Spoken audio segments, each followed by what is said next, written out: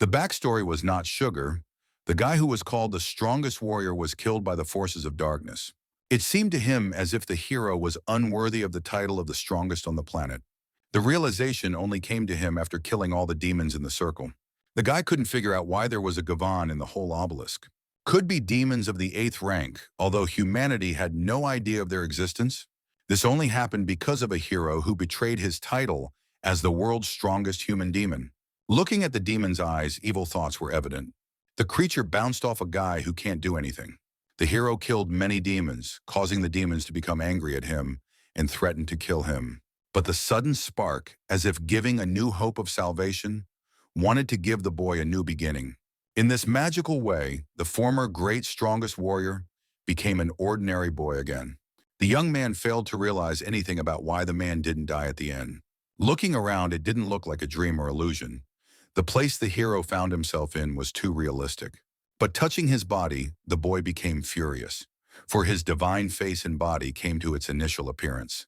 The young man failed to even realize who he was or where he was. Only the hero was in the city of Halosha. The commander asked the boys if they knew what it meant to pass the warrior test. Explaining such meant the embodiment of protection and hope. One such was Captain Dyron. One day back in 3069, 6 huge obelisks of Gowan fell from the heavens, and after the event, the other world came to an end. Already the creatures they called demons were attacking from the obelisks, the monsters mercilessly killing everyone around them. Mankind, after a fierce and almost led people to extinction battle, were finally able to develop a way to fight the demons. A crossbreeding technique that utilizes the core extracted from the demon's body, which allowed people to undergo crossbreeding and temporarily gain power, comparable to that of the demon himself. 60 years ago, the greatest and strongest warriors of mankind, one warrior was honored as if he were a king. Such a warrior led all other warriors behind him on the attack against the strongest waves from the demons. The offensive went on for weeks. The fighting was horrific to the point that even the sky itself turned black. At the end, the warriors repelled the onslaught of demons, and those that remained were very weak. Thus, the people had a 600-year lull. The commander believed at the same time they had lost a great number of great and brave warriors forever. Down to Masubi, who was once called the strongest warrior of mankind, there were rumors of his downfall in a battle with several higher, 7th-ranked demons. Such a great battle between humans and demons showed that humanity will stand to the death and will surely see a new dawn. However, the hero remembers that the highest rank of demons was not the 7th, but the 8th, beginning to guess that humanity did not yet know the existence of the demon's true power. The commander knew if such great men were not around now, there would be no future for humanity to survive. This is the kind of story that meant the desire to protect people and give hope to the next generation.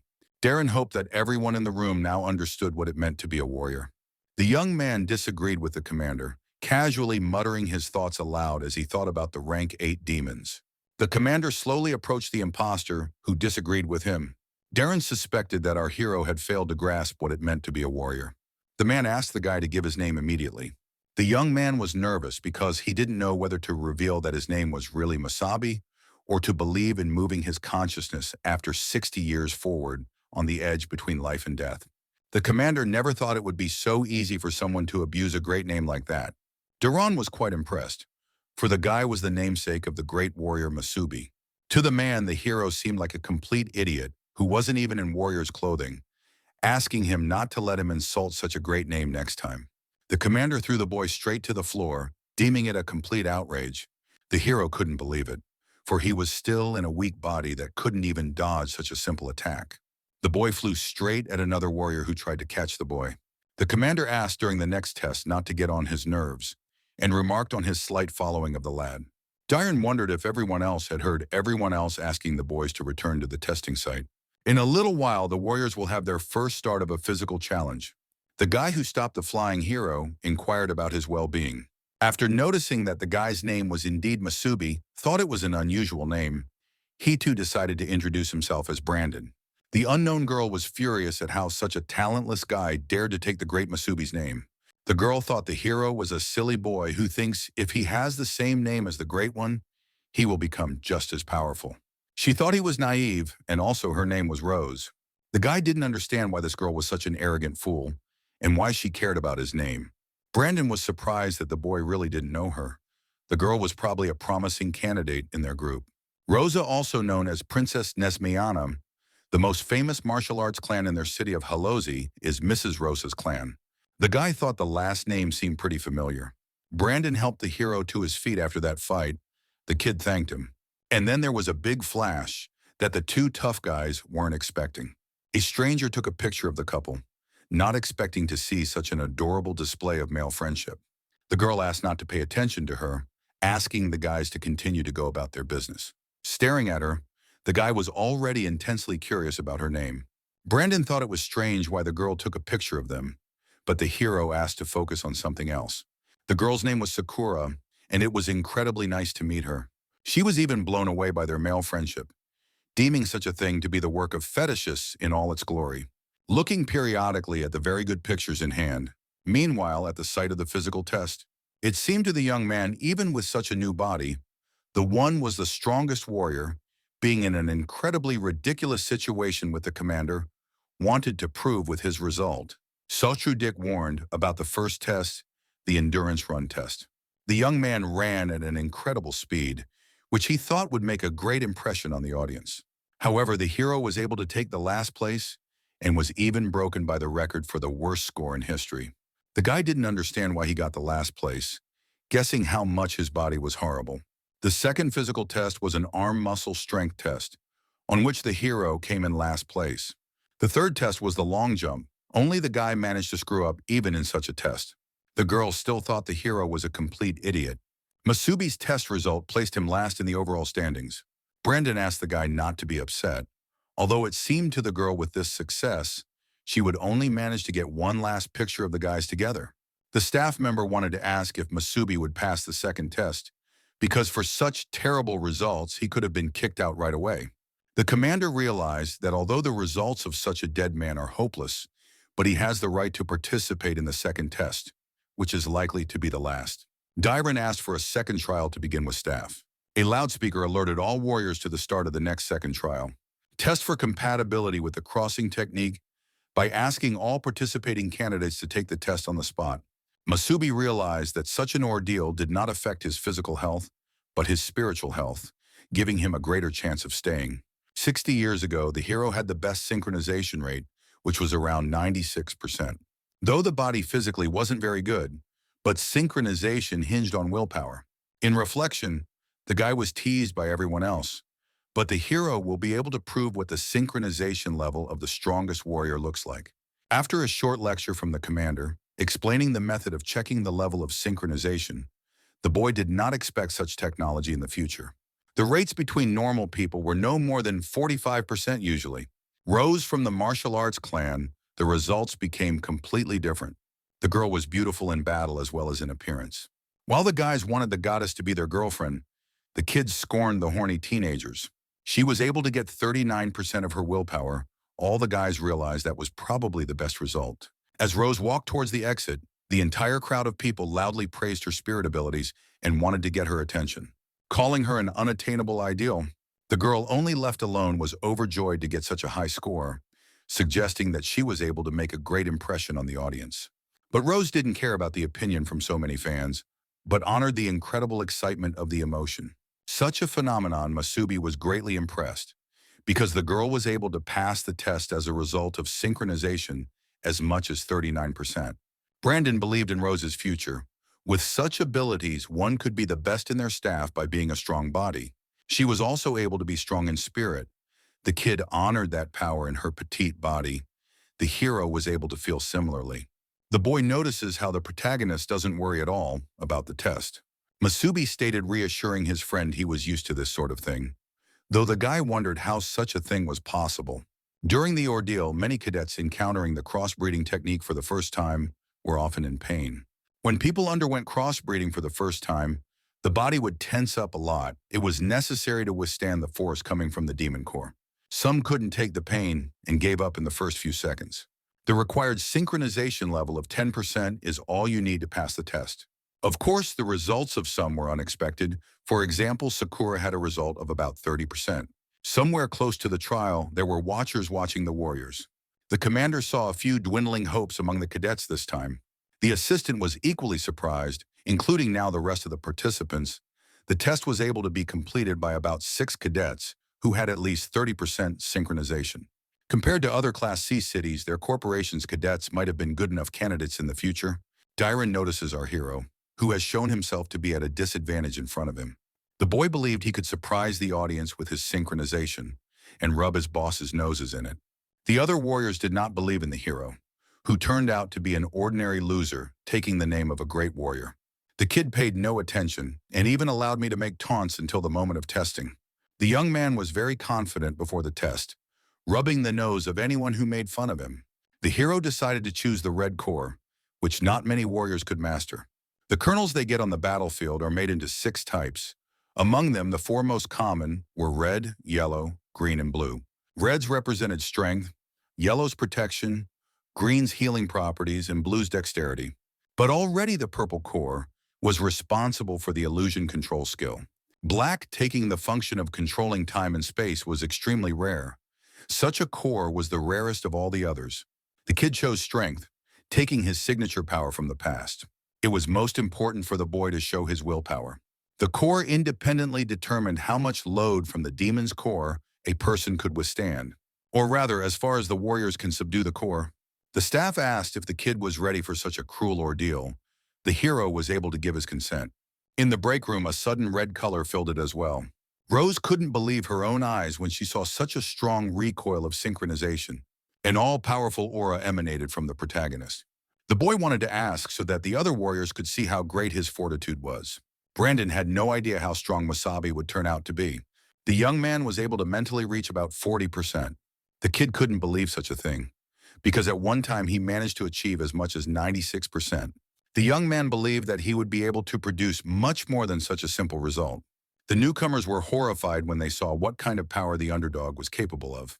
The value rose each time higher and higher, reaching 60%. The commander believed such a thing could not be. The results increased with every second. The warriors couldn't understand where the hero got such great strength from. The boy believed after such a thing he would be honored like a king. If not for the body and core, the kid could make everyone kneel, showing the difference between himself and a mere mortal brat. Suddenly his soul fell somewhere into the abyss of nothingness. The hero notices some creature following him around, pulling out his life energy. The boy didn't understand how this had happened, not understanding where all the energy had gone. The kid experienced an incredible feeling of pain as his strength suddenly disappeared from his body. The young man asked to stop the process. The body was unable to withstand such a load. All the staff did not realize that there was obviously some kind of failure in the equipment. On performance, the result was not the best, rather the minimum to pass the 10% test. The assistant reported the discovery of a broken demon core that may have been defective, for which reason there was an error in the data. The captain exhaled and calmed down, convinced of the equipment's error. Re-examining the conclusive result, which was 10%, the assistant agreed with him about passing the test. The kid was quite surprised about the survivability of his body. People were quite excited, but hearing about the defective core made them think of the impossible end result of a failure. Brandon went to bail out his friend, not understanding how such bad luck happened to the guy. Meanwhile, Rose couldn't believe it when she saw such a thing. The girl worried in vain to find someone who would bypass her clan. The boy really couldn't believe he was about to fight with the brats, but in the end, the ordeal was passed. After a while, the guy couldn't figure out what the hell had happened to him, as if all his energy had been siphoned away in an instant.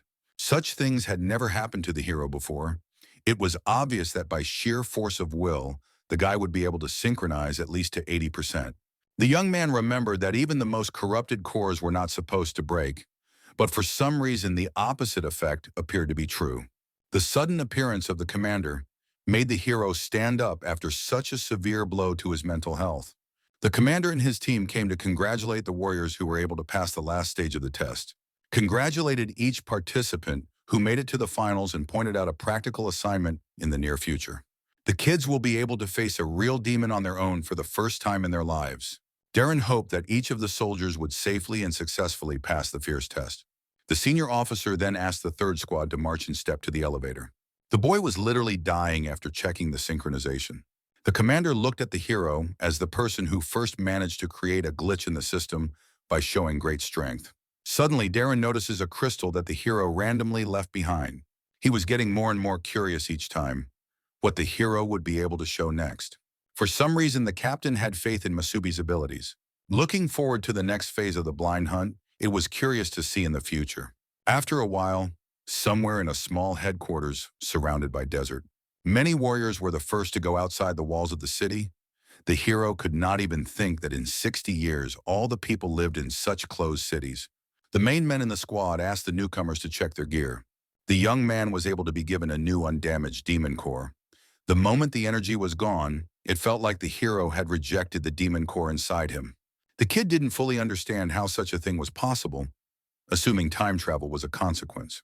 Stepping onto the ordinary soil of the planet, the radius of the signal spread out far enough. So much so that it was as if the entire planet could hear his first entrancing footsteps on the surface.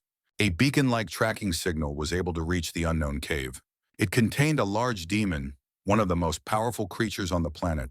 Coder was curious as to who such an awesome appetizer was for him. The demon couldn't believe to find a being stronger than a great powerful demon like him.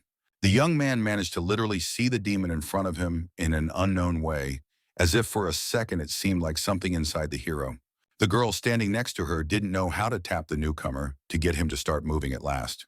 The young man apologized to Rose, realizing his gaffe had made her stay put.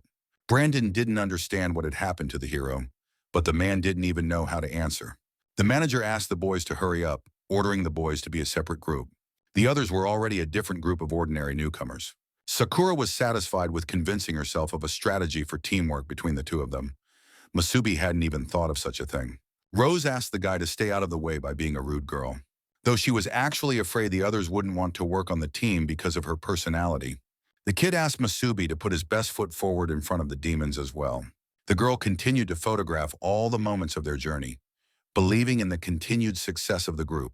Scattering obelisk, a black obelisk constructed of solid stone, which is made up of a special substance of dispersing mist. The manager said that the third stage is in teams of 4, and then the blind hunt challenge will begin immediately.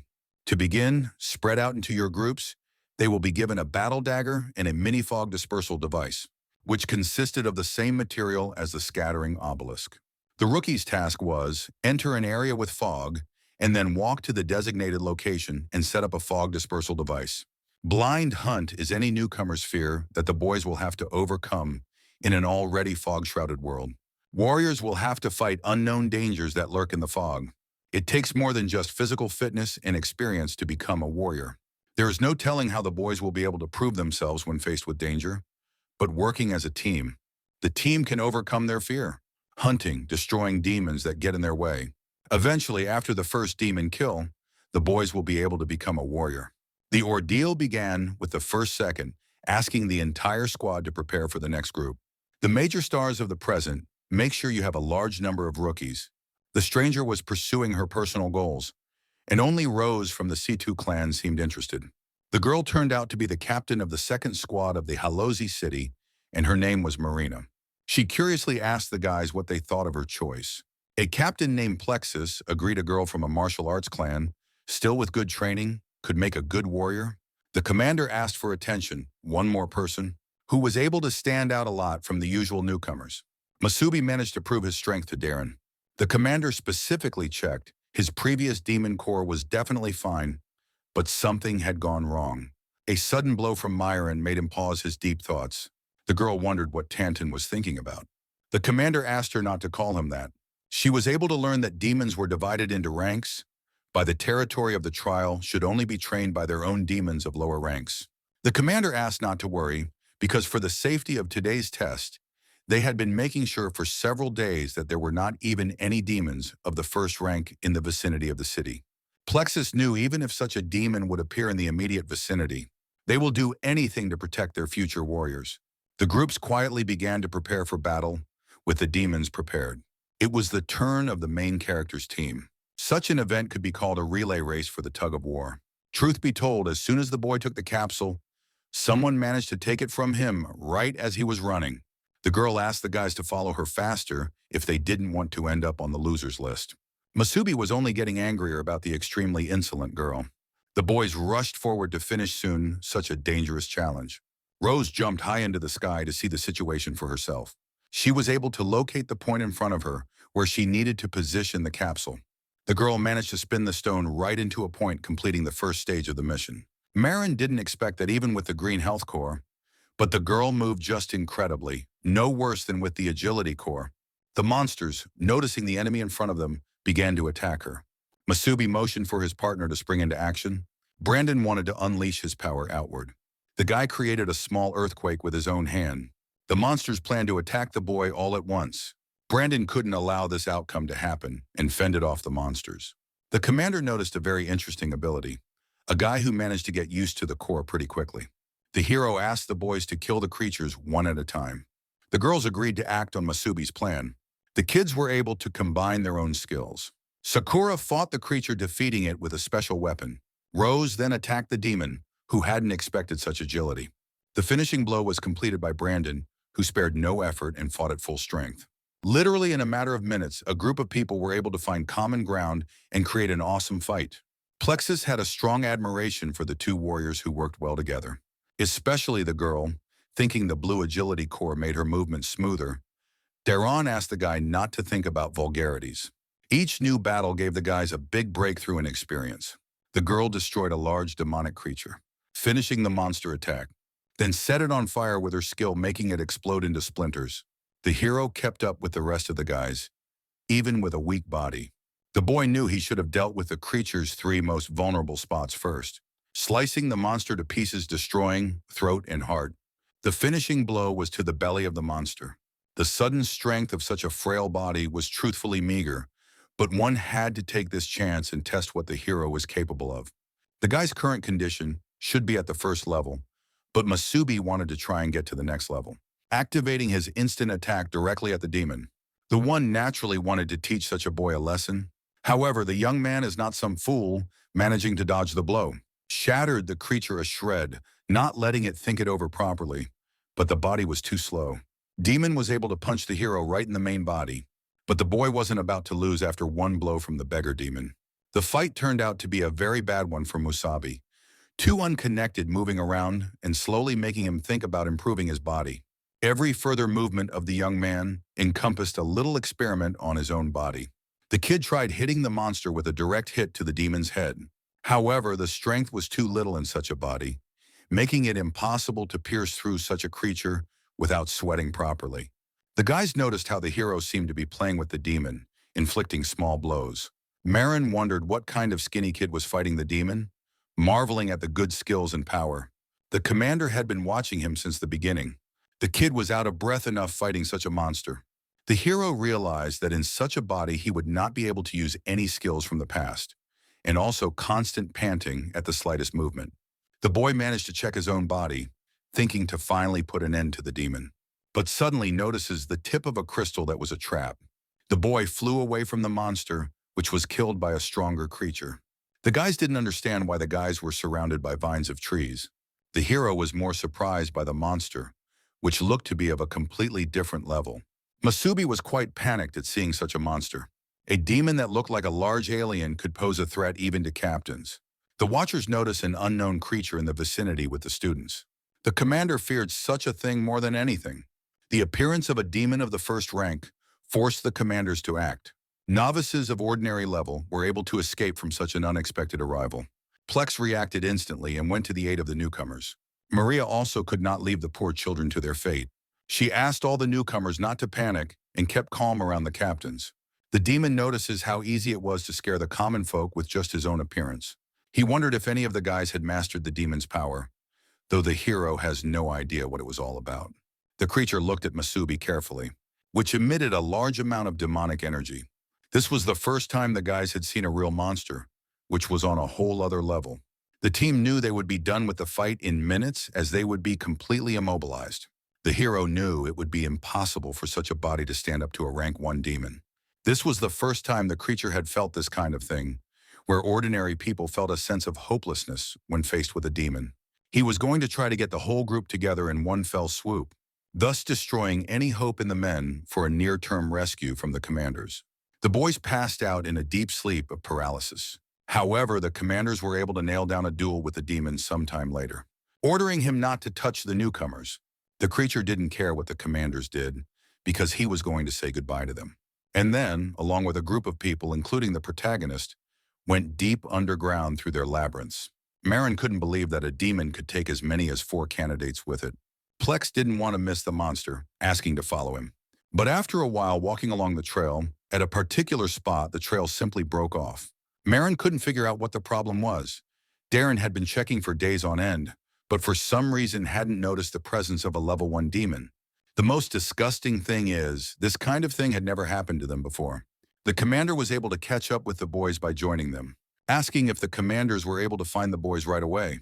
Darren didn't understand why those stood like 2 pillars of vapor, for they must continue to pursue. Plex asked Darren to calm down. For some reason the tracks had stopped while the guys were chasing the demon. Marin assumed the demon had gone even deeper underground. They didn't know exactly what horrors awaited ahead, fearing to go deeper down. Such an event awakened a long-ago memory of Darren, who as a young man had failed to save his younger brother. The commander was incredibly angry at the demon who had done such a thing again, realizing his own guilt for such a thing, for it was Darren who failed to notice the threat in the surroundings. The man had only himself to blame for what he had done, letting go of his grief and offering to return to the city, where there was sure to be panic. It will be even worse without the 3 guys. Then they decide to send a recon team to survey the areas around the city, to make sure there are no other rank 1 demons out there. The girl did her best to calm Darren down. After all, neither of them wanted to let something like this happen. They needed to stay calm. The commander asked his friends to head back while he ventured to explore some more territory, asking them not to worry about him. Plex wouldn't be able to let his friend go wandering through the woods alone. Marin reassured her friend and asked Darren to be sure to return before sunset. The commander agreed to such conditions on his promise, then continuing to run in the thick fog to the distant lands of the investigator. The girl guessed perfectly well that such a big guy couldn't be stopped, Plexus realized, because of the incident with his younger brother. Marin realized if his brother had managed to survive then, Darren would be as old as the kidnapped candidates now. Meanwhile, somewhere in the cave, the hero was able to regain consciousness, not understanding why the boy was in the cave. Remarks on the survival of the rest of the team. The demon was quite pleased. The hero had managed to wake up before the others. Masubi could see how a demon of the first rank was able to speak in front of him. The creature really couldn't believe how quickly the boy managed to wake up. Realizing the hero could be a completely different person, such information intrigued the demon greatly. The interest for the monster was misunderstanding why the kid reeked of their power. He was only human, but for some reason he was able to become stronger than the demon. The young man failed to understand why the demon was talking such nonsense. However, managed to bring out the strong energy in the moment, pushing the demon back. The boy was able to get to his feet after a long sleep, then tried to cut the creature down by attacking it. The demon notices a great leap of faith in the boy, then pushed the hero far away. To the young man, the situation seemed like the worst of the worst. Back in his previous life, the guy would have had the demon's head chopped off faster than he could react. But now the main task for the hero was to save 3 allies. The boy rushed forward, attacking the monster again. The demon had a cross-core, mastering agility, flexibility, as well as great speed. The creature asked the guy to move not so fast. The monster grabbed a guy who wouldn't be able to escape anywhere. The boy managed to find the right moment to counterattack, finding a weakness in the demon, namely joints that were completely unprotected. The hero was then able to tear off even a limb of the demon, who didn't expect such tricks from a human. It was incredibly painful for the demon to do such a thing. The hero asked not to underestimate him, for he had managed to destroy about 1,000 rank 1 demons in his time. The creature rather laughed at such a result. The kid was completely oblivious to the caution of the other limbs of the demon's body. The boy flew far into the wall from such a mighty blow. The hero was defeated by this outcome of events from the monster. The demon in turn healed its limb, explaining that its core was a hybrid of red and wood. It was only after a little treatment that the demon was completely fine. The boy hadn't expected such an outcome, not realizing whether or not demons with green core healing could repair their damage. The young man was now able to realize that in half a century, demons were also able to evolve. The demon was quite surprised that the boy would underestimate him so much.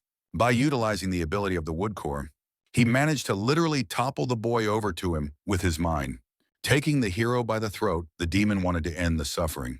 Under such circumstances, the creature failed to realize the kid's potential, which attracted superior strength. The boy notices how the monster hurt his organs. It was so painful that it was hard to breathe. The result of the hero's slight rebirth would be death. Like his comrades in his past life, the guy will also die fighting alongside him. The hero wanted to ask forgiveness from his boys who were his loyal allies. The demon couldn't believe the man was so fragile. However, the demon wished to evolve by eating the boy. Having swallowed the boy whole and completely, only then will he be able to gain new power. The more powerful being only laughed at how only a first rank would manage to absorb it. The creature bounced back in surprise. An unknown voice asked the guy not to die. Otherwise, the plan goes down the drain. The great demon would never have thought that he would have to use his own powers for such a thing. The demon couldn't believe to meet a fifth or sixth ranker in front of him. The creature was extremely displeased to encounter such outrage. The monster, by a small circumstance, was able to free himself at such a ridiculous moment, casting its own sinister, powerful aura around it, from which the beam traveled all the way to heaven, destroying all beggar demons with his power of liberation. The great demon managed to awaken due to the weakness of his favorite protagonist. The monster claimed to be a single rank 8 creature, the strongest demon with a carrot core of power, kind of like the king of all demons. The first rank couldn't believe what he had seen, to have a demon king appear before him. The creature ordered the demon to kneel before him, asking to speak the fallen demon's own name. With a trembling voice, he told me that his name was Chi-Chi. The demon looked at the situation with a very perceptive eye. Meanwhile, in a ruined village not far from the scene, Daron hurried off in search of the missing warriors, going through many trials, tracking down the slightest clue. The monsters surrounding the wild wasteland had no idea who they were messing with. The commander followed his instincts, killing various monsters along the way, striking creatures that were unaware of his presence. The various monsters received more and more wounds with each hit. Daron was destroying the demons he hated with all his soul because of a childhood trauma. There were only a few lower-ranked demons in the nearby valley, but the guys were still nowhere to be seen. The commander had to keep searching and try to find the newcomers before sundown, which is coming soon. A beam spewing out a powerful release of energy from a great demon of rank 8 made the commander shiver in fear, not realizing where such energy could come from. The energy wave created a huge explosion, destroying an area of territory. Daron realized that somewhere not far from him was the demon that had taken the newcomers. The demon of the protagonist was quite interested in the hideous creature who overestimated his own abilities. The creature asked His Majesty to have mercy on him for his ignorance. The great demon didn't care about the monster's future fate, as he was more concerned about appearing in such a hole. The king asked the monster to answer a certain question, which concerned what happened after his disappearance, whether all 5 demon kings were still left. This kind of thing worried the great demon king more than anything else. The creature agreed with His Majesty. There were only 5 demon kings left who hadn't been able to change in the last 60 years. The king was incredibly surprised, for the others were able to find common ground and not lap each other up in his absence. It was terrible news for His Majesty. The kings had forgotten their own promise made 60 years ago. Choosing to use the body of the so-called strongest humanity warrior as a vessel, but realizing how much the new body was nothing, such a thing greatly disappointed his darkest self. So he had to melt away the last of his strength to deal with such nonsense. The very next time he managed to transform, only at the final sprinkling. This much tested his patience, waiting for the strongest warrior to learn how to control the demonic memories. The servant couldn't even imagine such a thing, for the memories that the king himself spoke of gave ordinary demons the ability to evolve. Demon fins were part of their body. The more of them a demon had, the more powerful it was. When a demonic creature grew a new fin, thereby showing evolution for such a thing, and needed demonic memories, excluding the ability of their subspecies. The reason they will always be superior to other creatures is because they are human warriors. Only they should have been at the throats of other demons to evolve. Humans, on the other hand, needed to absorb demonic beings of higher ranks, then learn how to tap into demonic memories and evolve. So His Majesty was going to make a little hero gift of his own. The creature praised his demonic superiority without end, asking the mighty king to become his own worthless servant, asking to be allowed to be a loyal assistant, trying to make up for his disrespect of the great demon. The demon was quite honored by such compliments. However, the creature was not worthy to serve as even the smallest pawn in his grand evolution. The only thing the monster was good for was to be the one to awaken the human warrior's memories. His Majesty has asked for a worthy outcome for the hero in the future, taking the first steps towards evolution for him. asking Masubi not to disappoint the Great One in his future endeavors. The king needs the guy to gradually reach the 8th rank. It's only then that most of the interesting stuff happens. Will involve reawakening from your own sleep. The boy sat still, not giving a lively look. But the sudden nucleus during sleep began to slowly change the human cells, which caused the strongest demon and human to mix, displayed in one form. The demon was taking refuge in the boy's deep slumber, making that one experience the first feelings of demonic memories. The commander knew in heavy breaths that his team would not be able to die so easily. A sudden hand grab from the side of his ally shook the hero's mind in the past. The comrade believed in his own demise, not understanding how the hero managed to survive after all that had happened. Masubi was able to wake up from a terrible nightmare in his own dreams. Being glad, I didn't understand where such nightmarish dreams could come from. Something like this was a memory from the past that looked incredibly creepy. Suddenly, a mysterious stranger revealed himself, which turned out to be his guise, being perfectly fine. Suddenly, Sakura glared at the hero, surrounding him with an irresistible gaze. Not realizing what had happened to the guy's hair in that amount of time, assuming the demon had dragged Masubi away on purpose to experiment. The boy marveled more at the girl's closeness, but at the same time not understanding what it was all about. Though it was strange why all the guys were perfectly fine, since he remembered everyone being dragged away to the cave of a rank 1 demon. The commander notices how the guy's mind hasn't quite gone crazy after the demon, asking him to tell me immediately what happened in that cave. The kid notices 2 more captains on the wall and misunderstands why they've come to him. Marin was quite taken with the audacity. Boys, after all, Captain Tantan had taken out all 4 guys on his own. Darren asked her not to call him that again, but the girl couldn't promise that. The other newcomers didn't expect to hear the nickname Tan Tan. Plex heard the captain find everyone lying on the ground at the entrance to the cave. The kids appeared to be every last one of them passed out. But fortunately, the demon was not visible nearby. Otherwise, it was unlikely that the newcomers would have made it back safely. Marin noticed the kid suddenly change his hair, asking the guy to remember the incident. The young man could not believe his own eyes. Such a thing seemed unreal. The hero remembered being attacked in the cave. But what happened next is already a vague memory, not realizing whether everything, including time travel, needs to be told. The boy was able to remember waking up for a couple seconds, then the hero immediately blacked out, and then everything else was a blur until waking up in the ward. The commander was quite puzzled by the boy's answer, suspecting his foolishness to ask more. Darren then discovered a cave that had huge bloodstains on the walls. Plex was interested in the Masubi, especially the name of the once greatest warrior. As a result, the results of the hero were visible. The form was certainly lame, but during the fight with demons, the young man behaved in cold blood like a warrior hunter. The commander suspected the boy had fought demons before. The hero immediately denied that he was interested in battles, collecting and analyzing the weaknesses of different demons on his own. The girl was surprised, asking Tan Tan to develop such a warrior well. The boy could not understand whether he had managed to pass the entrance test on his own. Sakura was incredibly happy to congratulate Masubi on joining the same team as her. Such an ordeal bound the boys strongly together, and the captain ventured to give instructions for the formation of a foursome. Rose noticed how they managed to fall far behind the others. The kid couldn't figure out the reason why this happened. Dyron knew the team had to gain points by completing tasks while the hero was in a coma for 3 days, leaving their team's point balance at 0. The kid couldn't believe he stayed in a coma for 3 days straight. But soon the boys were able to come together as a team and earn a big title with the Warriors. The surrounding people were quite happy to see the new 4 brave boys. The commander wanted to briefly explain the situation, but before doing so, he congratulated the team. With joining the ranks of warriors who have been able to prove their appreciation, and they were also able to come back alive after encountering a rank 1 demon.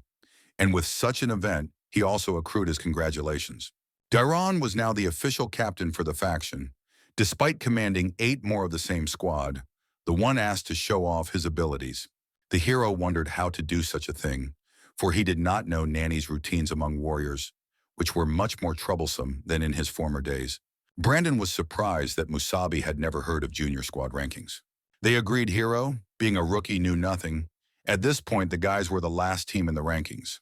Showing off their own skills meant moving up in the ranking table of new teams, and Deron, as captain, was responsible for their squad achieving good results in the future. By completing different tasks, you could get different amounts of points depending on the level of difficulty of completion. Each month, 3 captains, including Darren. The top 2 teams each were chosen, with a total of 6 top teams chosen, and first-place awards can be earned for participating in the lumping duels. Likewise, each captain's last team will incur a penalty, a temporary demotion to the cleanup group, until the next month until the rankings are updated. The kid now understood why the surroundings were so clear.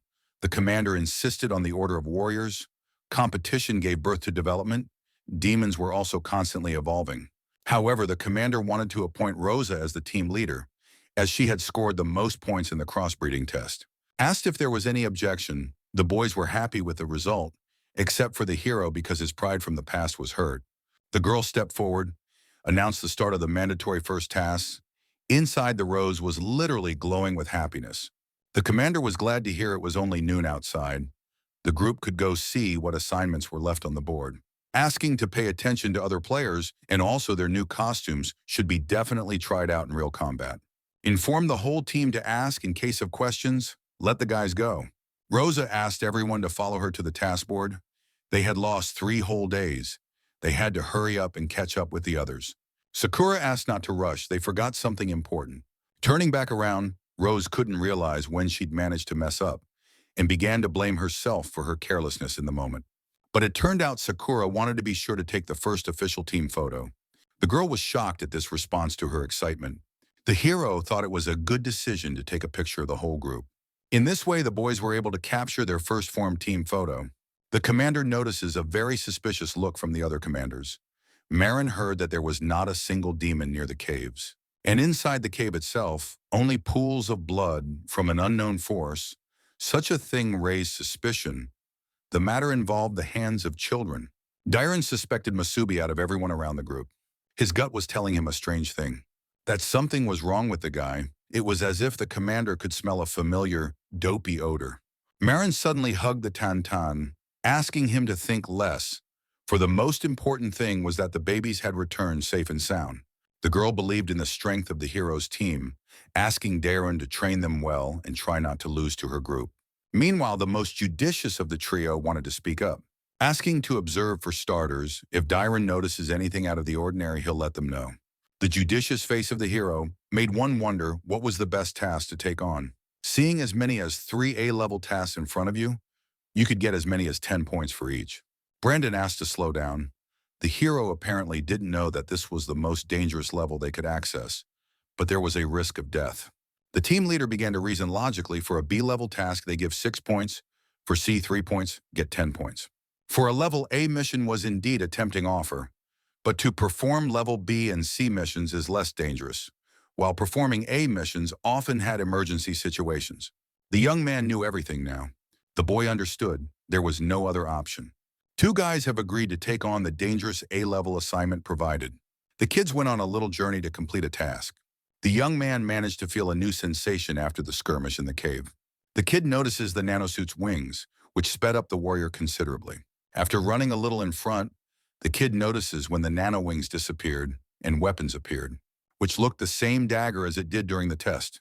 The boy honestly didn't expect to see nanotechnology, taking it as a great advancement in 60 years. The boys formed up behind a rock and began to prepare to attack. Their target was 2 demons of lower ranks, who should be dealt with a single blow. Leader asked to move forward on the plan going forward. The guys flew out like a bullet, trying to maximize their speed of travel. The monsters managed to spot the team of runners. Rose realized that there were 3 more Class A assignments to complete, but they can't dig for long in one place. They got down to business instantly. Brandon had to cover the field of vision first. The young man managed to summon a great flood of earth, after which the creatures suffered. Masubi and Sakura must then work together to neutralize the enemies. The guys acted exactly according to plan, without any flaws. The hero honored himself much truer from the previous time. All that was left was to watch them run in.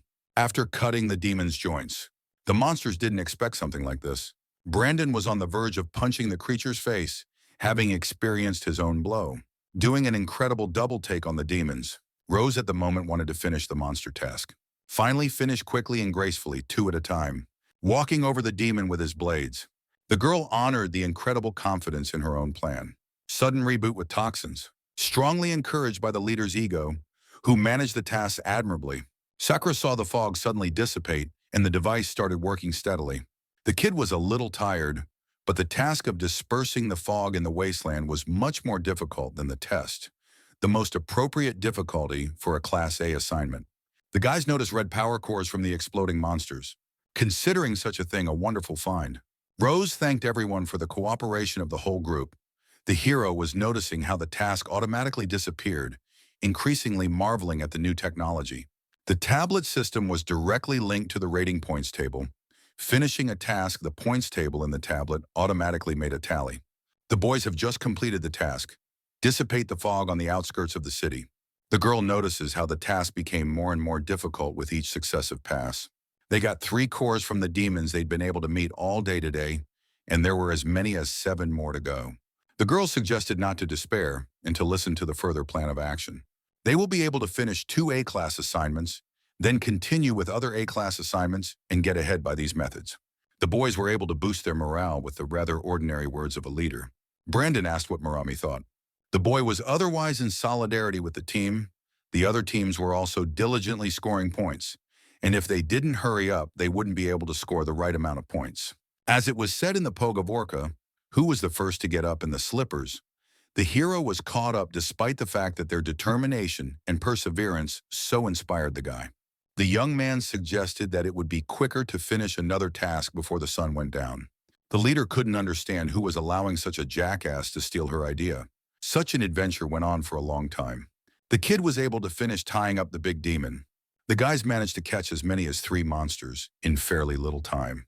The girl thought it was a great idea to use tranquilizer darts to catch lower-ranked demons, special ammunition for each team. The boys suddenly glared at the leader of the group without looking back. The girl, not understanding why, explained to the guy that the tranquilizer from nanotechnology was a demon-killing bayonet in one bottle. Such a weapon was perfect for beginners. The kid notices that the demons they captured were already out. Back in the hero's time, you could only immobilize a demon by merely giving it a kick. Explorers always complained that they were over-mutilating these monsters. Brandon was pleased to see the creatures in complete shutdown, then able to be transported. The task was successfully completed. The team had to destroy such a group of demons for the sake of capturing 3 runners. All warriors should have returned to the city before sunset. Such a thing was a strict decision. Excuses would be reprimanded. Sakura believed about going home even before dinner. The kid was confused by the word home. The hero didn't know if he had a similar home in the local world. The leader also needed to get back early, asking to start by putting up beacons for the research staff to come and pick up the demons, and that would be the end of the mission. Only the boy wanted to ask about the extraneous presence, as the sudden energy almost hurt the whole group, who purposely destroys demons, thus ruining the guy's mission. The group was incredibly surprised by this sudden introduction of other players. They were thus warned not to undertake such an assignment. Looking around, the group couldn't figure out where the unknown man had come from. A stranger reminisces about the pledge squad that took all the A-class assignments. The other team wanted to be the first to complete this task, and it wasn't clear if there was permission from him to take someone else's. The hero became conversely more interested in who they were. The strangers introduced themselves as the squad that had taken command of Dyrone at last week's trial, and they were snipers. Simply put, the boys were their predecessors, one of 9 other squads. The guy even wondered how many squads the captain had taken under his own command this time. It seemed to her friend about 3. It was obvious the guys were definitely newbies who didn't know the local rules and didn't give the guys the respect they deserved. The leader was disgusted by this sort of thing, watching others take away all the A-class assignments. The boy wondered if our hero felt that they were brazenly taking advantage of their kindness. Rosa didn't care what kindness was involved, because the guys on the other team had ruined her team's hard work. They worked so hard to catch demons like this. The guy wondered who in Masubi's squad was Galanum. The stranger didn't even know how to address him or her. Sudden anger took over Rosa's emotions, who lunged forward assertively.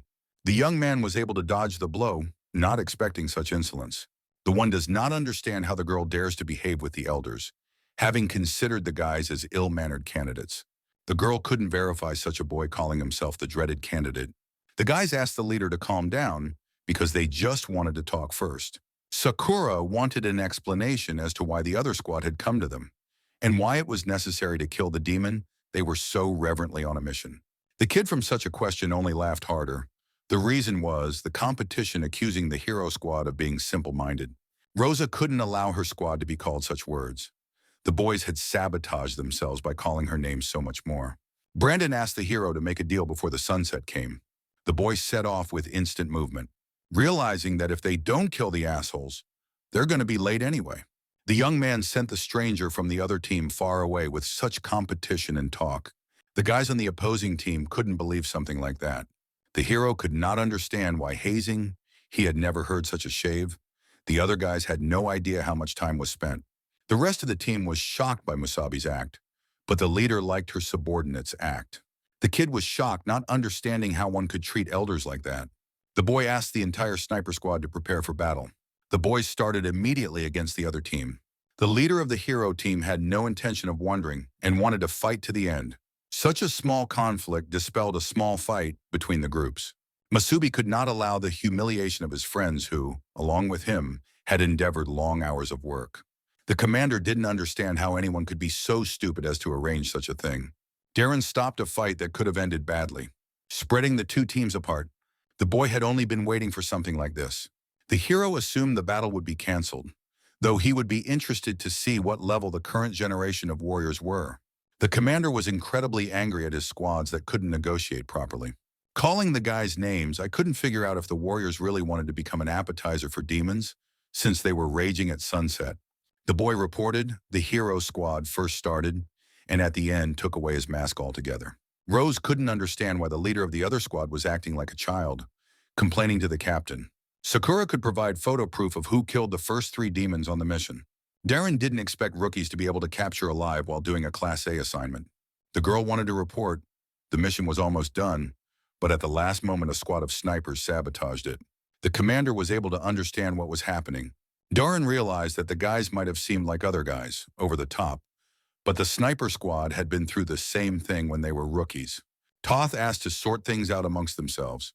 At the end of the squad, sue on their points, and other than willful harm and endangering life, anything like that was allowed. Each city had its own rules.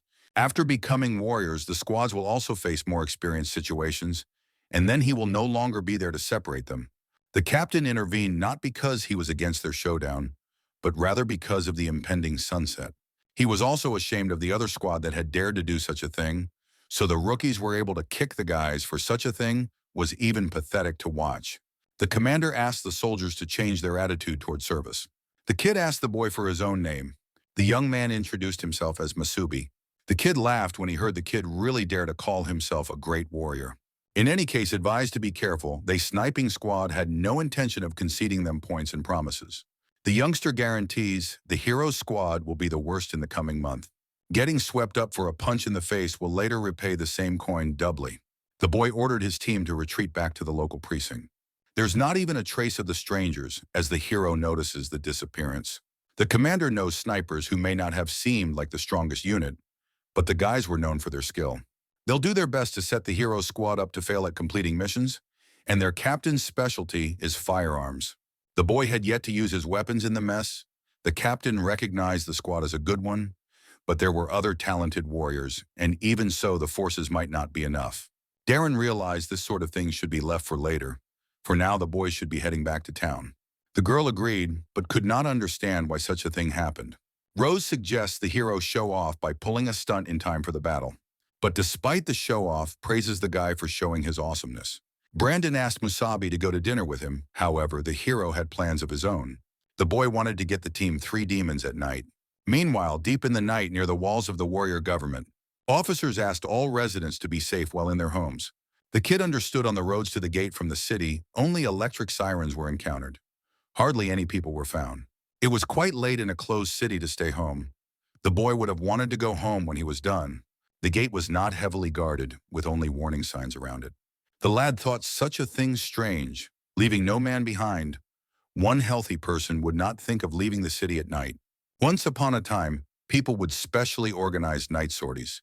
At night, after all demons were easy to find, the young man wanted to use an old trick. If the mask type really wanted to interfere with the hero, then he would simply finish the task unexpectedly. An unknown shadow met the kid, who had an inkling of what was going on. The boy hadn't expected to meet the leader this late at night. The young man was incredibly frightened of the girl. Truth be told, she was wondering why the young man had ventured out of the gate for the night. The hero did not understand what was being talked about because he just wanted to take a walk after a thick dinner. The leader now knew that the hero was no good liar. The kid confessed that he wanted to surprise the guys tomorrow morning, wanting to do the night's task that they had been sabotaged by that masked guy's team. The boy realized that since the leader had figured out the guy, there was nothing to be done. Asking her not to snitch to the captain, he would go back. The girl actually wanted to go with her boyfriend. Rose was incredibly curious as to what plan the madman had come up with this time. The young man questioned whether the girl was trying to make a joke, but Rose was dead serious about trying to complete the task. The gate guards were quite tired of following demons all night. Every time the guys stood guard, it was deadly boring, not realizing who in their right mind would walk out of town at night, much less a simple gate closing would have sufficed. The interlocutor asked not to dare such a thing in front of the captain. The doors were left open for emergencies. After all, a few years ago, a bunch of deserters sought help in the city because the gates were slow to open. People were blown to bits by demons. After that incident, almost every town now left an emergency exit at the gate. In their world, survival was more important than anything else. The boy apologized for his ignorance. The neighbor forgave him, for in time he would get used to it. Senior brought one interesting thing for the night. The kid couldn't check out holding a fresh issue of a new magazine. That guy didn't pay badly to get something like that. The guys decided to devote an entire night to this creation, completely forgetting about the gate. The boys took advantage of such an opportunity and broke out to hunt in the wilderness of the night. The boy knew, somewhere nearby, there were tests being conducted, but the fog was much thicker at night. The hero motioned for the leader to follow him. The girl suggested setting up far away from the city walls to remain undetected. For example, the dead forest looked like a perfect cover. The boy asked to proceed with the plan, wait for the boy to draw out the demons, and then the girl would deliver a blow to the head. The young man wanted to knock out roughly and enough, setting off to find asked the leader to stay put. The girl blamed the lad for his indiscretion, but was, herself, no better for agreeing to go out of town at night. The leader should have calmed down and focused to help the hero at any moment. Since Masubi could skillfully lure demons out of the thick of the forest, leaving the lower-ranked demons one by one, it didn't make it badly easier to catch them. Speaking of the girl, the method of catching demons on a live wire seemed very original and interesting. Over time, the girl got used to it and got involved in the process. The leader heard the signal and sprang into action, attacking the monster. The boys worked harmoniously. Hitting the monster almost simultaneously, there was nothing left for the demon but to be defeated. Under Masubi's command, they looked like they were playing with these lower-ranked demons. At the same time, the guys were hitting the creature in the head time after time. Each blow grew stronger and stronger. The previous night's demon-catching trick, forgotten half a century ago, played out again. But despite the smoothness of the process, this way of catching demons still required a lot of physical strength. Such a hero body was still required in the massive training. The past Masubi had captured lower-ranked demons in 10 seconds. The girl was happy to finally catch the third one. She also, as the hero, was incredibly tired. The boy offered to leave him where he was, though the girl was worried about the future. The hero assumed demons of lower ranks are quite stupid, and they will not understand how to help a kin. Besides, the monsters did not like to approach the walls of the city, so they can easily leave the trio in place. After such head injuries from capture, the demons won't be able to wake up for a long time. They'll just come back tomorrow morning and finish the task. The leader didn't understand how the boy knew so much about such things, being a complete novice. Kid has been scoring lip service to such tactics. The unknown voice managed to find the humans. The demon really didn't expect to find a human in the deep woods. This sort of thing was really surprising, especially the hero's odor. The leader couldn't believe to meet rank 1 demons again, so 2 at a time. To the young man, the situation seemed worse than nothing, meeting 2 invincible demons at the moment.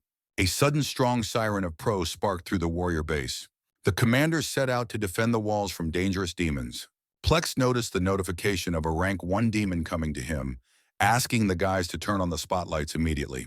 Marin did not understand what was the matter. Again appeared demon of the first rank. It was already during the test. The commander did not agree, the one he found in the cave.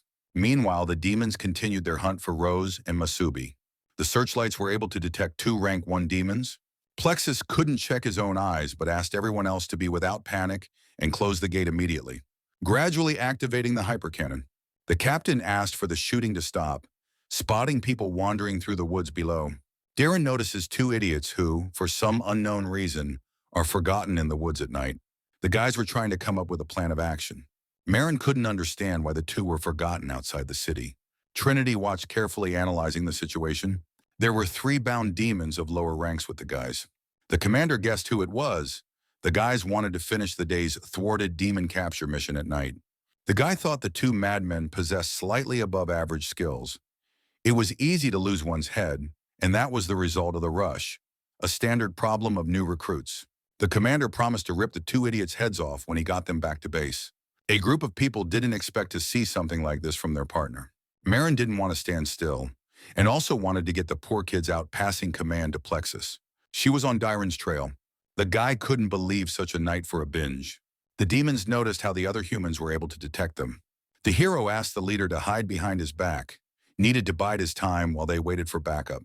The boy suspected that the demons had come for him. They were the same first rank as the one from last time. The young man speculated because of his rebirth at this time, or because of what happened in that cave. The girl didn't want to back down and offered to fight the demons together. The creatures did not expect such bravery from humans who wanted to fight back. The monsters began to act, gradually climbing down from the tree. They couldn't allow their excellency to be bullied and not give a duel to the humans. The hero was most afraid of just such a turn of events. The guys wanted to first destroy the unnecessary garbage next to the hero. The boy pushed the girl away, who would not be able to survive from such a blow. The power of the impact was so high that the entire area of the ground was in splits. The demon praised the boy for his body's quick reaction. The leader tried to attack the monster that underestimates her skills. The demon's sudden water element stopped the girl, who clearly hadn't expected such a stunt. The creature was curious as to how pathetic the girl could be in comparison to him. The demon squeezed the girl incredibly hard with its strands of water. The other demon asked the guy to stay focused and to be always on guard fighting others. The blow came from nowhere, hitting the demon, who couldn't understand where such power came from. The commander ordered the creatures not to touch the children. Darren asked not to worry, they were in time to destroy the rank 1 demons. Marin began to look closely at the two hybrids of blue core with aquatic and red core with earthy. Blue core hybrids, agility with water knots; red core hybrids, strength with earthbounds. Demon enjoyed a similar performance with a great defense that almost made his head explode afterwards. Staff asked what direction the commander would give for further action. The commander ordered the orbital cannons to cease fire, for it was impossible to hurt his allies. One of the runners wanted to report that a number of lower-ranked demons had been spotted approaching them on radar. When asked how many of those there were, the girl realized they couldn't be counted, assuming a wave of demons. A sudden phenomenon that turns the moon red. Such nights were quite rare, causing many to perish forever. All the demons wished for half a red moon to devour every living human being. The monsters could only be stopped by a full complement of commanders who were experienced enough in exterminating demons. Plex asked for an alarm to be sounded and for all warriors to be put on alert. All the men who knew how to fight made it to the wall as instructed by their commanders. Darren couldn't believe it when he saw the wave of demons. He had already prepared for the inevitable, but everything went around. The hero assumed the monsters passed by the side and go straight to the city. The girl asked her to leave her and hurry off to town for help. The demon taped Rose's mouth shut to keep her mouth shut in his presence. The commander became even more angry, ordering the creature to give the girl back immediately. The monster was quite pleased with this behavior of the humans, who were so insistent on trying to save their own kind. That one managed to apply green bayonets. The commander asked the hero to be careful. A squad of humans tried to dodge the demon's attacks. Marin, while moving in front, continued to chop to pieces all the barriers in front of her. Masubi wondered why the monster didn't attack him. The sudden appearance of the creature asked the guy to wait a bit for his turn for now. The demons left the boy as an appetizer last, interested in his scent. Darren didn't understand why the creature ignored the young man on purpose. Monster Poe promised to beat the captains to death until they stopped moving. The other, however, asked the girl to go along with them, then went to his own cave, taking the rose into some wilderness. The boy didn't realize if such a thing could be a trap separating the guy from the captains. The commander asked the young man not to follow the monsters. Such a thing could be too dangerous. Masubi, thinking about such a thing, couldn't leave the girl after that look for help. Such a thing was familiar to the hero from his past comrades from a past life. The boy simply couldn't allow himself to go after creatures stronger than him. However, neither will be able to leave the girl completely alone. The monster was quite curious about the girl. First-rank demons had always been curious about what emotions humans could tap into. Someone even said that when desperate, people might start screaming. The monster ordered the girl to beg for mercy if she didn't want to die in 1 second, for he badly wanted to hear Rose beg for mercy. The leader couldn't understand why monsters were so sick in the head to do such a thing for their own pleasure. The demon remembered the company, beginning to realize the reason why it was silent. Removing it, ordered the girl to immediately scream in fear of him, a plea for mercy. The leader, on the other hand, could not allow such a disgusting weakness to be shown, especially not in front of a demon. The creature didn't understand if it still had to beg the man to do such a thing. The leader said that she was born into a martial arts clan, and there she was taught never to bow to the enemy, to show fear as cowardice. So either she will die from the paw monster in captivity or fight her again. The demon was starting to get very angry after hearing such nonsense, disappointed in her fragility. The rose turned out to be just bait. You could have gotten rid of it sooner. The girl couldn't figure out what exactly she was being baited for. A sudden voice addressed the demon, causing him to turn around. Masubi asked for the girl to be released immediately, for the target was the hero himself. The demon was incredibly happy. The bait had worked. The boy was saying the right things, while the girl didn't understand why demons needed Masubi. The young man inquired were the rose, which had found itself in dire circumstances, in order. The girl couldn't understand why he was without reinforcements. He couldn't defeat the demon and asked him to leave immediately. The creature didn't understand why it was so hard not to talk and shut up. The young man asked not to touch the girl, for if the target was the hero, let her take him. The demon laughed. Such a thing sounded like an exchange of lives between humans. Turning into a liquid, instantly moved towards the guy. Asked him not to be arbitrary. People like these pathetic individuals will all die of demons. The boy reacted by trying to stop the creature. However, he turned out to be times stronger than the hero, who cannot even keep track of the movements. The young man was greatly disappointed in his own body, which was unable to parry such a faster attack. Demona was surprised to notice the boy smelling one of them, not realizing for what reason. The kid didn't realize how strong the water bonds were. The demons had developed a bunch of new abilities in the last half. Demon of the first rank, realizing that he could not be a weakling. The creature assumed the young man was just pretending to be weak. The kid had no idea what it was about. The demon was already sick of the guy's behavior, who should have been punished for lying and mistakes to underestimate him. The creature began tearing the guy, who was in incredible pain. Finished with the kid being called a liar, who should have been punished, the monster wanted to punish by killing the kid. He was incredibly curious to know the secret of the person who had managed to kill a rank 1 demon. The guy was in incredible pain, as if he'd hit every important organ for life. The girl was very worried about the guy, who was on the verge of death due to a big power imbalance. The creature was getting more and more pissed off. The kid didn't want to admit it, wanting to kill and then eat the hero. So the boy will help the demon evolve a lot. Walking up to the guy, closer, asked him not to bother. The sudden appearance of a new power incredibly seriously surprised the monster, who was almost done with his target. The girl managed to get out, continuing to attack the demon until her friend regained consciousness. Rose didn't understand why the creature was so interested in catching Masubi, but knew she would not be able to give offense to her own comrade. The demon didn't understand how the girl so quickly freed from his water chain. Rosa didn't know what to do in a situation where the opponent was stronger than both of them combined. The boy was still conscious, who recognized how the girl had forcibly managed to rip off the ankle restraints, deeming her really strong. The girl threatened the demon if he really wanted to kill one of her squad members. Let him deal with her first. The creature was rather reluctant to agree. He didn't care who to start first, because now none of them would be able to escape him. The approaching needles of water heated things up enough for the rose. The girl tried to fend off all the approaching blows. The boy asked his friend to duck rather than stand protecting the hero. Rose couldn't let that happen, asking the guy to better shut up and stay out of her way. The demon made a ranged strike that the girl wouldn't be able to repel. The creature used gravity, thus managing to shorten the man's distance. It wasn't enough for the demon to just kill the girl, trying to tear the girl apart for starters to make her scream in pain. There was nothing the boy could do. However, he begged the demon not to do anything stupid, realizing how ironic the situation is, because even after being reborn, the hero is once again forced to watch his squad members die. Nothing had changed. The kid didn't understand what good his spawn was if he couldn't even protect the girl. let alone save himself. The young man was able to reveal his inner emotions of the past, due to which he was able to accumulate more energy being enraged. The demon didn't understand what the hell was going on behind his back all the time. But by turning in the opposite direction, the young man managed to capture the girl, who was on the verge of death from the hero's uselessness. The demon also got it in the moment, the shredded flesh proving it. The kid praised Rose, who was able to do a great job for her first time as team captain.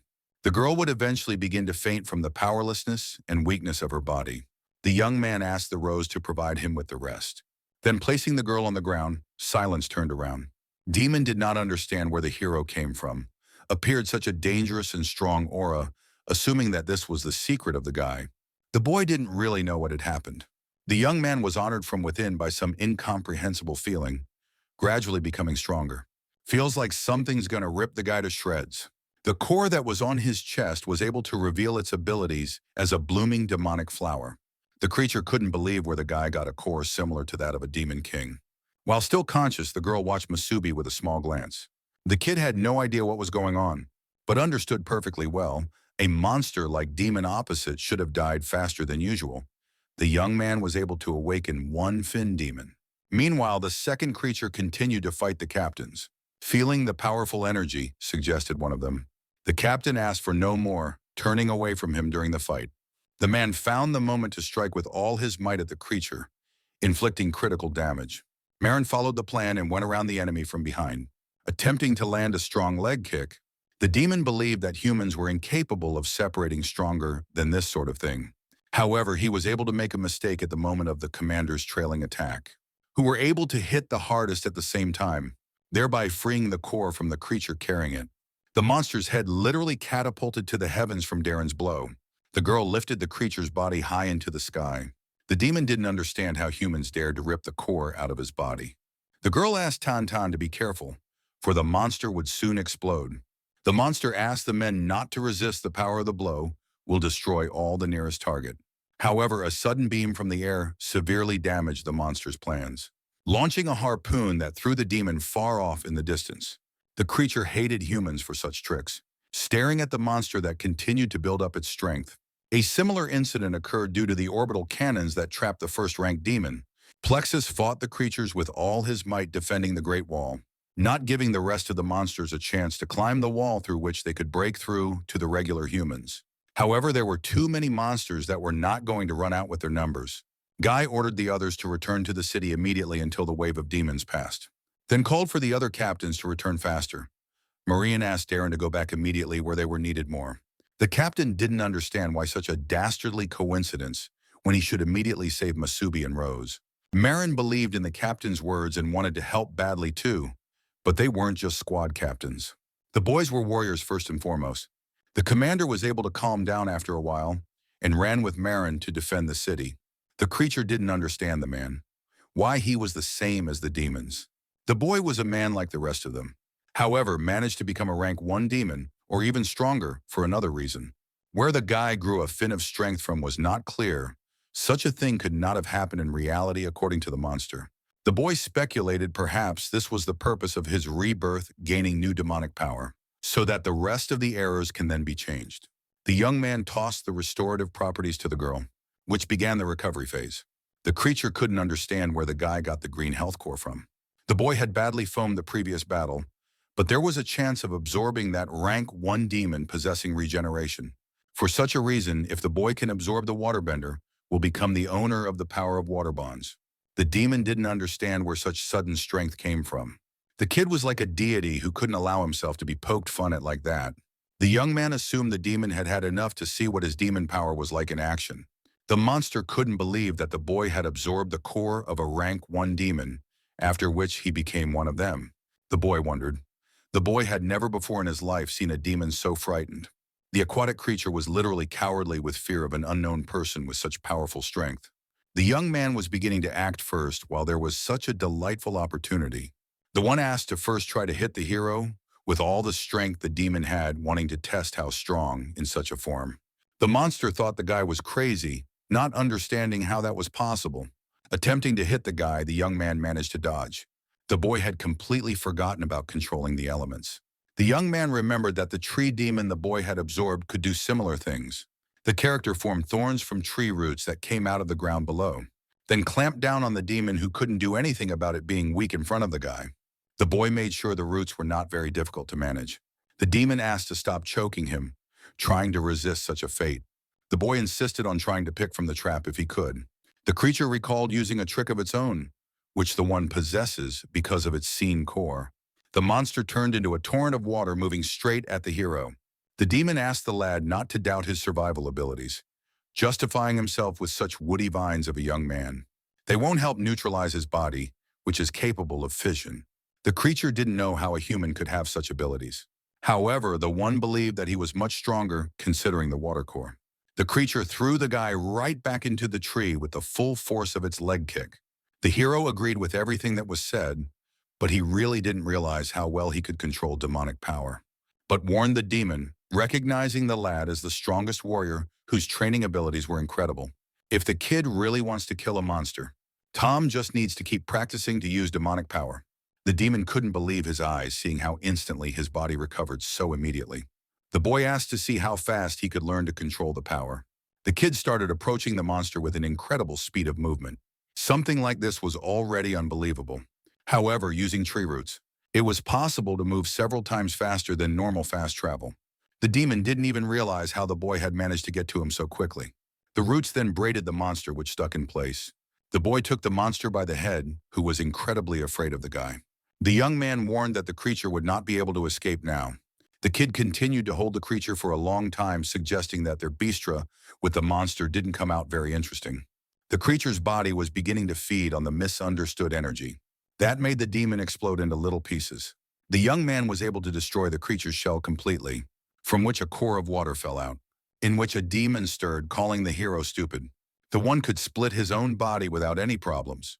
However, to predict the further actions of the guy, he did not know how to. The boy was well aware of the presence of such an ability from the previous time. If one is a demon, his core is unable to split. On the contrary, the hero thought the demon, who may have overestimated his own abilities, was stupid. The core of the creature slowly began to leave the creature. The young man took the core that would now belong to him. When the core collapses, even if he was a 7th-ranked demon, even such a person would die. The boy would love to absorb the ability to create water bonds. With this method of combat, the creature was at a disadvantage against a hero with superhuman strength. The kid was going to absorb the power of the demon who was not using his skills well, destroying the core with his own hand. The boy greedily devoured every last drop of the core that gave the demon super powerful strength. The flavor was pretty good, considering the taste of monsters that disgusted the taste buds. The guy enjoyed the pumping quite a bit, turning his attention to the girl who was under the regeneration dome. Utilizing his new core skills, the kid was closing in on the leader. The boy's gaze was quite worried. The boy had managed to deal with the demons, wanting to get busy with the girl now. The monster boy absorbed the monster, and already the girl had to be killed in the opinion of the hero. Only the young man just wanted to destroy the man. However, he stopped just before committing murder. The boy tried to stop his other self, calling him a creep. The young man couldn't afford to kill a member of his own squad. A guy couldn't even raise his hand for such a thing. The hero ordered the demon to get out of his head immediately. The demon didn't understand how the kid still dared to resist him. The king wondered what the outcome would be at the end. Meanwhile, the rest of the guys were fighting hard with the rest of the monsters. The lower demons continued to climb up to the ordinary warriors in large numbers. The kid wanted to destroy as many monsters as possible in his power. By activating the protective barrier skill, Brandon wondered why Masubi and Rose weren't near them. Among all the squads, they were the only ones not in full force. The girl, as soon as she arrived, was able to hear from the others that 2 warriors had sneaked out of the wall, and then they were dragged away by 2 rank 1 demons.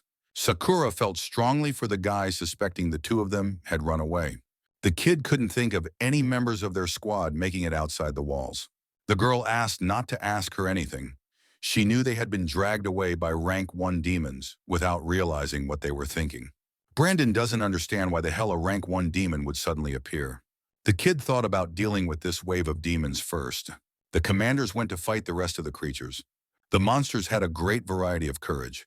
The boy asked how the guys were doing with the nuclear charges. The commander went to fight the monsters, protecting his men. The guy reported all right, he had a good energy boost with Marina.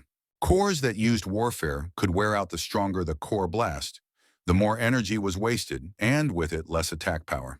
But it was good that they and the talent had only fought one rank 1 demon, and the state of charged nuclei was normal. Otherwise, they wouldn't have been able to help with this wave of demons. Marin wondered what Plexus was up to. The kid had seen how the guys were able to kill one rank 1 demon, and already the other low-rank demons were much calmer. In addition, the rank 1 demons didn't stay. The demon horde wasn't organized and attacked without any strategy. The demons felt the fear of death. It was the one that made them more afraid of the guys. The boy planned to undermine the demons' desire to attack. The boys would need to buy time for the soldiers on the walls by using the nukes to the maximum. The guys agreed to max out the cores.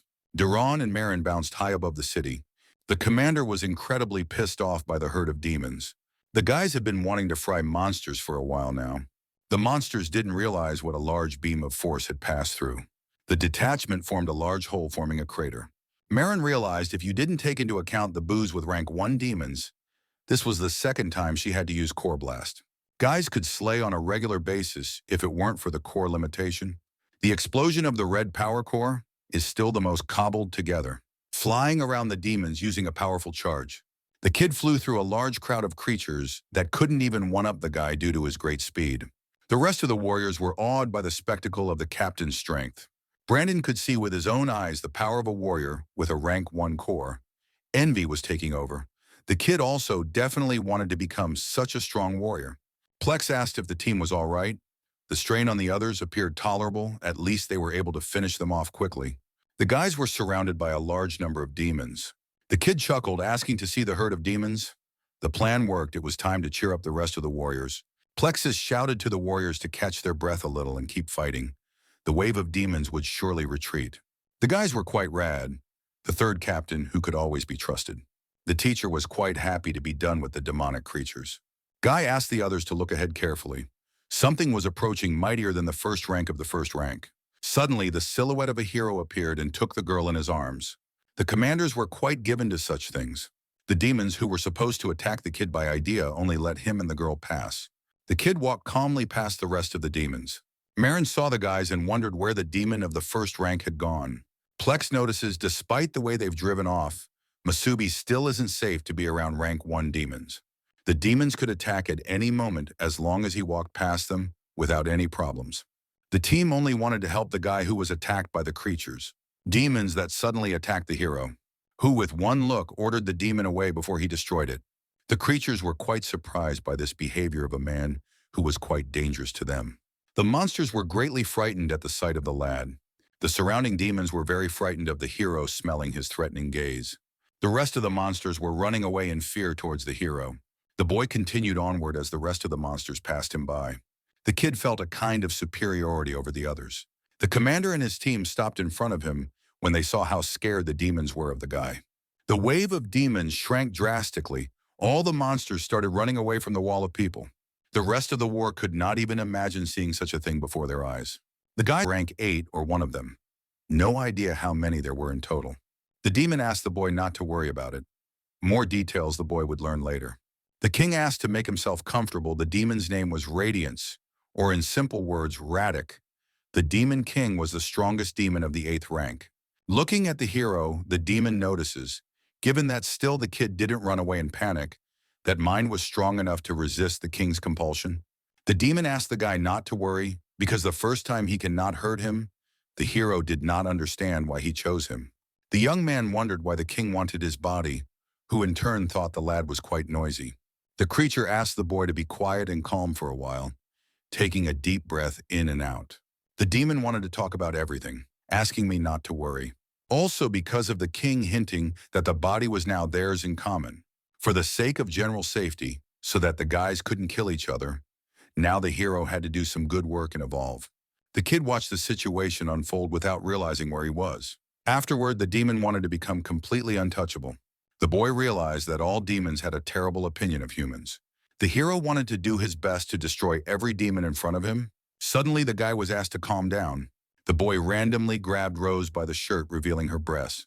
Such a thing greatly blinded the eye of the hero. The young man couldn't figure out what the hell he was doing. The guards attacked the guy who had been brazen since waking up. The girl couldn't realize how immortal the hero felt. The unknown voice couldn't understand why make so much noise. Also, was it okay to greet their saviors like this? Who could give their lives for other warriors? Everyone suddenly apologized to him and greeted him. The young man was quite interested in learning more about this gentleman, who Rosa called father. Plexus was surprised. After all, everyone in Halatsi City knew about the Saitu martial arts clan. So it wasn't clear if Masubi was also from the city. How could he not know about the Lord? The young man stood up and was quite happy to see him. Master Situ, thanking him for all he had done for him and apologizing for his tactlessness. The master asked the kid not to worry about such a thing. The hero was able to save his daughter's life, so he should thank the guy for his bravery from the entire Chitu clan. The Lord said the others could rest and gain strength at their manor, and then they would celebrate the victory over the demon war together. The guys asked not to bother. The old man raised the three of them, and so Tan the boys' combined palm sight is like a stranger's home to them, but still provided an opportunity for the maiden to make a lot of trouble. The commander asked the Lord not to worry. They would manage to handle his daughter's upbringing and discipline. The girl didn't like to hear such things in her own direction. Darren wanted to ask everyone but Masubi to step out. The boys were left completely alone in the room. The captain noticing back in the warrior's exam, a demon of the first rank had appeared. And then the recent wave of demons, what the kid thinks about that. Plexus realized that they would not be able to procrastinate with something like this, even if it was his unit. The other captain wanted to cut to the chase, deciding to ask the question directly to the hero. Is Masubi a demon that threatens all of humanity? The boy looked at them with a rather surprised look, for he did not understand anything. The question the captains asked was quite harsh, even for the great warrior Masubi. The commanders were waiting for an answer from the guy who would determine the next action. The boy asked not to joke like that again. After all, he and Rose had only just escaped the clutches of a rank 1 demon. Plexus knows another demon of the first rank 2 commanders had to destroy together. And there was the question of whether the hero had single-handedly dealt with that rank 1 demon. The commander was interested to hear exactly how the guy managed to escape with the Rose. This time the team was really starting to suspect something. The guy should have come up with a good excuse. Plexus wondered if that was why he remained unharmed every time he encountered demons, and if it was possible that the boy was in league with them. The boy didn't know what he should do, whether he should tell the captains about the story that had happened recently. The hero feared he would be killed on the spot if he said such a thing. The commanders will not miss such an opportunity. The guys will probably not believe in his humanity and decide that he is a demon. After all, the guy's got a powerful demon lurking inside. Plexus realized that he should stop talking and should have been done with the hero by now. The young man was starting to get more nervous, unsure of what to do as he waited for the nearest battle. Marin asked the commander to omit the weapon for now and not to simmer down. Only demons of rank 4 and above could take on human form, and so far it wasn't like Masubi was a rank 4 demon. The captain notices another point. Demons do not save their kin. Those are unfamiliar with camaraderie. Demons are mostly selfish and cruel entities. But Masubi risked his life so much to save Rose, and so Darren doesn't believe the guy would turn out to be a demon. The kid knows this because he just wanted to scare the kid by asking the guys not to be so serious. He was really taken away because the guys came back from the dead, so he could only praise for the rescue plan. But Rosa told them that she lost consciousness when fighting a demon of the first rank, and what happened next she did not remember. So it became interesting to ask the hero what exactly happened when the kid finally saved Rose from a rank 1 demon. Marin suspected the boy was really dealing with those demons on his own. The boy had completely forgotten about it, for he was fixated on the demon inside him and had completely forgotten about other probabilities. The young man explained that he was an incredibly brilliant warrior. More precisely, he was able to quickly absorb a large amount of core energy, and for the time of the hero explosive power became super powerful. This was his secret weapon. Marin remembered something about the energy absorption the guy was talking about, was the effect of it being the same as the core blast. The young man agreed with her, hoping that the commanders would believe such an explanation. The guys were quite surprised to allow such an option. Plex realized that if what the guy said was really true, then the hero really was a genius. It was stated by the hero when he first realized he could do such a thing. His body absorbed all the core energy for the next attack against the demon who was in a stupor. This time the kid used such a trick to defeat the first rank that he grabbed Rose. His body couldn't withstand the sudden burst of energy, and the hero could only bring the girl to the city and then fainted. Such a thing was quite interesting to hear from the commander. They could really think the boy was a talented kid. Marin assumed if that was the case, then this trick was still beyond his capabilities. In fact, it was the same as the core blast they were using. Darren agreed with Marin and offered to test the guy's talent on him. If he was really that talented, let him prove it. The commander asked the hero to step into the battle square. The boy couldn't understand why preposterous that the commander didn't trust him. Duran was quite on full alert to start the fight. The young man thanked the captain for the opportunity to fight against him. The boy was definitely missing, although for him to have a skill level like the guy's base skill in his past life, but his body was too useless. The kid didn't understand how he should proceed, trying to try and harness the demon's power. The fight started instantly. The captain literally flew straight at the guy. The young man managed to dodge one blow that felt fast enough. Continuing to dodge the captain, the boy had no idea how to fight the battle next. The hero assumed the captain was really putting his best foot forward. The girl asked the commander not to worry about the damage. Darren complimented the lad on his pretty good reflexes, the young man noticing how fully he was able to regain his combat experience from a past life. But such an ordeal was too much. The commander wanted to go all out fighting the boy. Hitting the ground with all the impact, a large split in the earth was formed. It was a surprise to the guy, taking the battleground like this and destroying it. The guys were really acting possessive in the mansion. The commander was right behind the hero's back. Grabbing the boy right by the neck, he couldn't believe the maximum of Masubi's abilities. The hero, on the other hand, is too slow to dodge the commander. Darren threw the kid out to fly, thus ending the duel between apprentice and commander. Plexus was angry, for something like this was already too much that they should have intervened by now. But the girl asked to look further. The commander was quite disappointed if the guy was only capable of a few dodges. In that case, there was no talent for him. The young man himself didn't like where this was going. Even in his past life, the hero was a warrior who was honored like a king. Now the commander and the rest of the generation are like grandchildren to the guy. The boy said he had talent but would not be able to show proper power. Then the guys would not believe him. Since the young man had been reborn, he could sacrifice his principles and borrow the power of the cursed demon that lodged within him. Masubi hoped the guys wouldn't mind if he cheated a little. Aura abruptly changed into a seal aura came from for such a young man. The power was incredibly great, not just for the captain, but for any living thing on the planet. After using the demon power, synchronization even with a weak core like the guys was going steadily. One could even assume the discovery of a new power. And now the hero would be able to squeeze a lot more power out of his body. Plexus had no idea how the guy's synchronization level was increasing relentlessly. Marin couldn't understand if a talented fighter had appeared in their city. Darren couldn't believe it when he saw the aura, the level of synchronization that had just jumped to 40%, which continued to grow. The captain remembered how C2 Rosa's score was 39%, but Masubi had already crossed that threshold. The young man turned to Darren, asking him to concentrate.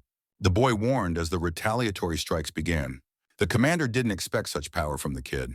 However, was quite happy to see the boy become twice as fast and 3 times as strong. The hero warned the captain that such a thing was only a warm-up and he shouldn't relax. The kid fought on equal footing with his commander, who was more experienced in modern combat. Darren praised the guy who took advantage of being distracted by the block and immediately launched his next attack. Such a thing was indeed a skillful technique. The next attack didn't take long for the captain. The hero became stronger and more assertive each time. Such attacks came one after another. Plexus didn't understand how Masubi had so much combat experience. The elder doggedly realized that the boy was doing the right thing. He shouldn't have let Darren, whose brute strength was far greater, get close to him. The boys didn't expect to meet Master Sita. The squad was not expecting to meet the Lord. They begged pardon for a sparring ground so they could compete with the boy. True to call of friendly sparring, where for the most part destruction was difficult to call, the commander asked not to worry, they will reimburse everything. The master asked not to worry about it. He just wanted to see a hero with the name of a great warrior. It was interesting to see how Masubi stacks up against Darren. The captain notices some misstep in the kid's movements. Darren had been like that since he was a kid, if he was given a chance to counterattack. Even if fleeting, he always knew how to take it. Not to mention that for so many years of battling demons, the captain had been able to hone his own sense of the moment. If he grasped that feeling, the young man would not see it easily. But in fact, the hero was ahead of the captain, having caught the ladder much earlier. The young man jumped up, delivering an aerial blow to the head, which was very effective against a man who could not have expected such an onslaught. The boy managed to knock out the commander with his own head. That one had a double sense of losing. The commander didn't understand how one could fight like that. The hero told me, the human skull may be strong, but the set arc is fragile. The young man asked the captain to immediately prepare for the next attack. Toth prepared to keep a close eye on the kid. Plex notices how the commander had absolutely no intention of holding back. Darren was destroying a large area of the training arena. The boy notices how the reception combined defense and offense at the same time. The young man wanted to try to experience demonic power, just a little bit. Bifurcating your own aura into a physical and mental aura, the commander had no idea how to fight against such a powerful force. Not understanding how the boy was able to achieve this level of mastery of core energy control, the young man found himself behind Darren, who was distracted by the boy's large aura. The girl assumed the boy took advantage of the fact that his opponent couldn't see anything because of the smoke around him, and then used Darren's technique to strike back. The Lord assumed the same. It was better to be able to say that the hero had an amazing ability to learn. The commander asked Masubi who was the owner of such a reception. The master noticed how Darren had just lost. The young man managed to fully read the commander's ability and caught the latter in error. The commander notices the kid misses on purpose, hitting past him. The boy noticed Dairon using the Kina technique to attack, and if they fought for real, the young man would probably be in trouble. When the kid hit his head, his vision would blur for a moment, and there could be phantom visions that could easily be confused. Masubi seized the moment and thus won, now wondering if the commander believed his words. The destruction the boy left behind was the greatest damage to the master of Satu. However, the Lord was not concerned about the arena at all, but who this young boy was. All of a sudden, the guys who were asked to leave for a while are back with the guys. Sakura was curious what the guys were doing if they didn't show up for dinner. The family made a lovely meal in a moment, except that after discovering the massive destruction, it wasn't clear what had happened on the street. The young man pinned all the credit on Captain Dairon. The girl couldn't believe the guys were sparring during dinner. Friend notices how seriously got Buddy. The hero realized, because of the fact that the captain constantly fought with demons, the sudden change of the enemy to that hard to give. The master asked the boys not to be modest, but rather to finish their sparring and go to dinner. The boy was terribly hungry, so he thanked the master, warning that the boy was not at all modest. The master waited for the young man to leave for the building. A hero who was determined, strong, clearly knew what he was capable of, and even stood up to the captain, but even the feeling of combat didn't compare to the potential the guy had. The master wanted to ask something of his daughter. Does Rose think this kid isn't bad, and maybe even liked her? The girl hadn't expected to hear such a thing from her own father, a direct hit on her emotions. The boys had a wonderful dinner. The master wanted to propose a toast. On behalf of everyone in the city, I wanted to thank everyone for their service, and of course those who fought on the front lines. Highlighting Masubi separately, praising him as an incredible young man, thanking him again for saving his daughter. The boy couldn't have done otherwise, asking the Lord not to show so much gratitude. The captain didn't understand who allowed the guy to pour liquor. The boy assumed he was already an adult, being 18 years old. For wasn't the test of a warrior only passed from the age of 18? Marin laughed at the situation. The commander didn't miss the opportunity for revenge. The gentleman asked the boys not to fight and to drink to their heart's content, considering the kid old enough. The girl couldn't understand how her father could care so much about Masubi. After seeing the fight, the Lord confirmed that the kid was not bad, and the level of talent and potential was not inferior to the girl. So assumed that surely the boy would find a way to cover the girl's cold heart. Rose couldn't understand why her father would think such a thing. Talking about such topics made her blush like a tomato. The girl begged her father to stop thinking about such things. A guy like that was a complete asshole. Sakura wanted to capture the beautiful feast on the table of the master of Satu himself. Brandon wondered how the boy was able to single-handedly defeat a rank 1 demon. Such a thing was a really cool feat. The commander answered for the hero, seeing how the kid could absorb a large amount of core energy, and for a while his explosive power became super powerful, which is similar to how they, as captains, harness the power of their nukes. At critical moments, the boy risked his life to harness that explosive power. This kind of thing is very dangerous, because without proper preparation, put a great strain on the body, and if you abuse such a skill, then at the end, everything can lead to a serious complication. Plex noticed another small battle between Tantan and Masubi. To prove that the kid could really use the explosive energy of the core, but he still had a lot of training to do, otherwise his body wouldn't be able to withstand such a strain. If the hero tells the guys that he swallowed 2 Class 1 demon cores and manages to regenerate with woodvines, therefore even if such a frail body couldn't bear the strain, the young man would be able to heal quickly without any problems. The boy will not be able to tell such things. It will be fine if they think that the boy-like captains can use the explosive energy of the core. Brandon didn't expect how capable Masubi turned out to be, who will definitely need to keep working on his training. The girl couldn't believe that the young man actually possessed such a skill. It was no wonder that he was able to save her at that moment. The captain had originally imagined going to punish Masubi and Rose for the midnight sortie, but given the circumstances that they had already killed a demon of the first rank during the exam, it would be considered that they had been forgiven. Plex asked not to get excited ahead of time. The competition between the younger squads was still going on. Marin also noticed how Rose's squad was the furthest behind. Asked to try to work on the points of the squad, the young man agreed because their goal is the first place. The Demon Wave incident had already happened like a month ago, and the fight between the squads for first place in the standings was reaching its peak. In order for everyone to get more points, more and more squads tended to take the tasks of Class A, and after a while to take any task became more difficult. So the hero, after consulting with the team members, made an important decision. We needed to find a victim. The kid couldn't understand why we had to have a points battle. The gamble on points was a plan to challenge with other teams. First goal was a squad of snipers who humiliated the previous one-off battle. The girl advised to stop coddling, putting up 10 points in a bout of one-on-one combat. This kind of interested the guy because the team really wanted the equivalent of the reward for the Class A task. He thought this kind of impudence, but agreed because this time the captain will not be able to separate them during the fight. The boy was with the whole group agreed to fight. The boys lined up around the arena expecting a small one-on-one duel amongst themselves. A large number of people were pulling up. The guy still had time to refuse, so that there would be no later that they hazed. The hero asked early to say who would be embarrassed. The guy wondered why he hadn't volunteered first as captain of the squad. The boy noticed that on Masubi's side a girl had volunteered, so they wouldn't complain when they lost. The guys are also lucky that their vice captain is also a girl, so they don't embarrass themselves too much. The hero was amused to hear. However, advised not to underestimate his captain, who is no ordinary girl. Sakura wanted to capture every moment of the battle. The girls entered the ring to show which team was the strongest in a one-on-one battle. Rose wanted to settle the fight quickly by giving her 10 points. The girl warned the young mistress of the Satu clan, still so-called Princess Mockingbird. She wanted badly to see a few princess tricks. The match was heating up and team leader Masubi went forward. Rose proved to be fast enough as a green core recovery. This kind of speed was as if it belonged to the blue agility core. The girl notices how the touch of the rose was getting closer to her opponent's body.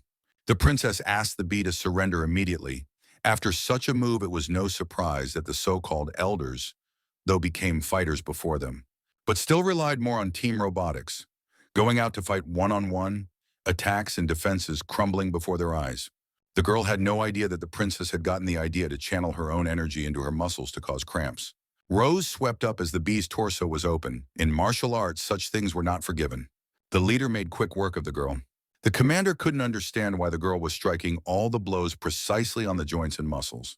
In the end, Rose defeats the enemy team by getting her team 10 squad points.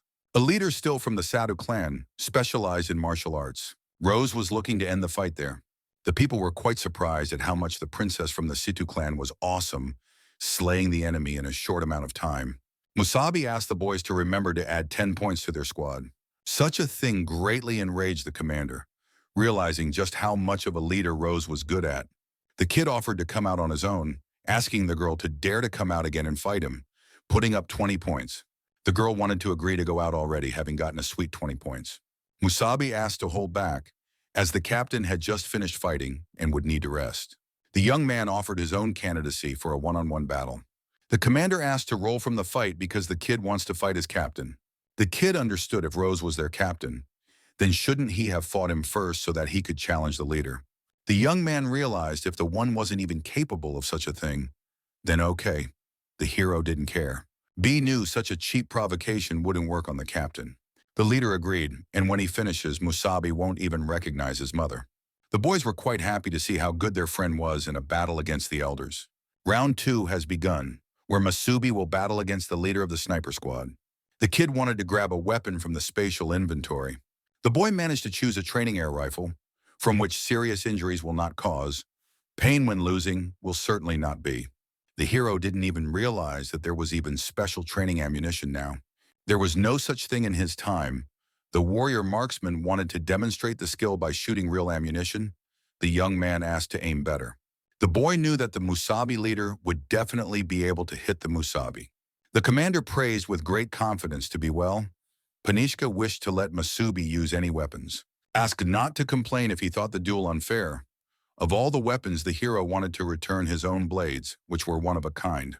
The boy realized such a thing is unimportant, for he chooses to go into the melee.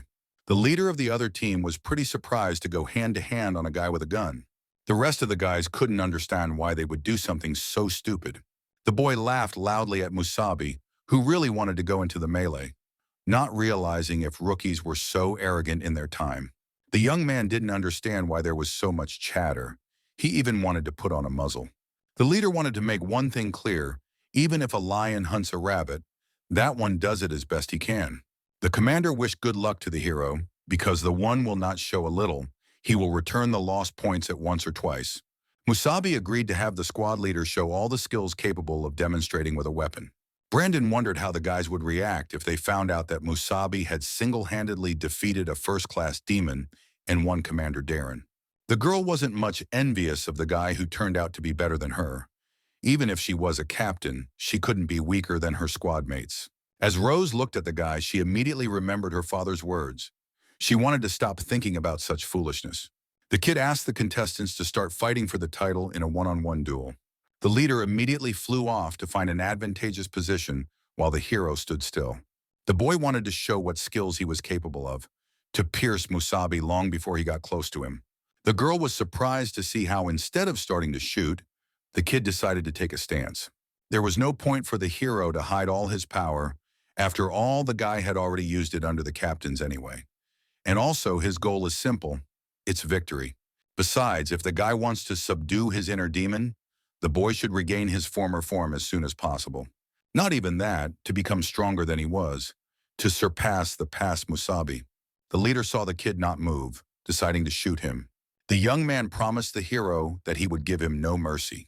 Musabi from this moment on wanted to ensure that the demon inside him would serve him in the future. The boy dodged a flying rifle bullet, then accelerated, heading straight for the enemy. The kid's movements continued unbelievably fast. The leader was quite happy when the hero started showing signs of life, asking to try out his induction cannon. Even a demon with a blue agility core was hard to dodge her rapid charges. The leader should have only been hit once. After that, the rest of the projectiles will be magnetically attracted to the target. The hero was lucky just for such a maneuver. The kid chose the commander as his opponent to test his abilities.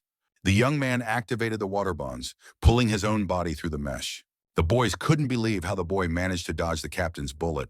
The leader did not like this outcome and did not want to use the secret technique in battle. The most interesting thing about the captain's weapon was the use of storing energy in the body, and then that same energy could be used with the projectile for a more powerful shot. The opponent was curious to see how the hero would dodge the following high-precision projectiles at zero range. The young man was not about to be set upon and continued to attack his opponent. Toth would be unable to dodge the blow because of the root that made the target motionless, waiting for the blow. And the shot flew through the air. All the stored energy was wasted. Musabi won the fight using all methods of combat. The young man took the blaster away, taking the advantage upward, then kicked his opponent in the stomach, knocking him to the ground. The squad couldn't believe how this could have happened. The young man was over the moon to get the long-awaited 20 points in his pocket. The leader had no idea how the boy had managed to win. The boys were incredibly happy for their comrade. Rose had never seen such a thing, not understanding where Musabi had learned such a thing from. The hero easily got 30 points from the sniper squad. The challenge to fight attracted the attention of other junior squads, and more fighters wanted to try. Even some seniors wanted to participate. Having gotten a taste of victory, all the members of Rose's squad, one by one, fought point battles as the rules stipulated. thanks to Sakura and Rose showing off skills well. Rosie's squad was winning more than they were losing, and the points were piling up. They moved up the rankings at a rapid pace, ending up at the end of the month. Rose's team climbed to the top of the rankings among Captain Dairon's squads at an incredible rate and clinched the right to participate in the final stage. Wonderful feeling standing in a place like this at the end of each month, watching the squad grow and flutter. It only took Rose's squad a couple days to rise to the top of the rankings. Standing out from the other 9 squads was no easy task. Marin heard that the guys used the points as stakes and then battled other teams and mostly won. The girl was amazed by such methods, something she hadn't seen the captain try to put a stop to anymore. Dairon knew the boys had earned points through their strength. There was no reason to forbid doing such a thing. Masubi and Rose had always been strong. The captain, after watching a couple fights, the 2 remaining comrades, Brandon and Sakura, were also showing off their abilities quite well. The boys have reached the gates of the great duels. The Plex are their rookies in the finals of the junior varsity competition for the first time in as many years. Dairoy was the first to want to unlock the door of victors. The whole squad was wondering who would win this time. The girl was impressed when she learned that some team with no name managed to make it to the finals. Not sure what the great captain's squad was thinking, the squad in question was Fola's team called Starflower. The kid assumed at Captain Dairon's the rookies actually scored the most points. Such a thing seemed like complete nonsense to him, stated John, the leader of the Dawn squad. The girl notices the rest of the team so belligerent. Brandon also noticed both Starlight and Dawn, the strongest units under the command of Captains Fola and John. It was even rumored that the next of the 3 captains, the successor to Captain Dairon and the others, would be chosen from among them. The hero was glad to hear such great news, for then they should try harder, though stamina was still his weak point. But thanks to his new ability, Masubi will at least be able to fight on par with warriors with a rank 1 core like Captain Dairon. Winning was not difficult, the questions were different. What would be their reward? The boys were delighted to meet Captain Miranda. They were ready to Starflower squad to take first place by asking her for some sort of reward bonus. For example, taking them to a Class B city for shopping. The guys heard go to town for shopping. That was the great goal of the Star Blossom squad. The guys were able to impress the guy. John's squad would like to go to a B-class city to meet stronger warriors so they can exchange experiences. The girl asked the guy not to judge her decision to squad for the girl was also like a kind of training. Marin noticed how the youth had quite a temper. The rest of the captains nailed it in the arena. Plex couldn't believe the guys had harmonies playing so hard. Darren turned to look at Rose's squad from Situ. The guys were able to negotiate amongst themselves by going to the others. The captain assumed all the players knew all sorts of things about their opponents, so there was no great desire on Darren's part to represent.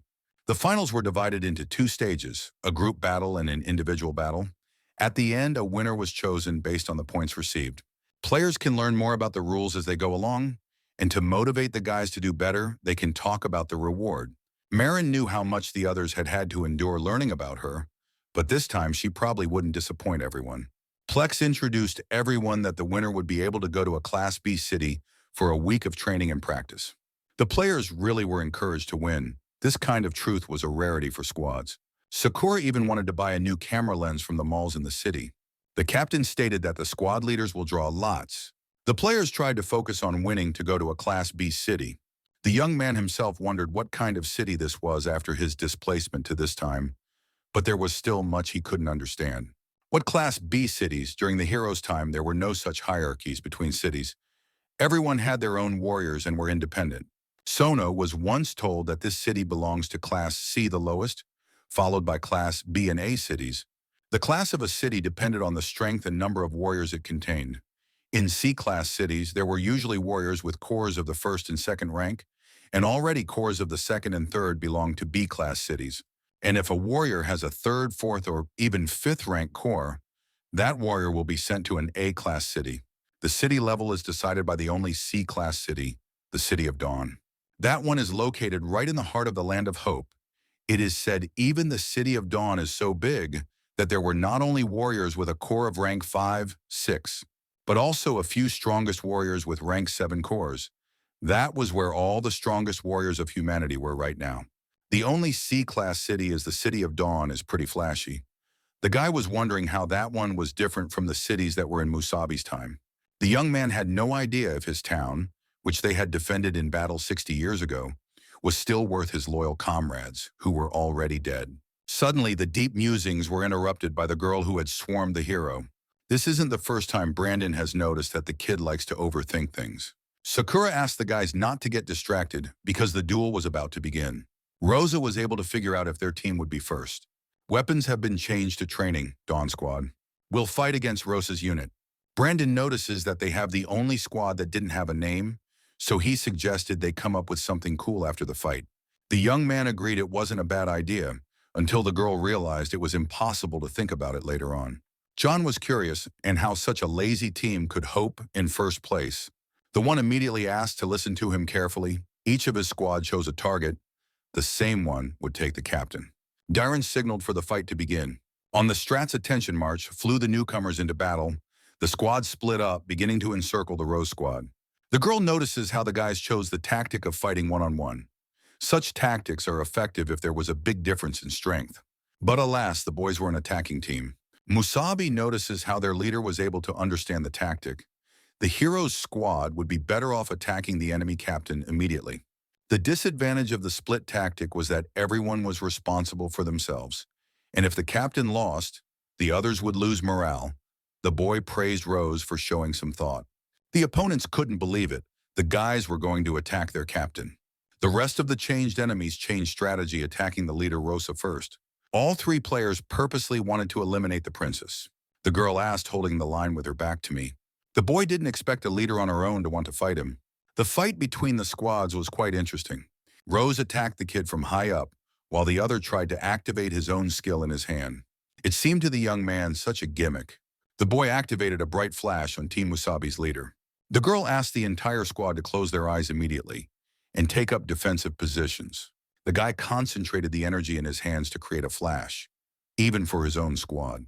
The commander realized that in a one-on-one fight, it was a valuable weapon, but in a group battle, its effects would affect his comrades as well. Plex had told the guy this a few times already, but it was no use. Some people don't learn until they get their own bumps.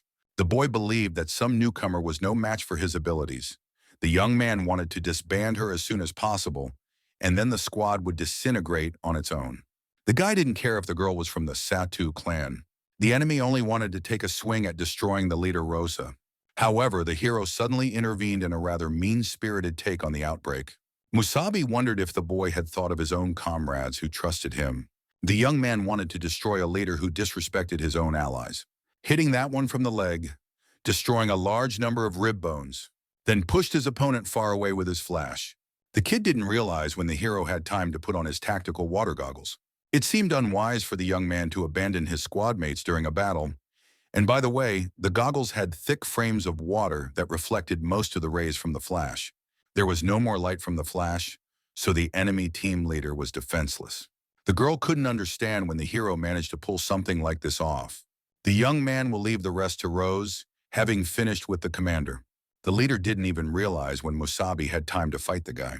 The girl praised the guy who manages to do a lot of amazing things. John notices how the guys tried to run ahead on offense. The kid wanted to use the flash again, only the arm didn't move for some reason, for Musabi had injured the guy's shoulder in time for the battle. The girl had no problem overpowering a guy who had no way but a flash to defend himself. The leader agreed with John, who turned out to be right. The duel ended quickly and easily. The boy knew defeat because of his own stupidity. Then Musabi hardly interfered at all. He mostly just helped Brandon and Sakura in the fight by distracting their opponents. The guys were doing great on their own, though, and the longer the fight went on, the better they did. The girl declared that the captain of the enemy team had been defeated, asking for immediate surrender. The team was forced to lose after such a fight. The fight was over. Plexus had pretty much expected that. Marin wondered how Musabi still hadn't used his skill. The other squad leader couldn't believe the rookies won best team. She wondered how this had basically happened, because of some command from Rose. The guys couldn't believe their own defeat either. The young man knew the boys would be next, and as longtime rivals, he wanted to offer advice. A short time later, the guys entered the ring again to fight in the second round. The girl, from the words of Captain John, on the soul was becoming heavy. She did not like this kind of thing at all. The Rose squad was to go up against the Star Blossom squad. Weapons were once again swapped for training. The start of round 2, starting right now. Fola ordered the squad to intimidate the hero squad and proceed with the plan. Brandon tried to concentrate all the power into one punch, then hit the ground, destroying a large area of the fight. Creating an incredibly huge protective dome, it seemed a great chance for the young man to hide behind the smoke. The boy was able to hide the tree vines that had captured a large number of enemy units. Something like this worked well. Absorbed demon elements had more uses. Water elementals, wood elementals, the guy was curious how many of those there were. Rosa asked the guy to straighten out his opponents. The young man activated the barrier and then ran straight at his opponents, to the side where it was difficult for the enemies to dodge the attack. The leader asked the guys to get back in formation immediately, realizing that they had broken formation due to the tank guy's strong attack. Rose, along with Sakura, wanted to strike together. Striking the enemy leader off her foot, the one managed to somehow defend herself. The girl asked me to cover for her. However, the team was kept busy by opponents Brandon and Masubi.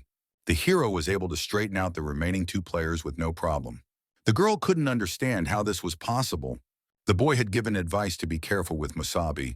It seemed to John that of the squad, he was the most dangerous. It was as if the young man controlled the entire battlefield. Sakura scolded the commander, who was distracted during the battle. The girl asked, underestimating her, if they both had a core of agility. Sakura prescribed a quick attack against the enemy opponent, creating a leg lock, grabbing the target. The captains realized that it looked like this fight was over too. Already in the group stage, Rosa's squad had won both times. Next comes the boys' individual battles, where they could challenge any member of the other team. The leaders immediately threw an individual stage at the hero with a desire to infect. The commander knew that one person could only fight once, so the guys could decide who would go first. The young man was in agreement to save time, suggested that the commander agree so the guys could fight him in pairs. Being on the ground competing, the kid was ready to have one last fight. The time to have fun was finally upon the hero. John noticed that Masubi didn't seem to put them at odds. The girl, on the other hand, wanted to make the guy regret his arrogance. Marin reported the rules that in a normal battle, if one side surrenders or can no longer fight, the fight will be over. The duel had already begun, but the young man stood still waiting for some surprises. The kid asked his girlfriend to keep in mind their plan together. The hero was already prepared to fight at full strength. The boy manages to get in close to his opponent across from him. The girl asked her ally to be careful. John was furious, and he didn't want to humiliate himself in front of some newcomer. The girl notices the guy using a flash, going instantly to the original plan. The young man asked to hear him out. This time they were uniting, so they shouldn't have lost, as they would still have the opportunity to continue fighting. The guy had a plan to defeat them by asking the girl to take tactical glasses, which blocked the light from his flash reception a bit, so when the kid blinds Masubi, the girl will deliver the final blow. She couldn't believe that the boy was really giving such a valuable thing. She couldn't even believe such a thing. The guy strongly disliked Masubi, who was no ordinary guy. To go to a Class B city, they had to work together. The boy asked, remembering that his flash was a distraction. When that one saw her, let her act immediately.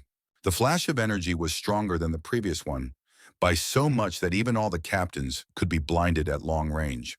Sakura wanted to take a picture, but couldn't help it with the flash. The girl was sure that the hero would definitely be blinded. She wanted to make the most of her agility and just take the guy out.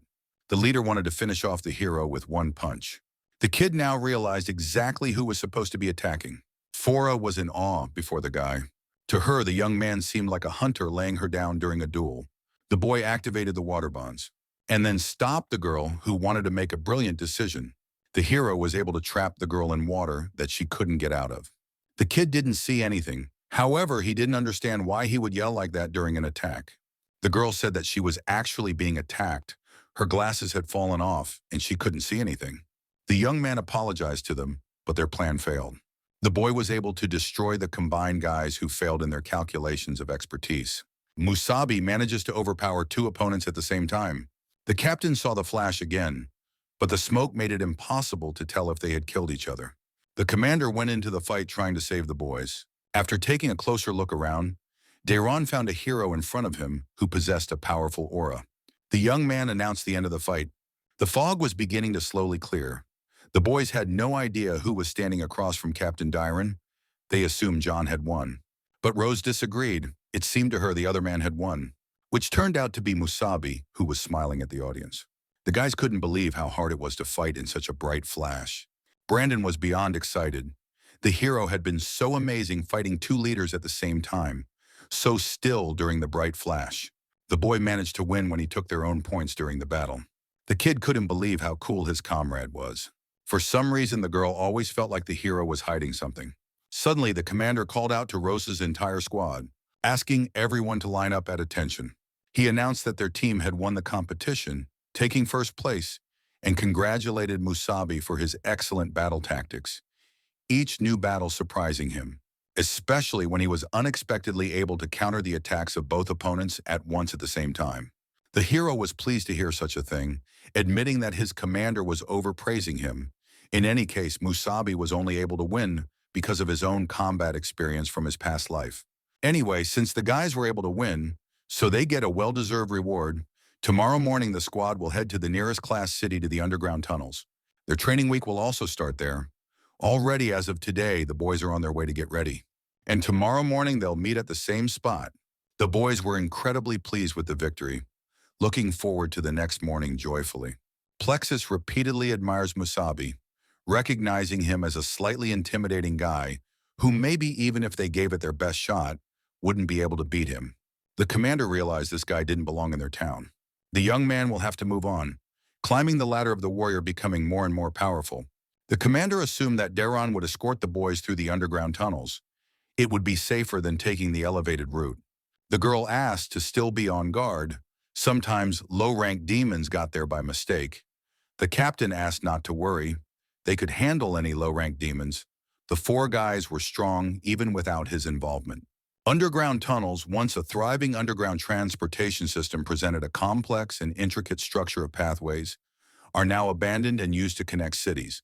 The sudden warrior tried to survive by running away from the monsters, who chased him after his body. Demon thought the warriors were all weaklings. The monster managed to get lost, not realizing how it had even gotten that way. A second-ranked demon wandered around the dungeon trying to find a way out. Sakura was incredibly pleased to descend into the underground tunnels for the first time, which encompassed a great deal of the girl's interest. To her, the surrounding area seemed like such mysteriously gloomy architecture, and it wasn't clear when something like this had been built. The commander wanted to tell me that a place like the underground tunnel is older than Dairen. Sakura notices how the place looked heavily abandoned, not before realizing how people used to be able to use such a place. The loss of so many brilliant warriors has made it impossible to expand territories and fulfill new missions, and the number of power crystals that are necessary for the guys to live began to rapidly diminish. Without the support provided by the crystals of power, the vast network of underground tunnels slowly but surely fell into disrepair, for it had been built in the days of the great warrior Masubi. Sakura congratulated the hero in surprise. Everything had been built during his namesake's time. The young man, being the very same warrior, only agreed with the girl's assumption.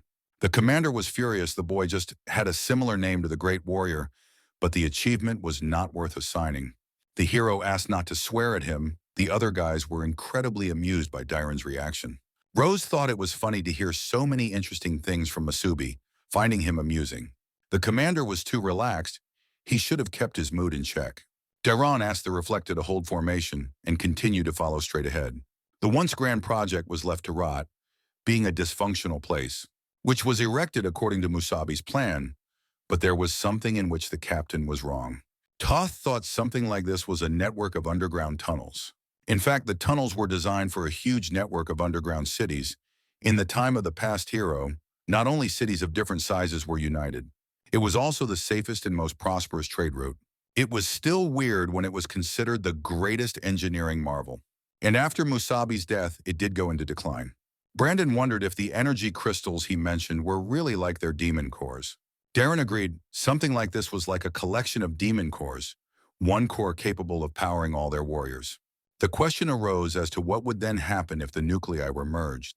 In an attempt to find out after many unpleasant trials, successfully synthesized large united into demon nuclei. Called the power crystal, which supplied the modern city with the energy to operate, they were now used in place of electricity. In cities of ranks A and C, staged large sorties to collect demon cores and synthesize them into power crystals, then distributed lower down the hierarchy. Now the captain was escorting the boys to a rank B city, not only to gawk at it, but also to pick up a batch of force crystals that had been allocated to the Halosha city. Sakura wondered, What if the power crystals of the city of villages didn't get replaced? What would be the consequences? The city will be completely immobilized, Darren said in an ominous voice. The boys were quite startled and intrigued by this answer. Without energy, the city cannot function properly. The most important structures in the city walls and defensive weapons, will become useless. After all, in the end, in a situation where the city will be left unprotected and all the devices will stop working, people will only be left to leave their homes and wander the empty land. Such a thing would be a real disaster for the city. The kids in the story were able to realize the importance of the situation without the energy crystal powering the city. The commander asked to relax. The warriors didn't need to worry.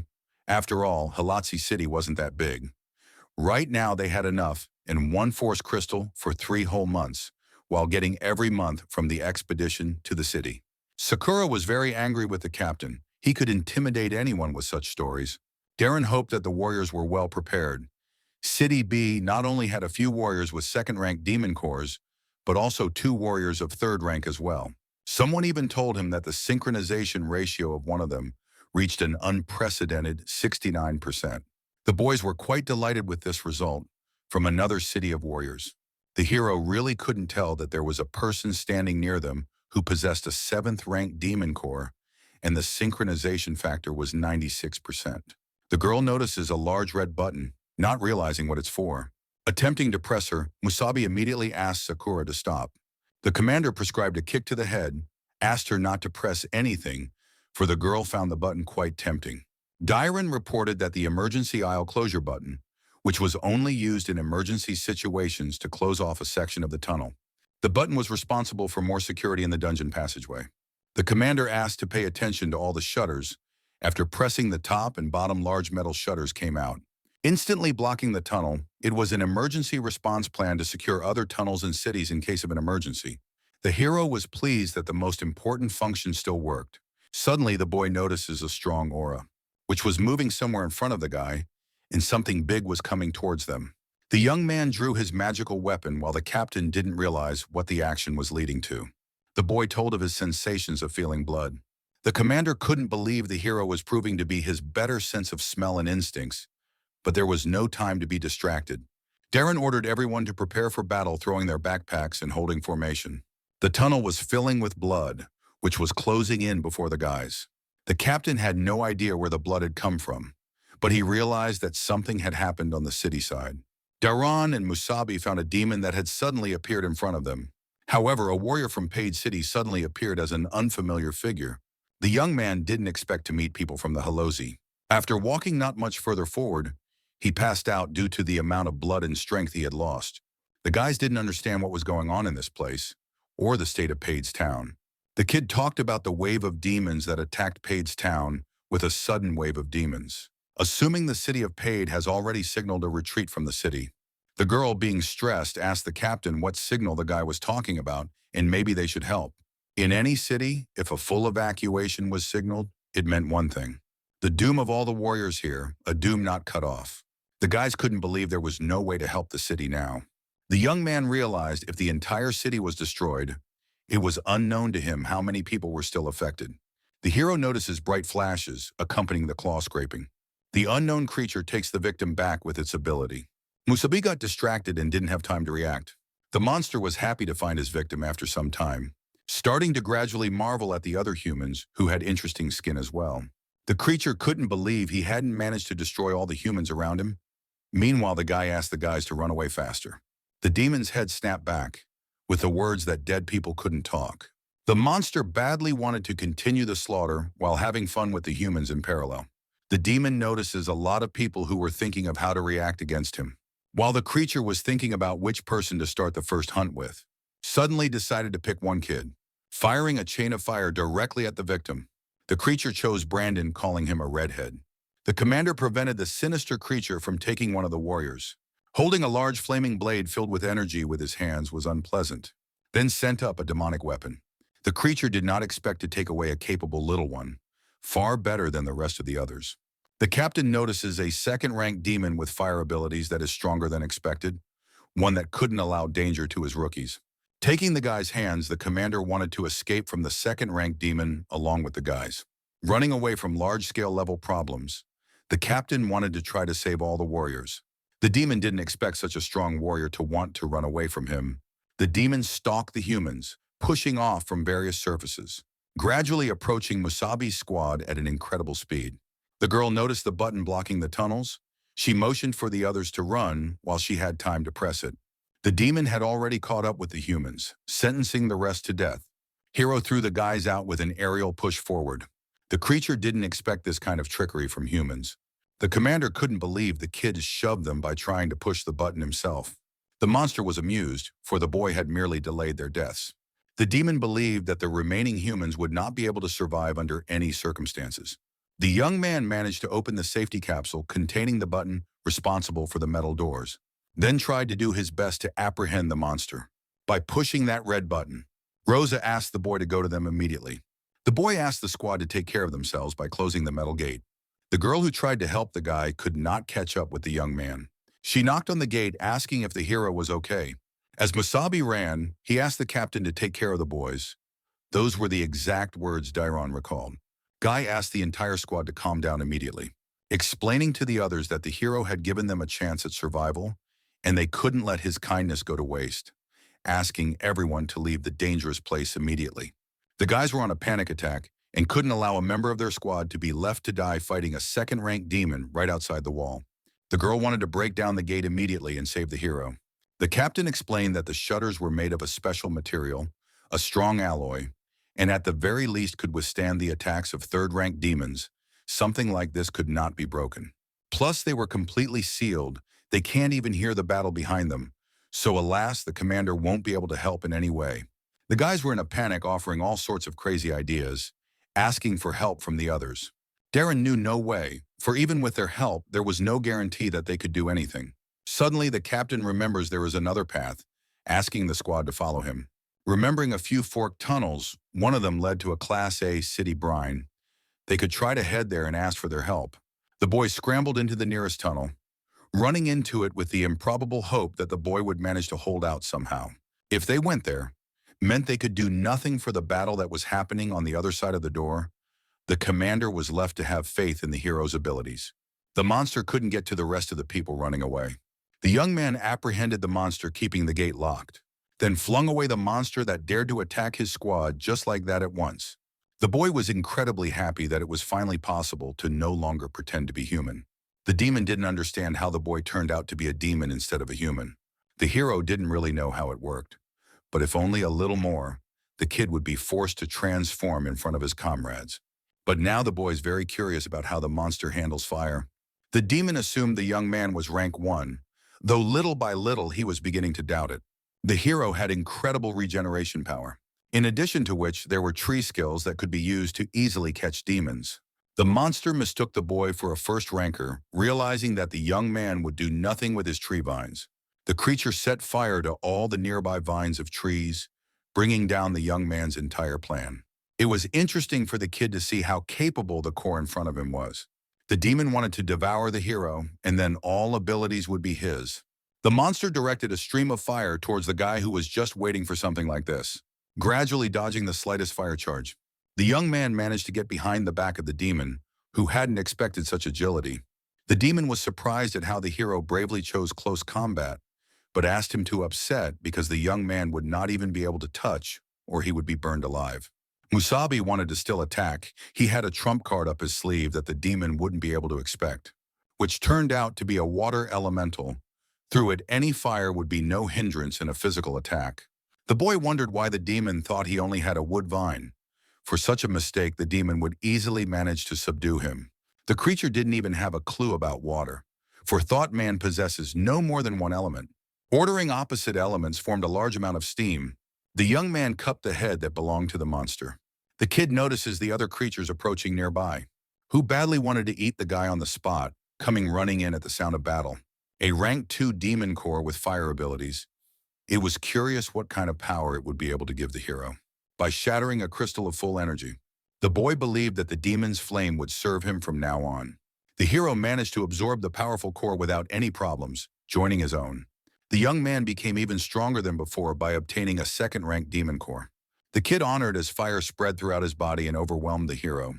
The evolution into a third-ranked demon completed. The lower-ranked demons were approaching in large numbers that the boy even dared to forget about.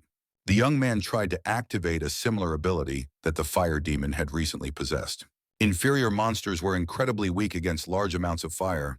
The hero was incredibly pleased with his newly acquired ability, memorizing well the screams of the monsters from the fire so that they still become a lullaby for all the dead in these tunnels. The kid thought to get outside faster after looking around the dead city. Masubi found one of the abandoned locked hatches. The young man thought such passageways might have been the exit from which the demons entered the tunnels. Having surveyed the terrain of the abandoned city, it seemed as if the attack had happened quite recently, judging by the fresh blood left from the dead. The guy couldn't believe the extent of the destruction. Realizing that the city was completely destroyed in a small amount of time, a particularly strong wave of demons descended upon all the residents of the city. One last time. The young man wanted to show all respect, believing that the boys were valiant warriors. Masubi covered the dead men's eyes, asking the squad to rest in peace, for now they could sleep in peace. That sort of thing was part of any fight for life. Suddenly, the boy confronted the hero, asking him not to touch the warriors. The young man couldn't believe to find a survivor. The one looking at Masubi believed the demon looked stronger than the others. The boy said the boy saved his life, and he wasn't going to stand by while he mocked death. However, the hero couldn't tell anything because of his appearance. This child would never believe him about the demon's appearance. The boy was suddenly attacked by monsters who were just waiting for a victim to appear. They wanted to devour the young flesh immediately. The kid brought down all the monsters that tried to hurt the kid. Completely forgetting that the city is still literally swarming with demons of lower ranks, the hero asked the guy not to talk, because he will try to cure. The boy couldn't figure out who Masubi. He wanted to destroy all the demons on the entire planet. The boy spread out the fire's abilities, ran all over the neighborhood, slaying all the monsters I hated with the strongest of emotions. The boy managed to finish the fight in a few minutes of a short jog. Due to the fact that the flame originated on the back, it gave speed. Also could be summoned as if phosphorus, however, offensively lacking flight. The hero wanted to try moving in small jumps across the distance. By pumping one demon with flame, it was possible to get rid of all the other demons in an instant. The boy had a little surprise for the remaining inferior demons. With the help of filling under the demon's rejection with flame, from that resulting demon bomb, it seemed the elemental could be used in many different ways. The young man wanted to find a reason to have a lot of fun experimenting on demon abilities. The boy launched a large beam of fire right into a small pile of monsters. Each new skill was given to the guy in an incredibly fey way. The young man toyed with every demon that dared to touch the walls of the city. After a while, the boy destroyed all the creatures around him. Initially, the guy's squad was headed to the city of Paid. The captain had to collect the necessary power crystals. The hero had no idea where to find them. The core energy of Halozi City could hold for another 3 months. The road to Paid City was cut off. If they didn't put on the power crystal, their city would be in danger. The hero needed to find a vault of power crystals and return with at least one. You can't let a guy act rashly, you had to figure out what he could use. The young man remembers that he can take wood vines. The power crystals are a multitude of demon nuclei, meaning they can be found by radiation. If Masubi can scour the entire city, he'll find the emanations of the crystals and figure out where their vault is. The hero was actively searching for the nearest places where there might be power crystals. The boy searched all over the premises, as he suddenly discovered, which he dared to follow while there was a signal. Under the ground, the young man could feel a very faint radiation where the crystals were well hidden. The kid's in the deepest part of the room, in which the vault turned out to be completely different in appearance. The city's large Class B power crystal transportation system looked impressive, but there was still the question of where the crystals were. The unfinished recording asked the warriors to continue to protect and guard the power crystals. The young man marveled at the auto broadcast, which surely had a vault of power crystals. The boy hoped the storage place would have a lot of crystals. Once inside the huge magical crystals, the hero notices how the bloody demons have already managed to destroy everything.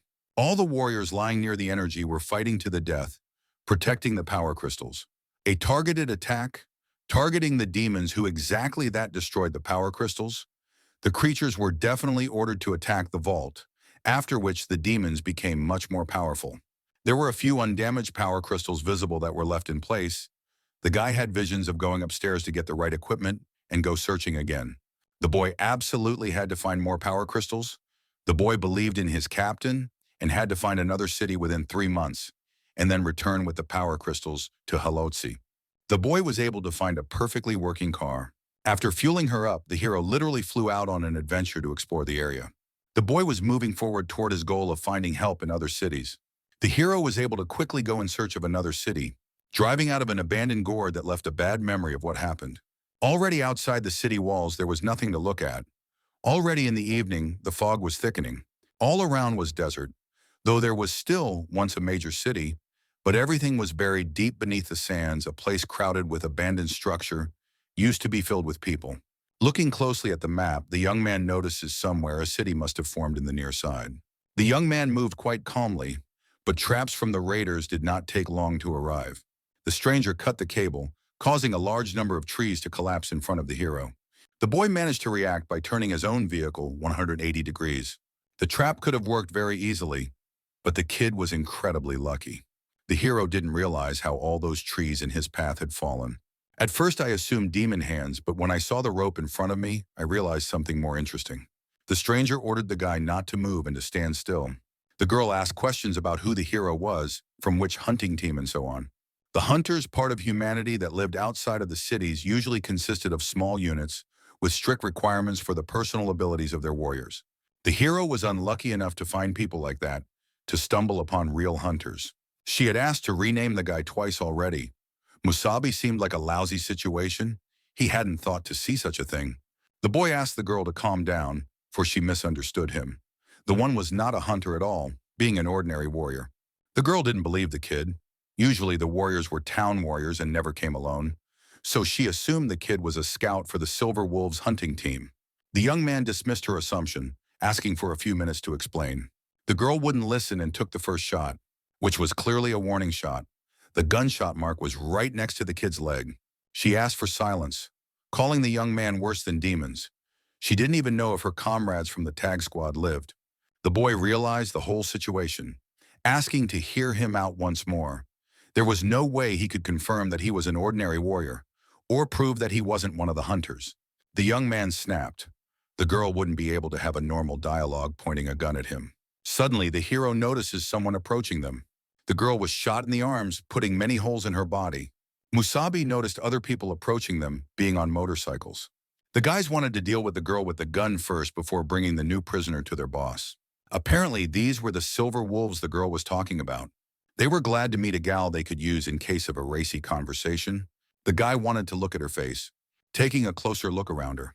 The guy asked the others to please the real jackpot. They will be able to have fun with such a beauty, and then wanted to deliver to their boss. Masubi didn't want to tolerate this kind of behavior from the hunters who had treated the girl so ridiculously. With quick movements, the young man was able to take out one of the rascals. He certainly didn't want to get involved in a showdown between the hunters. To the hero, it seemed the guys had completely lost their fear, who had already managed to ruin his mood. However, the hunters could also spoil, so advised in good faith to get away from him. As soon as the hunter, having detected the demon in front of him, immediately started shooting. The young man grabbed the weapon, breaking it with his usual hand grip. The hero didn't like the way guns were pointed at him twice in one day.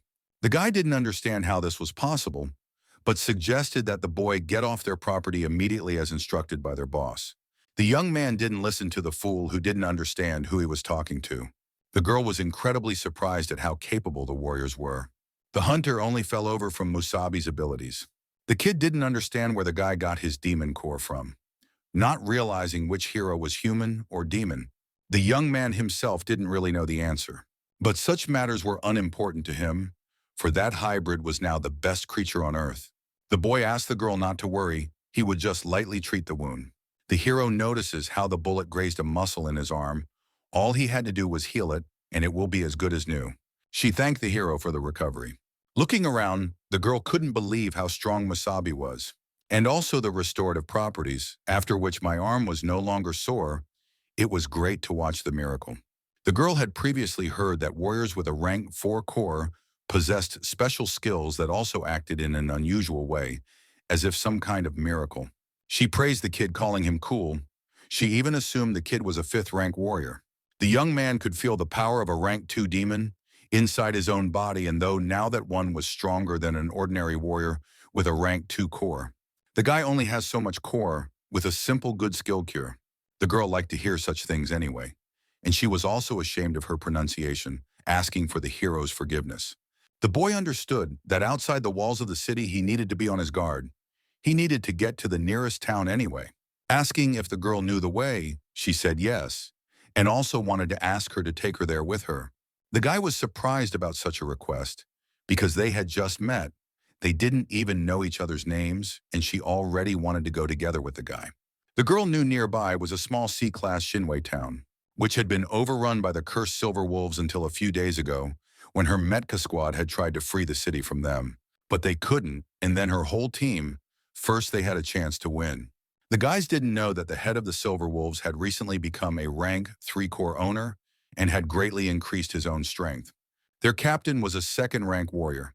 Facing a warrior of a rank higher, the latter lost. In the end, she was the only one lucky enough to escape. If there was a way to help this town, for the hero wouldn't be so difficult. She begged him to help her. She wouldn't stop. Hunters had existed in Musabi's previous life as well, but it had never come to this. Now they were taking over entire cities. The girl had heard that the Silver Wolves team was taking over cities for the Crystal of Power, but she didn't know the truth behind the ultimate goal. The young man could not allow some barbarians to dare to deprive the city and its inhabitants of their only source of power. The boy wanted to depart then, having learned of what had happened. The character was incredibly angry about such a story and wanted to punish by treating the hunters' right to exist. The girl made sure of the location of the town nearby. The boy was glad to hear they needed to hide the car before entering the town. Musabi never knew about this city in his past life, which is not even marked on the map. But now also busy with the Silver Wolves team, the guys should have found out what the situation was like there, so they would walk. The young man was tediously pursued by the creature, to which zero attention was paid. The girl warned the warrior of the demon invasion behind him. The boy was only waiting for the monsters to approach so he could overpower them with one mighty method.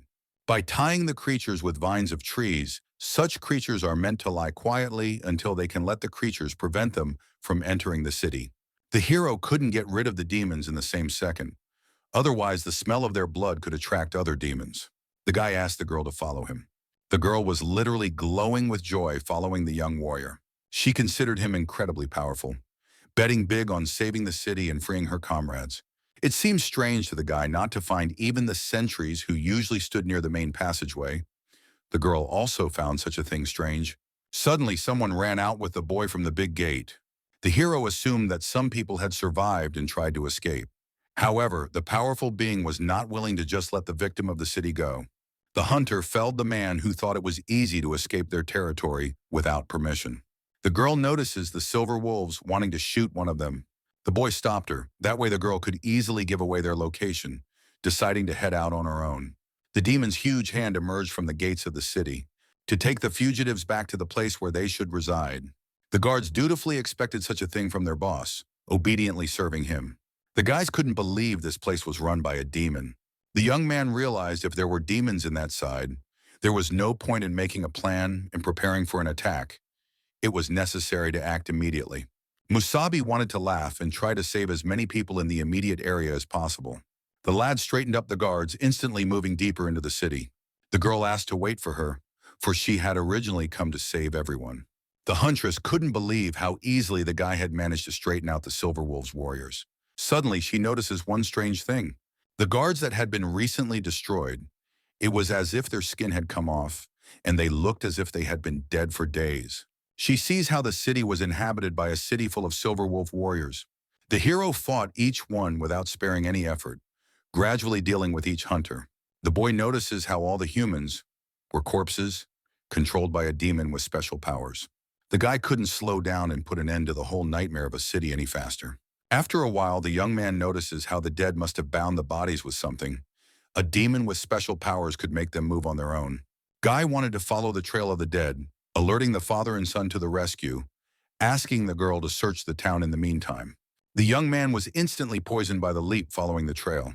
After a while of traveling through the buildings, the boy was approaching the mysterious castle.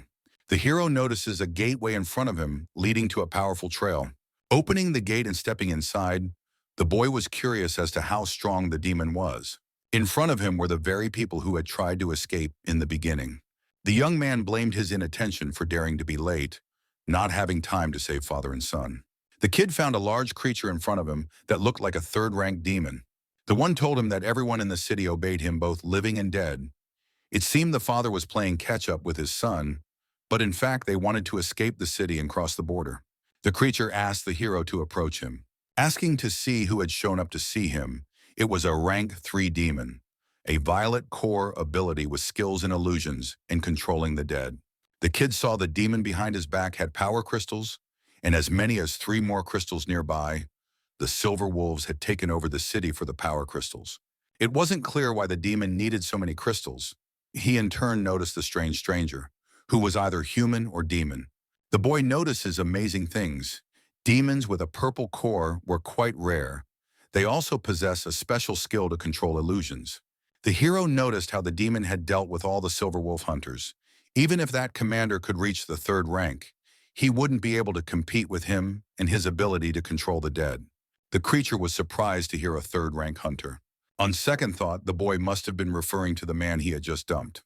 The young man didn't expect to see an attacking rank 3 warrior in front of him, who really did turn into the living dead fighting a guy. A warrior with a 3rd-rank core, commander of the Silver Wolves, and beside him was his large team of remaining dead warriors. The demon provided a bit of attention to his new friends. The boy notices how there were not only Silver Wolf warriors near him, but also those who were originally in the city. The monster was pleased at how human or demon had joined his party. The dead guys turned out to be much bigger than the guy's introduction. Everyone suddenly started attacking the hero, who didn't know what to do with the warriors and humans. On top of that, the demon was a rank 3 demon, and Masubi was only rank 2. If the latter was an ordinary demon, the boy might not be worried. But luckily, the one with the purple core, the one will be incredibly weak in close combat. Instead fought by controlling the corpses like chess pieces. The boy activated powerful fire techniques against the dead. The demon notices how uneasy the human has proven to be, asking everyone to get up and fight immediately. The boy asked not to order the servants to fight. Such a thing was useless, for he had completely burned their bodies. The demon didn't like what the hero did to his favorite dolls. The boy realized maybe such a thing was disrespectful on his part, but the alternate side had to remain under his control. So something like this was the best denouement he could provide, and now the demon had no chance of survival. The demon and the warrior were lousy at close combat. The young man had only one last strike left to make on the core. Suddenly, the boy, being a doll, was asking the guy not to kill the monster. Masubi stopped because of this situation, not understanding why he would do such a thing. The demon asked the child not to loiter in front of him. The creature's distraction worked, attempting to attack the hero. The boy felt the monster's grip on his stomach, but luckily at least the water bond saved him from a mortal wound. Not only could the demon subdue corpses, but it was also sharp as a blade with a metal elemental. The kid didn't expect to meet a metal elemental in front of him either. The monster had gotten deep enough. The guy needed to treat the wound faster.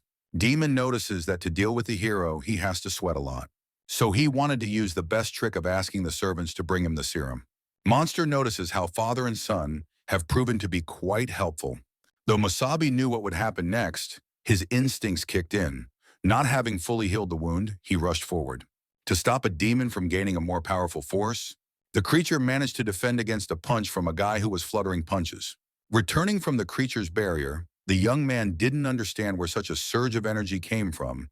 The monster was definitely forcefully siphoning energy from the power crystal. The boy couldn't believe that such an amount of energy in the power crystals was due to synthesis done by humans. If one absorbed it in this way, the body would not be able to withstand it, and one would simply die. The hero learned this in his past life. The energy raged inside the demon, though.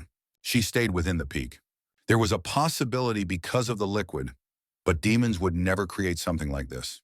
The creature was already overflowing with curiosity to know the next stage of evolution, which looked the greatest, a burst of radiant energy. The young man didn't understand how the monster had evolved with the power crystal's energy. Demon being a 3rd rank possessing a purple core with illusion skills. Pulled to rank 4, which was now proving to be a big problem for the hero. The creature was content to finally feel the 4 demonic fins. She immediately aimed a small blast of energy straight at the guy. Who would never have thought to find such round metal balls?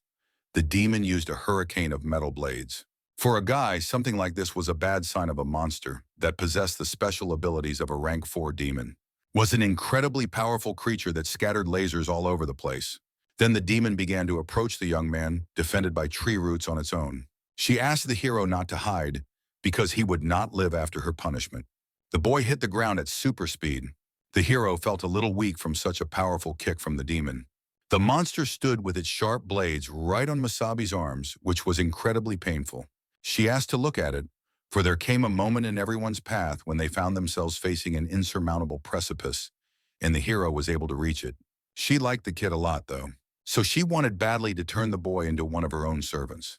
The kid couldn't let that happen. He was trying to find the slightest chance of survival, but suddenly it was as if time had stopped and reality was distorted. Near the hero appears spatial gate, which unexpectedly stopped the demon. The kid notices how strangely space has distorted. The portals were approaching the 4th-rank demon fast enough. Some entity took the head of the monster, who only felt defeated by the hero. The girl wasn't about to let a cunt like her ruin her future plans. A powerful demon queen literally made a pitiful 4th-rank demon disappear. It placed a distortion in space, destroying the creature's very existence. Then turned to our hero, who was slightly startled by such a thing. The girl took out a rank 4 demon core, which died an immediate death. She couldn't understand how she could trust a man by taking some scum. The boy couldn't believe it when he met an 8th-rank demon in front of him. Exactly the same rank as the demon that was inside the hero. The young man recalled another demon of the same rank possessing a black core. The creature didn't even know when His Majesty Radiance could awaken. She mocked the guy who couldn't defeat a rank 4 demon. She believed it was true that the human race was too useless. But the hero asked to watch his tongue. The girl noticed.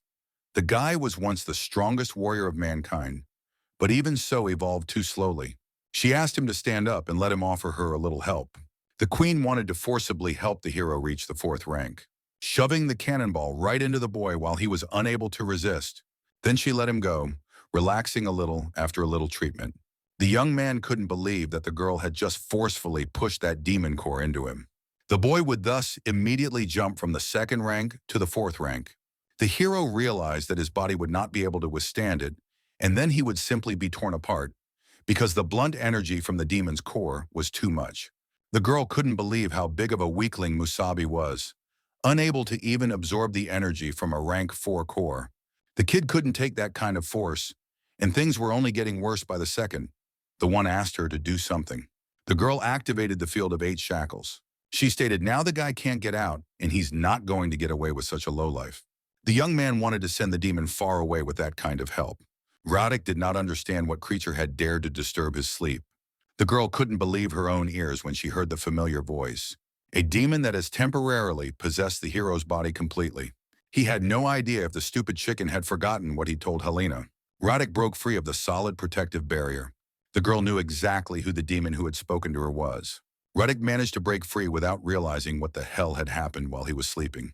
He pointed out that the queen was not supposed to get involved in the process of human evolution. The ball demon is incredibly happy after a whole 60 years to meet again with her lover. In fact, he was just as glad to see her.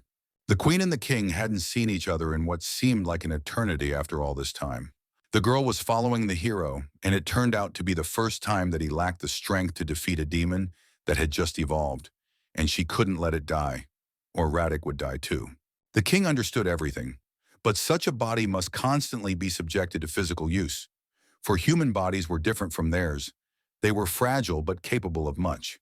The hero had just advanced to the 2nd stage of evolution, and her antics caused him to jump to the 3rd stage.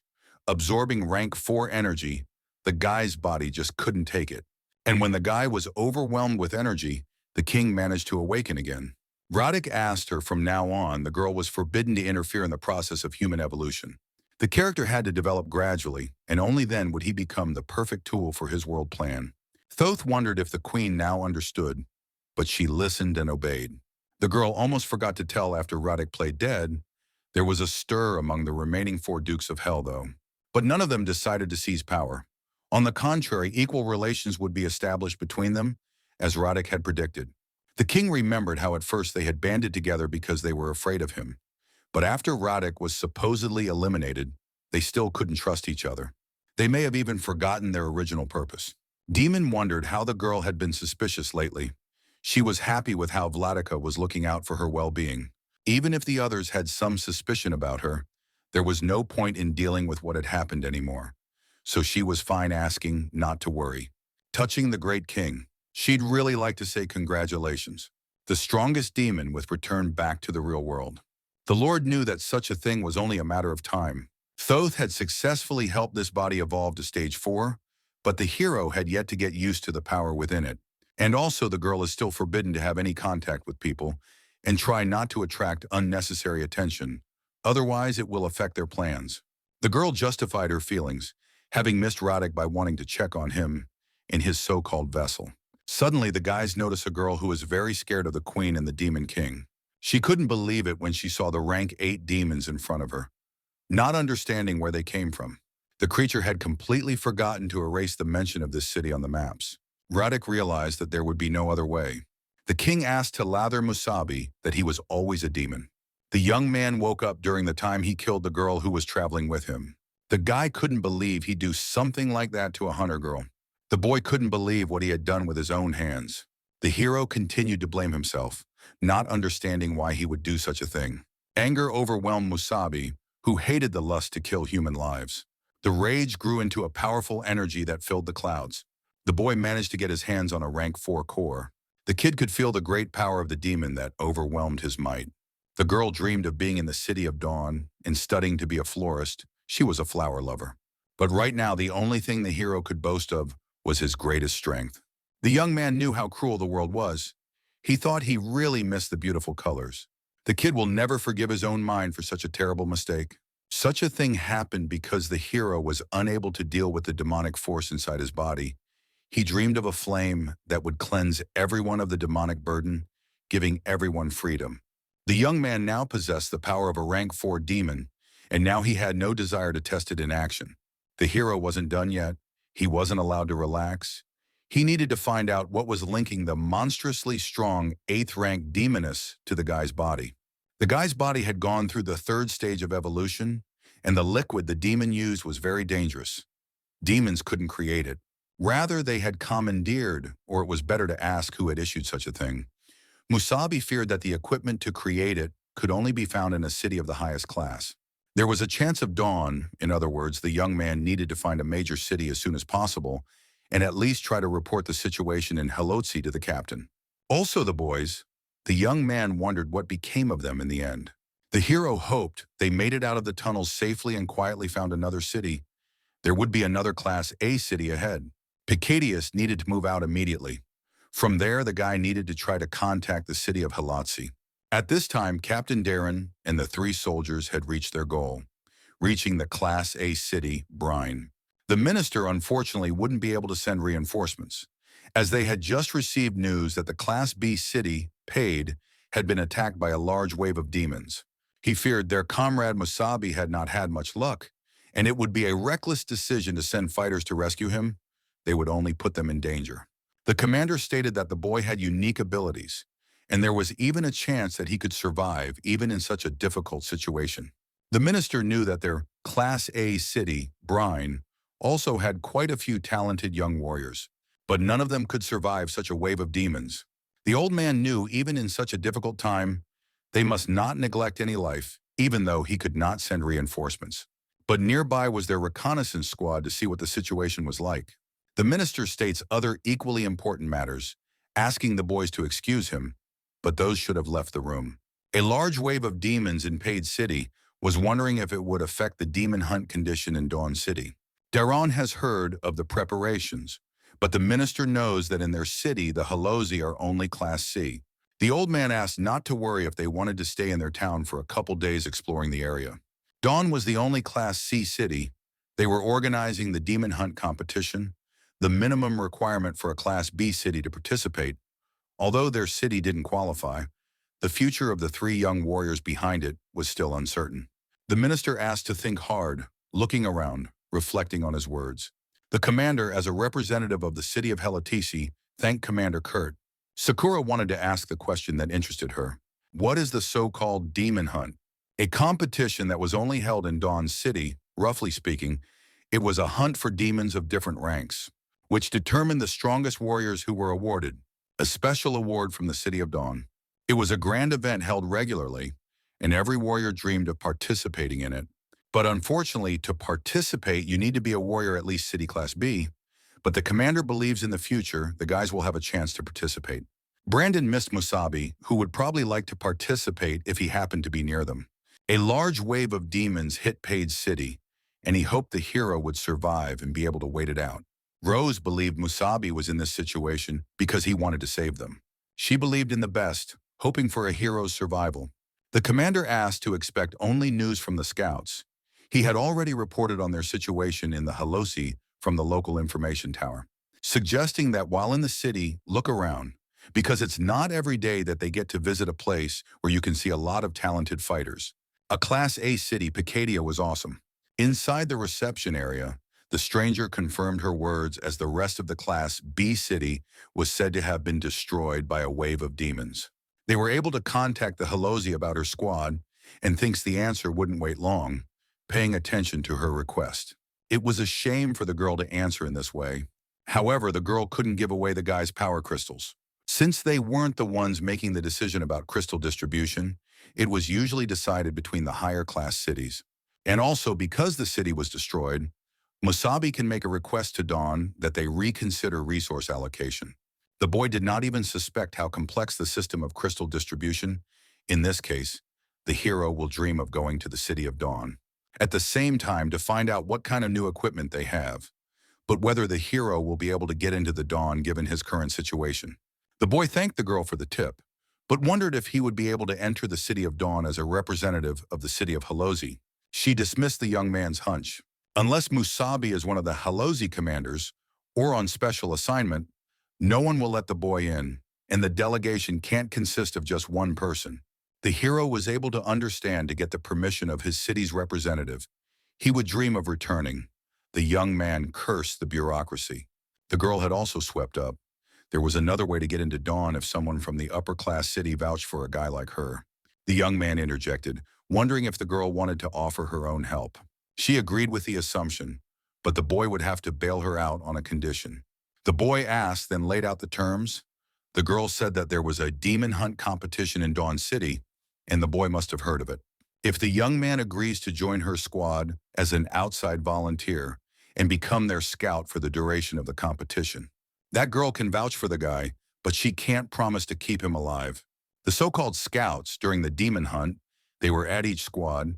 Their task was to determine the level of demons, as well as collecting information. They played an important role in studying the situation. However, due to the fact that demons of many different ranks were encountered during the hunt, it was dangerous to be a scout, so they were considered cannon fodder. During the competition, all warriors sought to avoid this role.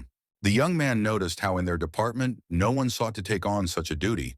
The hero agreed to such a thing, because not for nothing in the past time, he started the tradition of demon hunt. The girl asked the guy to be their scout because they had no other choice, and now no team picks an important squad member for that role. Because in recent years the scouts had been hit hard, she immediately said that she couldn't guarantee the hero's safety, but was able to provide the guy with the necessary equipment, asked the young man to take whatever he deemed necessary from the warehouse. The boy laughed, for it would be fun to look around and see something interesting. The girl couldn't detect the boy's core yet, due to the damaged core, but it felt like the boy was completely without a demon core. There was a possibility the boy couldn't exceed rank 2, but he held himself too confidently. It wasn't clear what the hero was thinking. She couldn't believe what kind of weapon the boy dared to get his hands on. Musabi found a nano blade that could transform into a sword. Although combat knives used to be handy, they were not suitable for forceful attacks. The leader asked not to use a sword, for the young man must be a warrior of at least the 3rd rank. If he picks it up, he might hurt himself accidentally. The boy managed to activate the weapon, surrounded by the bright light of the accession. The young man notices that the blade of the blade is still as sharp as before, being even a bit weighty. The girl couldn't believe how the young man was able to do this, suspecting the guy had some special technique for using nano equipment. There were such warriors with a special talent for using equipment. They had no problem using even the most intricate weapons, but she had no idea of meeting such a one. Musabi asked the leader if she had a place to practice. The girl wanted to take him there, but she wondered what the boy was going to do there. The hero wanted to try out the new sword on demons by cracking the bones. The leader wasn't sure to let the guy go alone, even though they had prepared this place for the competition. But from time to time, rank 1 demons would appear. She offered her help to the guy. The young man asked not to worry about him. He could deal with the first-rank demons. The girl still seemed a dull-no busy little fellow. Confidence and courage, rare qualities among the present warriors. She wanted to confide in him, asking him to be careful. She had 4 other warriors to deal with, and she also wondered if the others were as brave as the hero. It would have been a lot easier if the girl had said goodbye to the guy until tonight. The boy couldn't let the girl follow him because he wasn't just going to test out a new weapon. The guy had a slightly bigger task. Check what ability has been mastered with a rank 4 core, somewhere in the cleared area. The preparations for this area were over, and the fog was receding. The young man was in the right place. The kid notices the demon's sudden approach. Dodging the creature, Masubi drew his sword and then chopped the demon into pieces. The boy thought roughly so. It was a pleasure to fight with a big sword. Shaking his own sword free of demon blood, the young man notices another small bunch of monsters approaching. The monsters couldn't believe to find a single warrior in the urban devastation. The guy had a lot of luck meeting so many monsters. He was even afraid they wouldn't show themselves during the day. The young man was now able to get used to the sword, and at the same time get rid of the many surviving demons, a way to blow off steam. The kid attacked the monsters who were so eager to fight him. Masubi swung his sword, and with each swing, more and more demon blood spilled and limbs splintered all around. The hero moved confidently in this dance of madness, as if destroying the demons was his only goal. He did not use the powers of the elementals of wood, water, fire, and metal that he had received. With each swing of his sword, he honed the reflexes of his new body, and a group of lower-ranked demons fought in the ruins of this old city. It would even be more correct to say that Masubi was simply destroying these demons, developing in the darkness the painful cries of the demons. There's no telling how long the boy had been at it. The kid was a bit tired, having finished off the last creature. He wondered if the new body was the reason why the demonic power was growing inside him. Although the boy has already become much stronger than when he first came to this world, but still a lot of dissatisfaction. The young man shouldn't have been too tired after a long battle. Masubi reflected all the wood needles that flew to his back. Looking around, the boy came across some rank 1 demons who were honoring themselves oddly. The creatures asked man to be a goody-goody and become their food. The young man has already waited to expect the dear guests, demons of the first rank. The demons did not understand why the boy was not afraid of them. Such a thing was a strange phenomenon. It's like the hero was specifically anticipating their meeting sometime later. The creatures wondered how the rest of the demons died because of the guy who most likely killed them.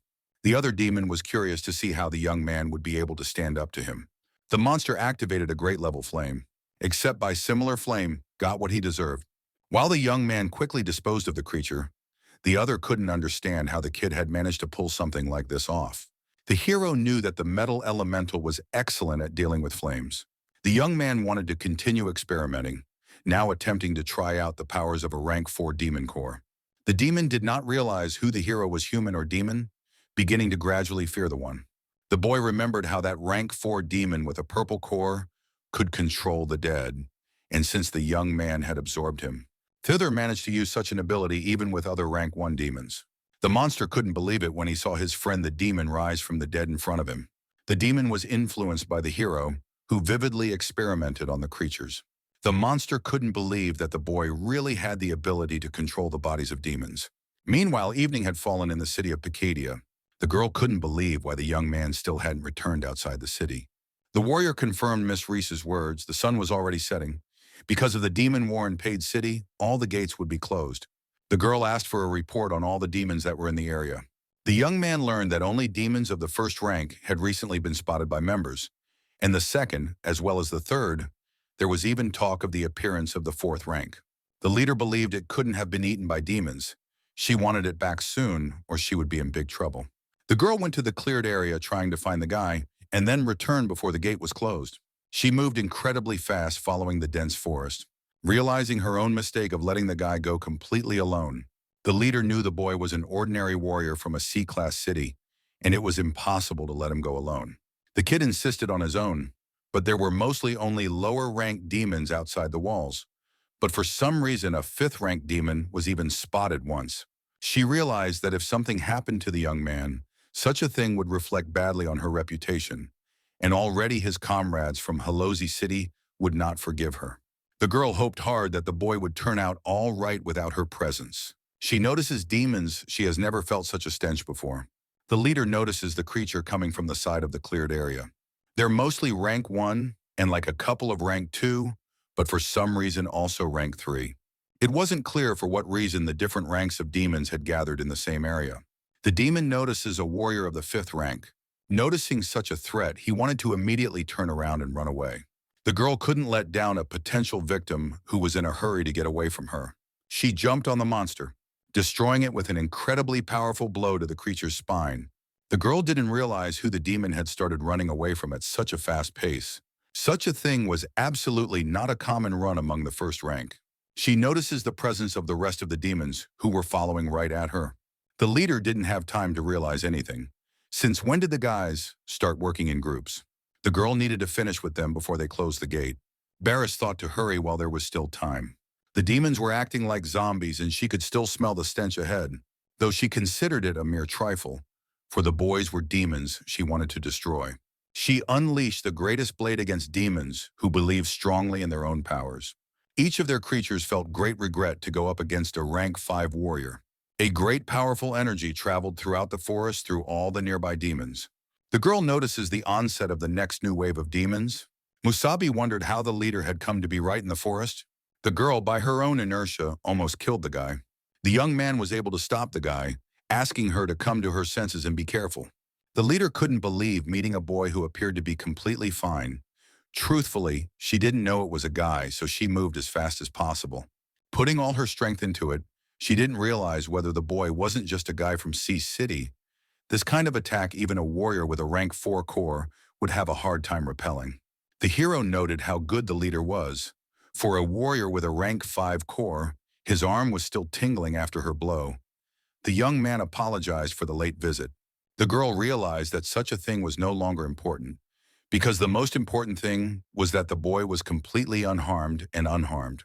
Now the goal of the guys was to deal with these strange demons that many of them third, asking the guy to hide behind her. The young man asked not to worry, they were already done with them. The boy snapped his fingers as the boys were already sprawled out on the ground.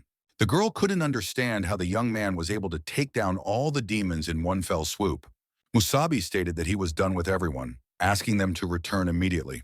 The girl shoved the guy, for he seemed incredibly strange to her. The leader noticed how the kid had been controlling them the whole time. She noticed the red power core perfectly, not understanding where the kid got that ability from. Young stated that he had a partnership with her and did not have to report to her. However, he could say that he could control the corpses of demons, because it was great that in their time, a warrior could have a couple of aces up his sleeve. She didn't expect to see the ability to control demons, and boy was it an incredible ability that no rank 5 warrior had ever heard of. The girl decided from the morning together with her boyfriend to go to the City of Dawn. For him was amazing news wanting to get power crystals for his city as soon as possible. The young man promised that tomorrow they would gain fame and crystals. The leader notices how the hero was eagerly anticipating tomorrow's demon hunt. All Barris wanted to do then was to return to the city. The girl didn't even realize what a disaster had happened in the cleared area nearby. According to the latest reports, everything in the cleared area was destroyed by an unknown force. The leader's squad was able to nail the Dawn into the city on a combat mobile base. Barris asked all the warriors to come out and not try to dishonor their city. Looking at his surroundings, the young man was similarly reminded of something, recalling some memories. Long ago, Masubi founded it with his own hands and helped run the City of Dawn. Dawn, the only Class C city, apparently the name became so after the death of the hero. They chose this name because of the battle at Dawn. Things have grown a lot compared to what they used to be in the guy's memories. The young man didn't even think that he would ever be able to see this city in his new life so soon. Also, the hero recalls, about the possibility of meeting with the others in the old days, the guy gathered a team of the strongest warriors, which had the name 6 Heroes, and these guys were closest comrades. He wondered what became of them after the battle at Dawn. Would they believe about Musabi's rebirth? The girl could not understand what the boy was thinking about, assuming he was surprised by the beauty of the city, but she asked him not to be so surprised, because they had not even gone inside yet. Dawn was the true heart of humanity, and not everyone was as lucky as the guy. Some never once in their lives could get into Dawn. The boy recalls that a leader of the fifth rank should know something, so he asked for a clue about the six heroes, what they were currently doing. The girl thought the question rather odd, not realizing the boy was asking about the old or new six. The hero wondered about the existence of the old and the new, not realizing if there were more than six warriors. The kid clarified that during the Great Masubi War, the guy even had the same names and it was his group of strongest warriors. The leader covered the guy's mouth, calling the hero a crazy cretin, not realizing whether he was really crazy or faking it. Everyone knew that the new six didn't like it when the old team was mentioned, asking the boy not to dare speak of such a thing inside the city of Dawn. The people had a new king, and the old king no longer existed. The new king was now humanity's strongest warrior, so if the boy meant Masubi, that warrior was already the fallen king. She warned the young man again not to dare to repeat such nonsense when they entered the city. The hero was upset by the appearance of a new king and a new six. The boy agreed, but wondered what had happened to the old six. The leader realized that the boy was definitely a dumbass if he didn't get it the second time. The squad didn't realize what fly had bitten Commander Barris. The girl decided to calm down, providing a final warning: never mention the old king and six within the city limits of Dawn. The young man could talk in a C-class town. They were also considered heroes, but it was completely different in Dawn. This was especially true of Old King's Feet, which was no longer very popular in Dawn City. The girl asked to hurry up, asking for the fifth time not to forget the cardinal prohibition. Guys go to the big terrain. It was nonsense for a guy to have people think he was a bad ruler. Not understanding how humanity could call a hero's death in vain, it wasn't clear what kind of upheaval occurred after the guy's death. Masubi led the six and the rest of the warriors in their fight against the demons. Alone, he dared to go and explore the Guan obelisk to understand the mysteries of the demons. Obelisk Guan in 3069, 6 huge obelisks fell to the ground, and demons with 6 cores of different colors, with names Qi Scarlet, Huang Yellow, Liu Green, Lan Blue, Z Purple, Hey Black, got out. Today, only Masubi knew one of the obelisk's secrets, that the demon ranks were actually not 7, but 8. The hero didn't believe all his efforts were in vain, not realizing if he deserved to sacrifice his life for nothing. The boy saw in front of him a brightly colored passageway to the Class C side of the City of Dawn, in which he saw a long-ago memory from the past where many people were laughing joyfully and having fun. The boy couldn't believe it when he saw what he was, the center of humanity, in which much had changed. Dawn was a huge city, although it would be incorrect to call it that. It included many different independent neighborhoods and buildings. The city was surrounded by long and high walls and divided into 7 districts, 6 of which were controlled by the new 6, and the central district was already under the control of the new king. Though everything looked different now, Masubi remembered the design of the cities that hadn't changed. Even the smell was the same. The young man remembered that there had been a statue of him somewhere before, more like his monument, with a great proud name. Only she wasn't in the best condition and was wrapped up like a mummy forgetting people. The leader noticed the boy's attention on the statue of the old king that was decades old, erected in his honor when he was alive. She had heard before the people to love him, but lately there was already a lost love. The girl heard how the builders wanted to move it so that a larger statue of the new king could be erected in that place. The leader was embarrassed, didn't even know if it was good or bad to do such a thing, but there was one of the number of the old 6 standing near the statue. The kid couldn't believe to finally meet someone he knew over 60 years ago. The girl brought flowers to the former hero to salute him. The leader knew her as Lena from the former 6, who was once the strongest warrior with the healing skill.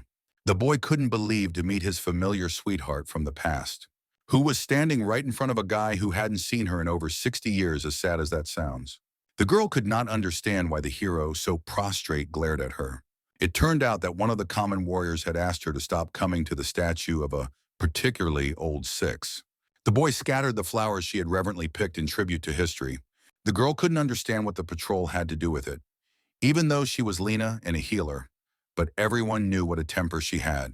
It will even be a bit of a stretch for a young man to observe what the end result will be. However, for some reason the girl was broken, and was not the same without showing temper against them, only apologizing. The hero couldn't understand why such a thing happened to Lena. The knights noticed how the others didn't care who the girl used to be. But for the old six, even the demon cores were gone, and Lena was no longer a warrior, savvy if the new king didn't relent, she would be thrown out of the city of dawn. They pointed out that such things happened all because of the cursed old king, who was always self-righteous, because of whom it was as if mankind was living in a dungeon. Calling the monument a real piece of garbage not worthy, taking up good territory, she couldn't stand it and slapped it. Suddenly there was a silence that surprised the two parties. The girl, having lost even a drop of hope of vindication, could not allow herself to be called names on the hero's monument. The man wanted revenge on the woman who dared, being a lowlife, to raise her hand against him. The guy stopped when he saw the sharp blade in front of him, a millimeter away from his face. Musabi couldn't take such an insult to his former comrades who didn't deserve such treatment. The young man threatened the guy only to try to touch the girl, and he would immediately take his life. The guards couldn't believe what the boy was doing against their comrade. The guys threatened to drop the sword immediately, or they might open fire on the hero. The boy notices how the boys were no different from the gang of hunters behind the wall, contemplating teaching a little lesson. The leader stopped this outrage because there was a misunderstanding. Those came from Pakedia, a Class A city, to participate in the demon hunt. The warriors, on the other hand, didn't want conflict with warriors from another city, asking Musabi to put away her weapons as well, and not to forget that she now represented their squad. The young man couldn't help but obey the girl's instructions, except to hide the blade. The guys did not expect to meet the newly arrived participants of the hunt, put a big bolt at once, not wanting to mess with them. One guy didn't like this kind of behavior, asking the guys not to cause trouble and scrambling off to the hotel, who was incredibly lucky because of the good mood. The warrior asked the boys to move away before the troop complained about them. Linda didn't realize if she was familiar with the character. The kid wanted to gaff that the strongest warrior on the end had returned, but he was afraid the outburst would only make things worse. Barris told me that the hero calling him a devil also got Musabi whacked. Linda couldn't believe her ears, not even knowing how to react to something like this. The young man tried to turn away, noticing that he was born that way. He too, like the old king, had been slain by Musabi. The girl stood on the spur of surprise and delight at the same time. She hid her own face, not expecting to make contact with the guy. Linda mused that a name like that was a big solid headache. The girl didn't understand whether the older generation, paying attention to the guy, helped her, but in return did not even get a thank you. The young man asked the leader not to interfere and to forget what had happened, asking her not to talk to her, for the girl was incredibly hard on her soul. Sooner or later, Musabi will find her himself to explain everything to Linda. The guy is sure the girl will have something to tell him later. Meanwhile, in the city, it's dawning on the second day. Demon Hunt's opening parade. There were an intentional number of people who came to congratulate each participant. The leader wanted to arrange a meeting with the person in charge of the power crystals after the competition. The boy was glad that Barris hadn't forgotten about their agreement.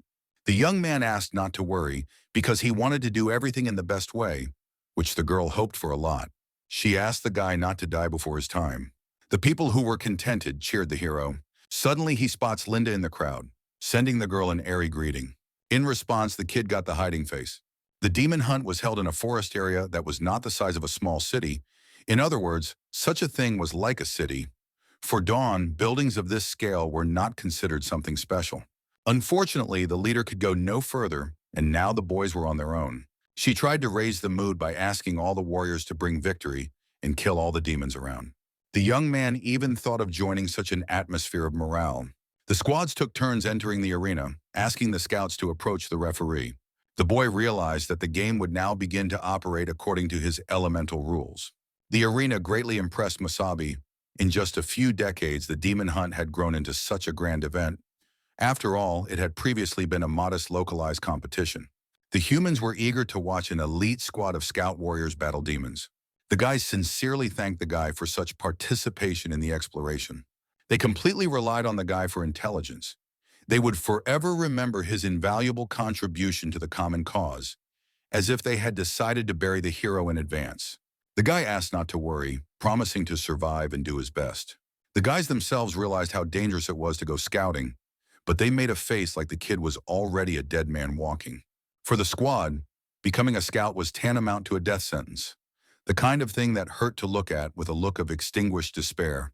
The girl asked the scouts of all the squad to get ready to speak, but first she wanted to express her sincere admiration for the guys. who were sent into mortal danger. But despite this, they bravely prepared to go forward. The girl wanted to talk more about the mission, which involved going deeper into the contest area, gathering all the data they can on the demons for their squad. The presenter strongly advised, be extremely cautious, because it was unknown, with demons of rank they would be able to encounter. The hero notices that almost all participating warriors with a second-rank core, and the one whose warriors turn out to be the most outstanding will win. The girl asked to welcome one very important guest, who was the highest-ranking judge of one of the all-famous six. The young man couldn't believe to discover one of the new six. The host asked for a round of applause, the strongest warrior with healing cores. People were greatly surprised to encounter a warrior with as many as 2 demonic cores. The man turned out to be one of the great new 6 dual-core 7th-ranked Fang Dilan warriors. A boy who possessed 2 cores could prove to be incredibly strong, but there was no telling for how long. The audience shouted throughout the arena welcoming the new hero, who looked incredibly strong. The entire arena congratulated Dylan, who furiously greeted all the fans with a smile. The hero notices suspicious 2 cores. Previously, this technology only existed in theory. 2 cores of dual power, though there were doubts in the guy's mind, because with high synchronization, it was hard to predict the level of possible power. Usually the host drew power from the demon's core, and the better the synchronization, the more likely to achieve the power of true demons. Not everyone was able to withstand such a blow to the body. It felt as if the energy could tear the host apart, actually. That's why many warriors with weak physical stats or poor adaptation levels have low synchronization. In the past, humanity had learned to fuse a single core, but 6 cores. She's stronger than past greats. The girl was delighted with Dylan, who was honored by her presence. The hero considered the outrageous attitude of the old 6 was not even going to brood before him. The warrior sincerely admired all scouts who are willing to accept the mission in spite of terrible danger, so for them, the guys turned out to be great warriors. That one wanted, even as a reward for their bravery, after completing the contest, each would receive a 3rd-rank core as a gift, being in anticipation of their return. The scouts thanked the great warrior for providing such an opportunity to improve skills. One of them noticed how the hero stood unmoving, not understanding why he didn't bow before such a great man.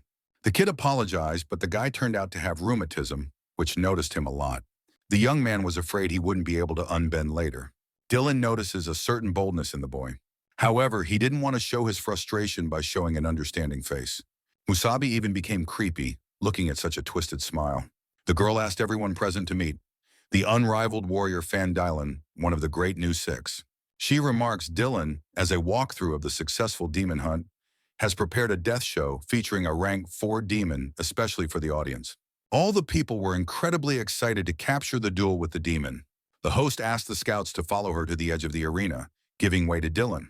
The hero realizes a deadly performance with a rank 4 demon. It was strange to watch the 6 demonstrate authority and power in such a way. Such a thing was quite a challenge. Dylan apologized to the host but asked to clarify if this was the first time the girl was working as a judge. She confirmed the Lord's words, being grateful to meet him. The boy moved closer to the bunny girl, suggesting she get out of here immediately while she can. Dylan asked him to stop talking about the new 6 because the guy was really annoyed by the word new. The warrior threatened if the girl was from out of town, one careless move, and there would be mincemeat instead of bunny. The girls, watching from the side, beheld how the gentleman treated the girl elegantly without hearing the conversation. The guy asked to get out of his sight immediately. The young man overheard an aged conversation. Dylan decides to take on hosting the show himself. After introducing the audience on behalf of the 6, he prepared for them a deadly performance with 4th-ranked demons. Dylan wanted to wish all the contestants a safe end to the show, wanting to wish the brave scouts good luck in the competition. The audience did not stop talking and cheered hard for the leading gentleman. Meanwhile, Masubi analyzed his behavior. The host asked to raise a secret treasure challenge. From the dungeons comes a great ceremonial gift. Dylan asked to be let out, asking the announcer to explain in more detail about the substance and point. To catch this demon, one had to dispatch a squad of their 3 4th-rank warriors, asking people to behold the terrifying power. Presented before the eyes of the audience, a rare instance of bloodthirstiness, even for him, a rank 4 demon, a ruthless killer, metal elemental with a red core. The demon didn't understand what was going on around him. Not knowing what the stupid people were up to, he didn't understand why they left him alive, and surrounded him with a lot of meat. The creature applied the growth skill, beginning to prepare to attack. The demon literally ignored the host Dylan, who was a bit humiliated by this behavior. People were greatly frightened by the terrifying monster that tried to devour all the spectators. The demon notices the protective barrier surrounding him. Dylan winded the lowly creature, who thought to scare the audience, throwing it back to the place of performance. The young man asked the demon to realize who in the arena was a mindless creature. A heavy-duty dome was installed over the arena beforehand, and it was set up by one of the Great Six that was the strongest among the illusion skill warriors. Touching the barrier, the children confirmed the great warrior's words, revealing a protective screen in front of them. The guy wanted to ask a favor of the monster, to be kind and die in front of all the scared people. The demon asked me not to kill him. Out of fear, used all his powerful energy to prevent the warrior from approaching him, cutting through the most powerful attack in his arsenal. Dylan turned out to care, some ability of a pathetic demon who can't even do anything. It was funny to the guy to watch how the demons didn't bark with intelligence at all, let alone manners. The demon tried to break the great warrior's protective barrier. However, he regretted it greatly when he lost his arm to Dylan's abilities. The boy asked the creature not to even try to cross him in any way. The monster didn't understand how a person who possessed a green core could attack so aggressively. The green core usually indicated healing skills, so generally such warriors did not take an attacking stance. The demon wanted to overpower the guy in front of him even with one arm. Thoth felt an incredible regret for what he had done. The warrior captured a monster that was as harmless as possible against him. Dylan notices a slight correction to his core, though it was a green core, but that one wouldn't be a 6 for pretty eyes. The creature didn't understand how the man got hyperblastosis. The monster gradually absorbed the incredible pain from the great warrior. The young man picks up on how the demon talks a lot, so he closed his chasing mouth, which should have been shut. The creature was like a puppet for the host to show a great show of superiority to the demons. After a while, the guy got the core, which then self-destructed. The boy wanted the blood of this demon to mark the beginning of the competition, allowing the demon hunt to be declared officially open again. People idolized Dylan for his incredible abilities. The character notices the insane power. Given that skill, there was an assumption that in addition to supplying doubled strength, both cores fed off each other. Such a thing was not as simple as the boy had originally perceived. It was curious how powerful the so-called new king was then, who was pissing Masubi off because of her similar treatment of Lena. The audience thanked Mr. Dylan for a great performance, asking the scouts to finally enter the arena. The scouts also wanted to bow to Mr. Dylan for providing the warrior skill, except for the hero who wanted to put the biggest possible bolt on the new Warrior 6. Dylan asked the guy to hold on for a while. Masubi wondered why a pompous warrior like Dylan would turn his attention to some scout. The warrior notices how strangely the hero stared at him, not realizing what it was that offended the guy. The young man disagreed with him, for he was just tuning up before the fight to keep his concentration, and the warrior knows that scouts take a lot of risks. Dylan thought the conversation was strange, but he could well imagine the horror. Handsome notices the hero's interesting character, wanting to even root for him. The warrior asked the lad not to disappoint his expectation. A young man with a handsome face like that trembled a lot just by his presence, recalling the old days. When he was still cutting open the guts of the demon, the warrior was still crawling under the table. The facilitator asked all scouts to line up and listen to the rules. First to go were the scouts, whose main task was to be the eyes of their squads, considering the strength and skills of their own comrades. The guys have to find the best combat route. In the allotted time, the squad will have to kill demons and thus earn points. Youngsters can meet not only lower demons, but also stronger ones up to the 3rd rank, which are scattered throughout the forest zone. The area of the state is huge. Scouts must be more careful when directing the squad along the route. Masubi notices how the guys being with rank 2 cores considered even lower rank demons dangerous. Spotting such a commotion, it wasn't clear why the scouts were severely underpowered. Synchronization directly depended on the willpower of the man. Scouts, young men on whose shoulders did not yet bear the weight of the responsibility of the commander of the squad, and thus were weaklings to the point where those like Darren, who only had a core of rank 1, were far ahead of the youths. In a situation of lack of resources and daily struggle for survival, skills and a certain consciousness were developed, but some began to break down at once. Valiant Warrior wanted to add the end result. Every year the organizers imposed a special condition. It was the year when the 4th-ranked demon would appear. They could correctly hear somewhere in the forest area a fourth-rank demon would be imprisoned. If intelligence has the guts, they may try to tackle him. As a result, if the demon falls, the hunt will automatically end, and those who have already killed his unit will be considered the winners. The hero couldn't believe that the tradition after 60 years could retain the original meaning, in which the fourth rank of demon gave the most points. The announcer announced the start of the demon hunt as all the scouts except Masubi scattered into the forest area.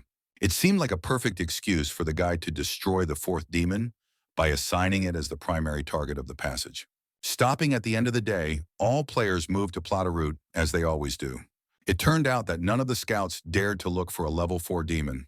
Even if such a thing would bring victory, the young warriors were so inexperienced that they were driven by the fear of death. Meanwhile, Dylan and his maid were watching the hero quite closely. The guy needed data on one scout. The girl agreed to help the gentleman by asking what Dylan was looking for. The young man turned his attention to a scold with white strands, who was walking as if he were walking around the park. After analyzing the documentation archives, she was able to find the necessary information, in which the guy was competing for the city of Pakedia and was registered as a third-rank warrior. Dylan was interested in a hero who possessed a third rank, but usually went guys no higher than second rank. It was easier to say effective use of powers. The boy's behavior was rather cocky, assuming due to the fact that the others were lower in rank. The warrior wondered how the guy got hitched. The girl couldn't believe it. However, she saw Musabi's name. The boy absorbed the energy, shifting into a state of rage, asked to repeat the pronunciation. The girl showed the tablet with the dossier, asking not to blame her because she had just read the dossier. The guy was able to verify Musabi's name for himself. Dylan was greatly amused by the name of the worthy dead man. The spectators continued to rejoice at the Great Demon Hunt Festival. The guys were able to locate the demon after a while. Each of the warriors, in their own way, put a mark pointing to a creature lucky enough to find a group of inferior demons. The scouts continued to move on. The scouts' job is to mark targets and plot a route, and then they will earn the most points. The hero watched their burning chewing to overtake and win, and inadvertently was able to remember his own past.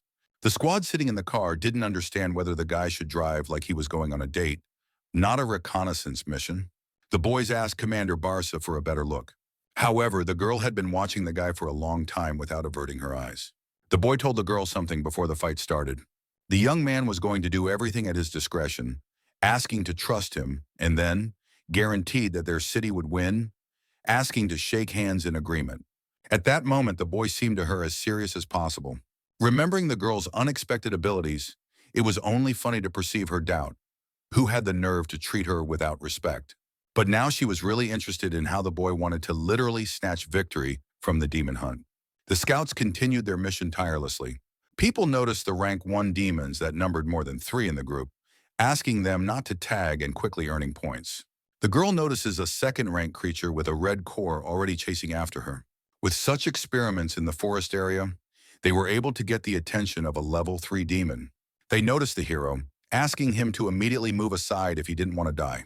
Noticing the third-rank demon, the boy knew which way he was heading. Demons didn't sting more than one capable warrior who died from his abilities.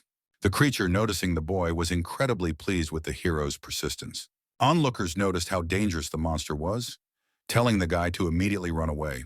The demon thought people should have died long before he was born, not understanding why they kept him in this cage. The boy notices how the meat demons are much more ferocious than those outside the walls. It turned out to be the fact that they were kept in captivity. The creature asked the hero to stay still and die in the end.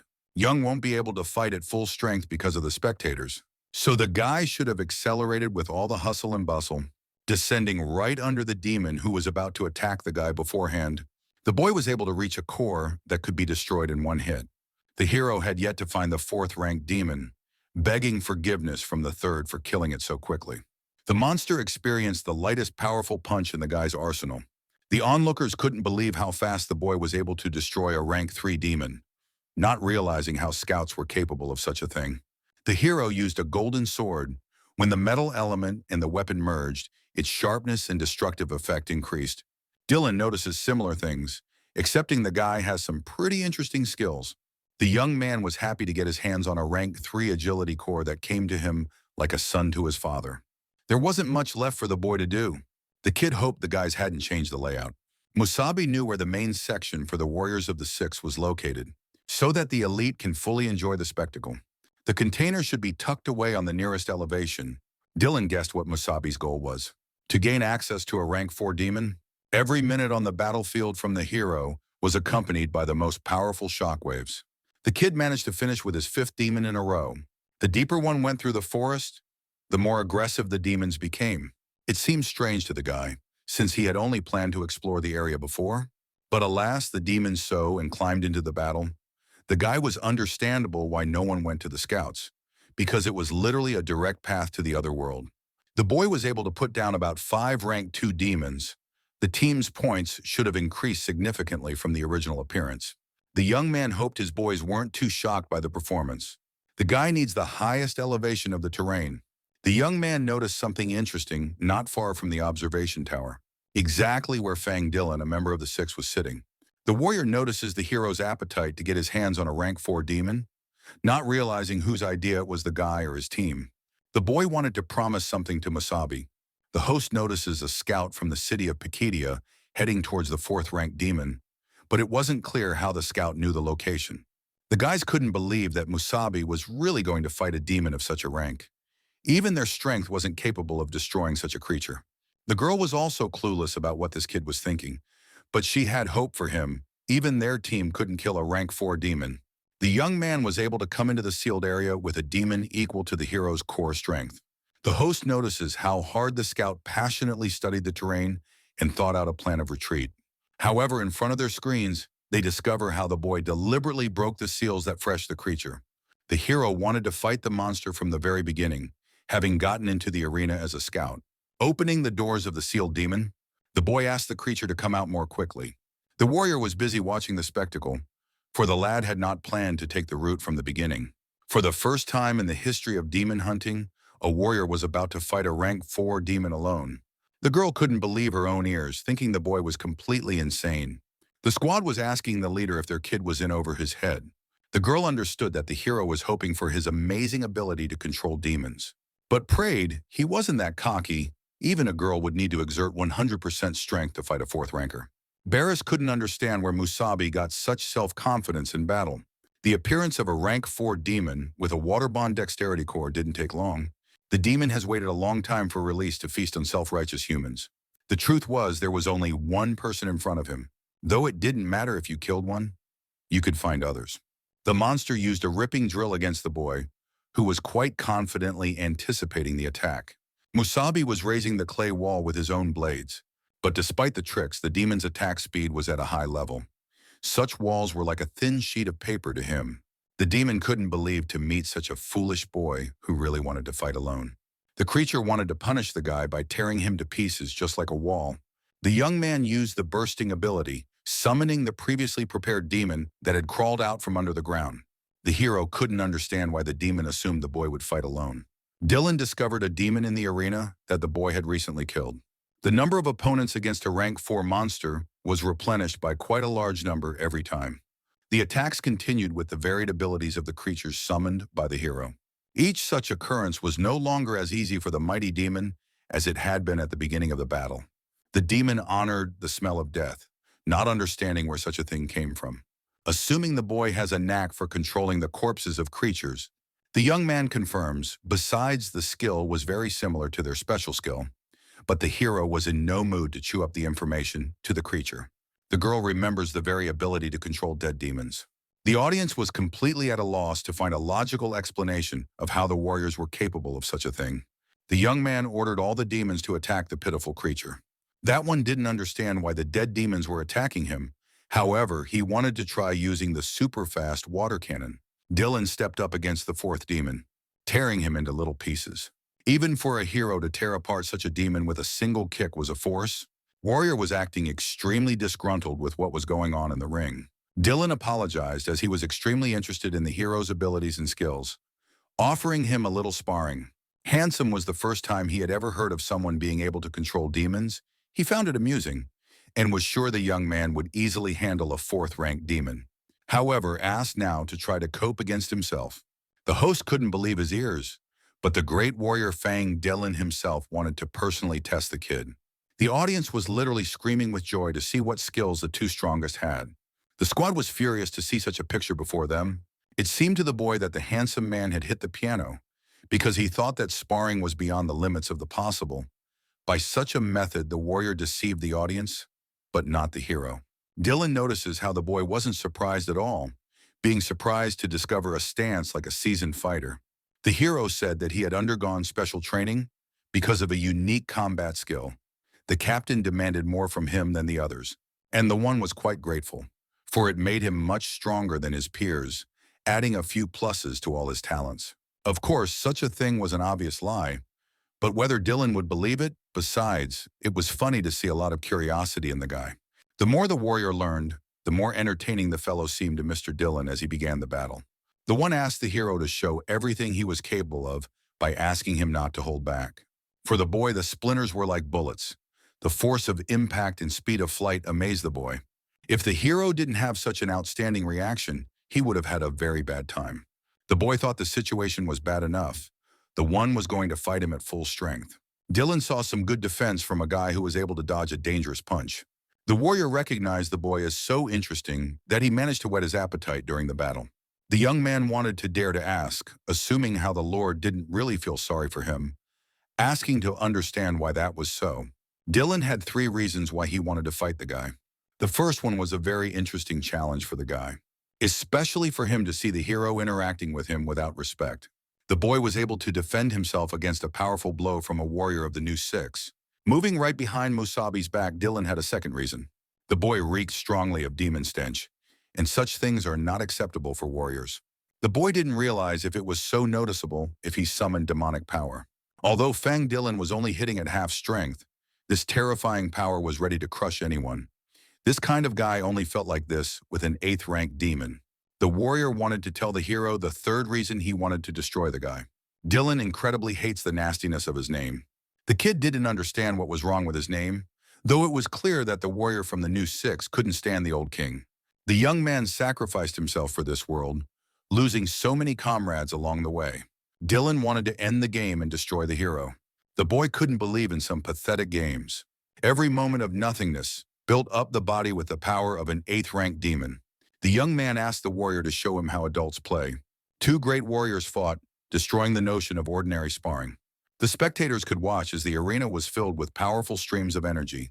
The fight went on for quite a long time. Dylan decided to pull back. The unknown power that subdued his blows intrigued him greatly. It seemed odd to Dylan to fight a 3rd-ranked guy on equal footing when he had a 7th-ranked core. The hero wasn't going to just stand and surrender in front of a man who had absolutely no appreciation for the former king's labors. The spectators couldn't understand how it was possible for a scout to withstand the blows of a great warrior from the Fang Dylan 6. The warrior possessed green core healing but was incredibly strong in physical combat. The host notices Mr. Dylan bleeding for just a moment. The great warrior did not want to allow himself to be embarrassed in front of an audience that idolized him. After accumulating enough strength, he asked Masubi to rest in peace, waiting for an explanation as to why the guy reeked of demonic power. The people were greatly impressed by the great strength of their lord, who dared to use most of his power against the scout. Dylan went after a guy who was highly suspicious of using demonic power. The boy realized that such power of blows could blow the young man to the wind. It was impossible to hold back any longer, or he would simply die.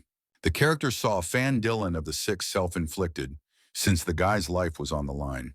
The young man wanted to go all in, even if he couldn't overpower the guy, but will nevertheless do whatever it takes to survive. The guy couldn't even imagine how much the hero had great purpose to ordinary people. Suddenly, Linda enters the fray, who couldn't afford to let the 2 jerks' lives be threatened. The girl missed all of the guy's punches and dispelled the large stream of energy flowing through them. The host notices an unknown force suddenly appearing. The kid thought it was a stupid thing to do, not understanding why the girl interfered in the fight. Linda couldn't allow a battle in such an arena. The girl heard the boy didn't take kindly to the warrior. However, Vale Lidna, a member of the old 6 who possessed a 7th-rank healing core, seemed to have taken a liking to Masubi across the board. The boy was greatly surprised by the appearance of the girl who had come to save him. Lena used the core to get her body back to its former fitness. The boy was quite surprised at the unexpected encounter, assuming she had forgotten that they were forbidden to wear battle gear. Dylan couldn't believe the girl would be willing to disobey an order from the king himself. However, Lena has everything in her memory gift. Unlike some, she couldn't participate in any demon-killing activities. So she asked the guy not to talk nonsense about clothes, and if, for example, she had nothing but a suit, she wouldn't go around shining her naked body in front of everyone. Musabi managed to recognize Lena from such a ton of conversation, which is still as straightforward, being the fire of the six. The guy used to overshadow her, but he never thought the day would come when they would switch places.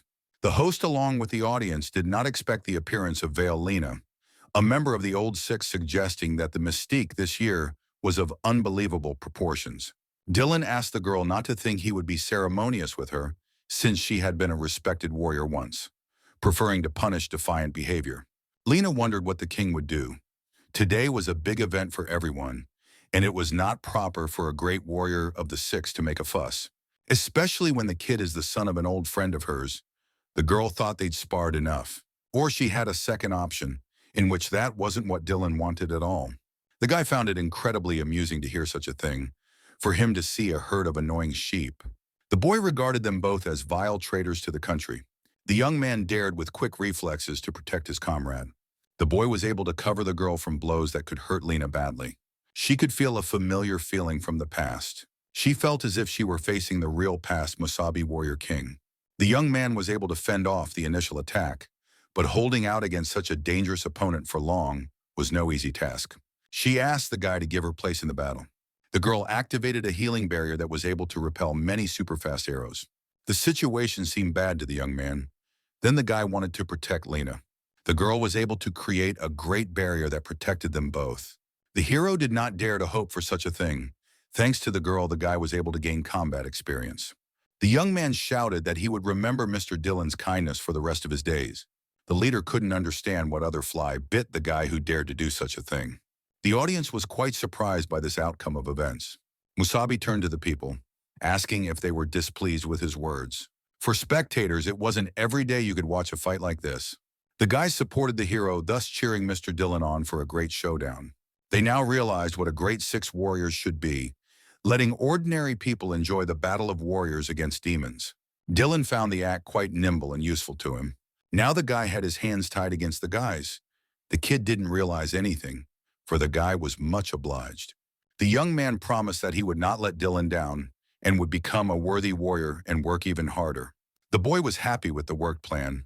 The one will not be able to go to willful violence in front of everyone. Meanwhile, the girl found such a boring force to deviate.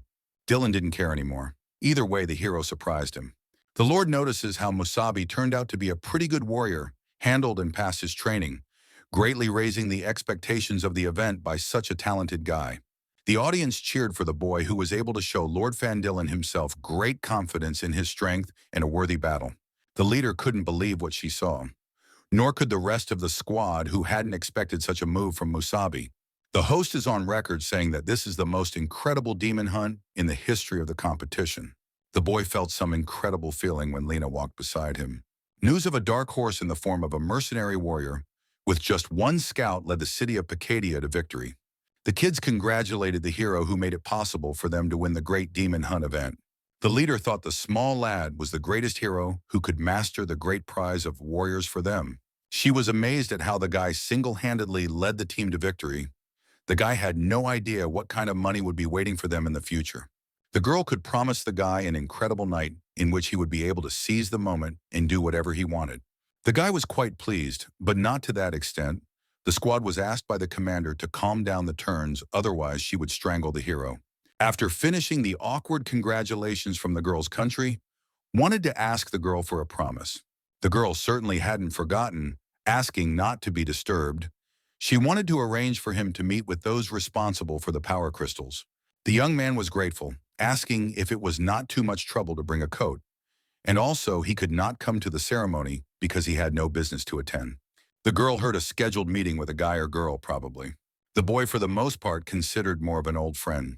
The boy strongly dreamed of meeting again with the girl who was dear to him 60 years ago. The hero greeted her. He wondered why she had made the appointment, assuming some sort of conversation.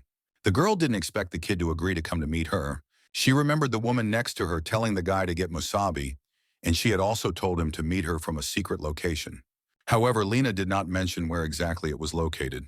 The girl asked the guy to tell her. Is the hero the Musabi she knew? Sometime back in the past, the girl wanted to ask the guy to correct her if she was wrong, but no one went to a place like this, and the view of the city was just gorgeous. Lena felt incredibly good to be in a place like this, especially with Musabi. I'm paraphrasing that it's her secret place. The kid gave the girl a little punch in the forehead, laughing from her secret place, not realizing how old the girl was. The girl asked to stop punching her in the forehead, and also everyone had a secret spot. She thought the guy was a dumb log who only knew how to kill demons, but otherwise didn't make any sense at all. The hero asked to calm down, agreeing with Lena about a beautiful secret place that was considered a glorious place. The girl asked to look at one point. Lena decided that this place would become her and her hero's secret place, and I wanted to keep it just between them. She asked for confirmation of her assumption that the former Musabi who remembered their secret place was in front of her.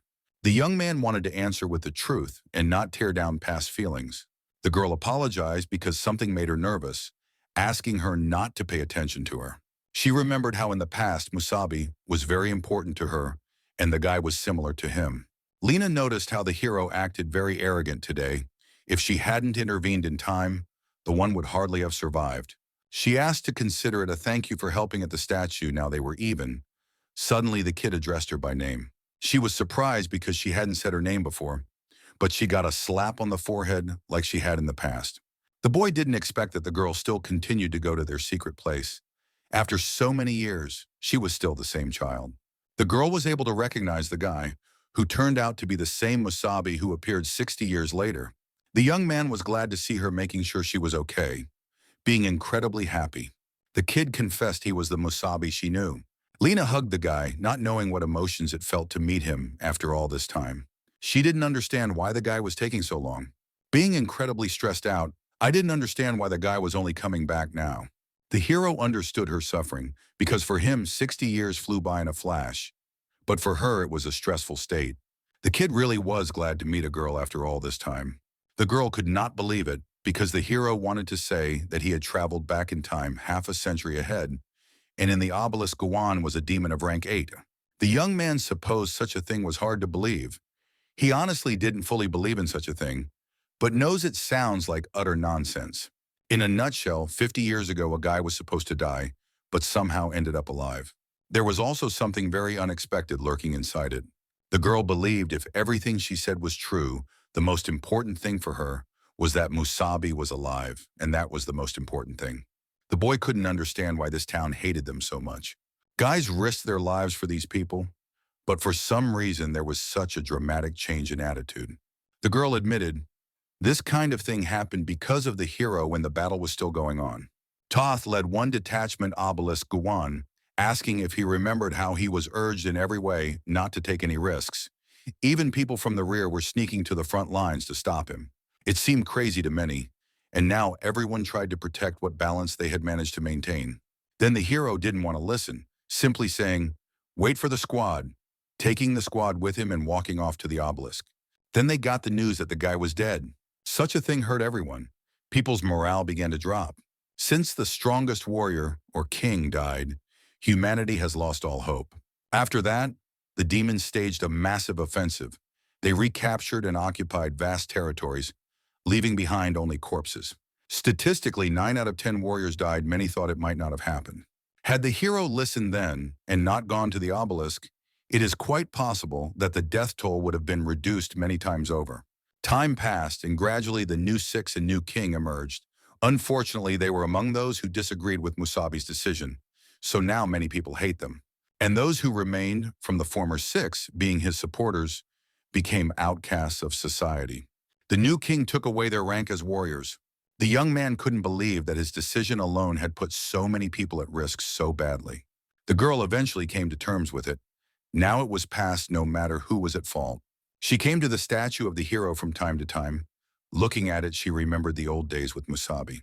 But somehow, miraculously, the guy managed to survive. The hero himself still could not believe it. The kid asked not to talk nonsense because then he went to the obelisk with one purpose, to get rid of the demons. He wanted the next generation could live in peace and tranquility. The girl asked Musabi to calm down. She understood why it hurt him, but people couldn't be blamed either. This whole situation had turned out too bad for many people who needed someone to blame. So the target of the anger was the hero. The young man wondered about the others, where all of the 6 of them were. The girl confessed after the death of the hero, some of them died in battle. Only 3 left, including her. Jackson was a yellow core, badly wounded. Then of his own free will, he gave up the title of warrior and left the city. Lena had originally planned to leave as well, but that one is much stronger than the hero in the past. The boy probably couldn't help but notice how the new 6 far outnumbered them. For the boys had 2 cores each. Masubi couldn't just allow Harold to be abandoned. They should have tried to get him out of there. The guy couldn't believe what was being said. The 3 cores realizing how such a thing was possible was incredibly taxing on Musabi's brain. The girl suggested the possibility of another way. The hero was most likely already aware that demons now possessed the power of the elements, which made quite a difference on the battlefield with them. The boy assumed to defeat the new king with the power of the elemental demons. Demons used to have only cores, red, yellow, green, blue, purple, and black.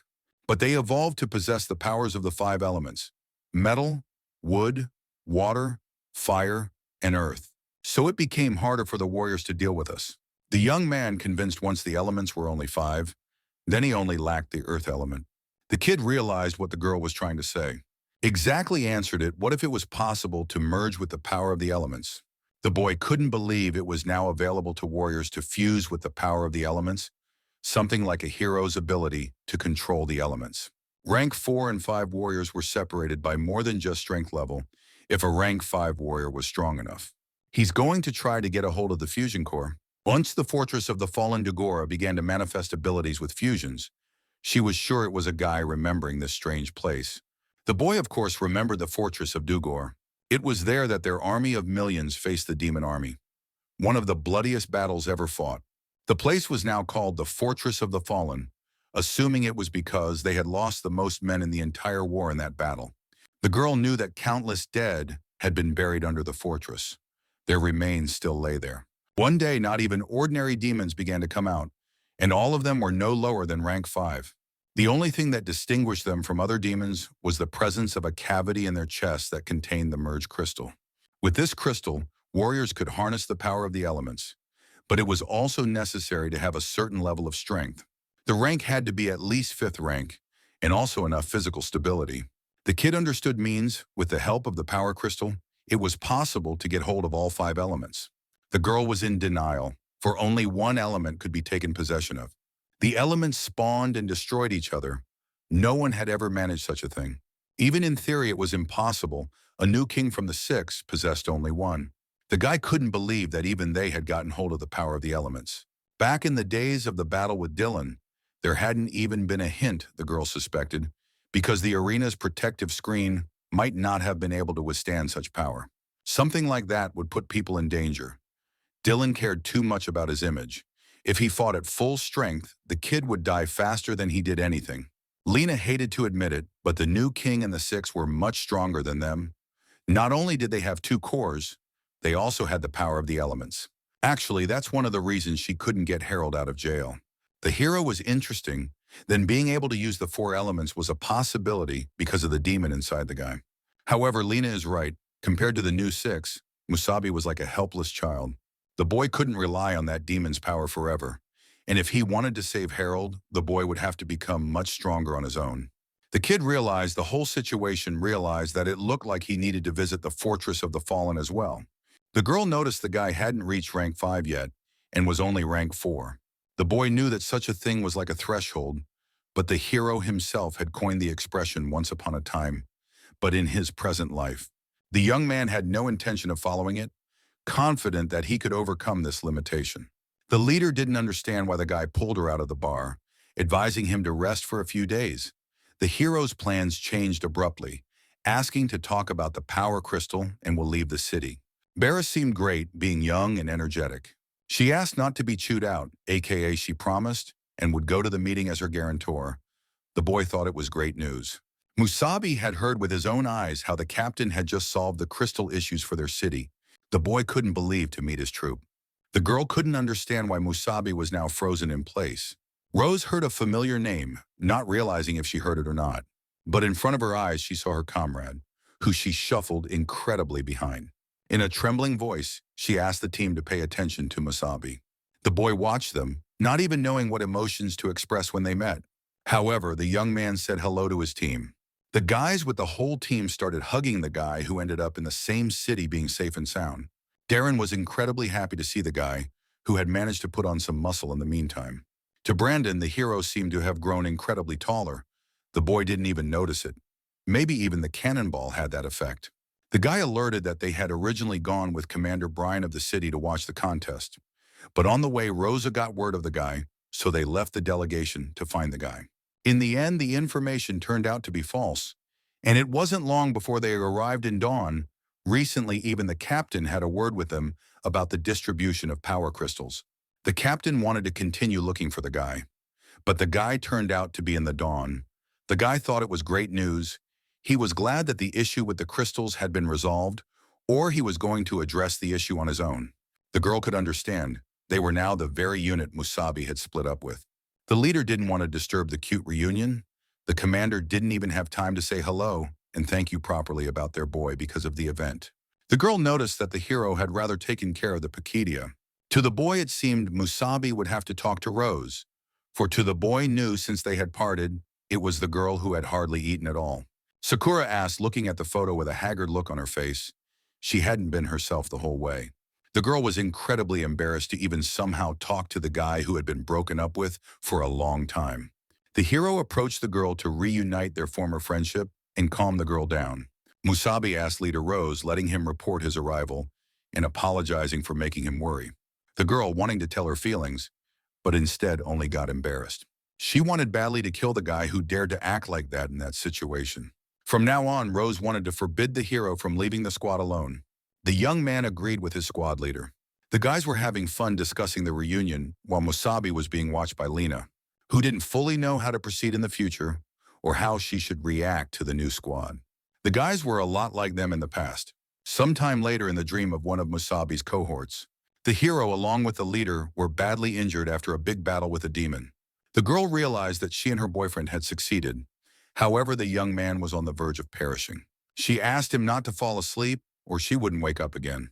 The girl begged him not to close his eyes and keep them open. Suddenly, the demonic stone that was needed to master the elemental fell out of the guy's hand. The crystal of the elements produced a fusion with the power of the elements. The demon couldn't figure out who he had for dinner, and even with an elemental crystal. But alas, there was an end in sight for the boys, which meant death. The girl was wounded by a creature that attacked them suddenly. Rose couldn't believe to meet such an end after all the way through. The demon didn't expect her to still be able to move after so many wounds. She asked for Musabi's forgiveness, for she was so weak that she could not protect him.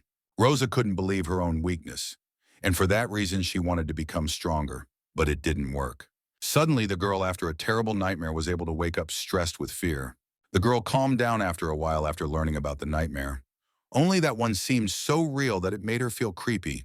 Rose was all wet after a strange dream, contemplating taking a bath. Suddenly, a hero bursts into the room, asking if the leader is okay because of the screaming. But going inside asking if the girl was okay, he happened to see Rosa's underwear.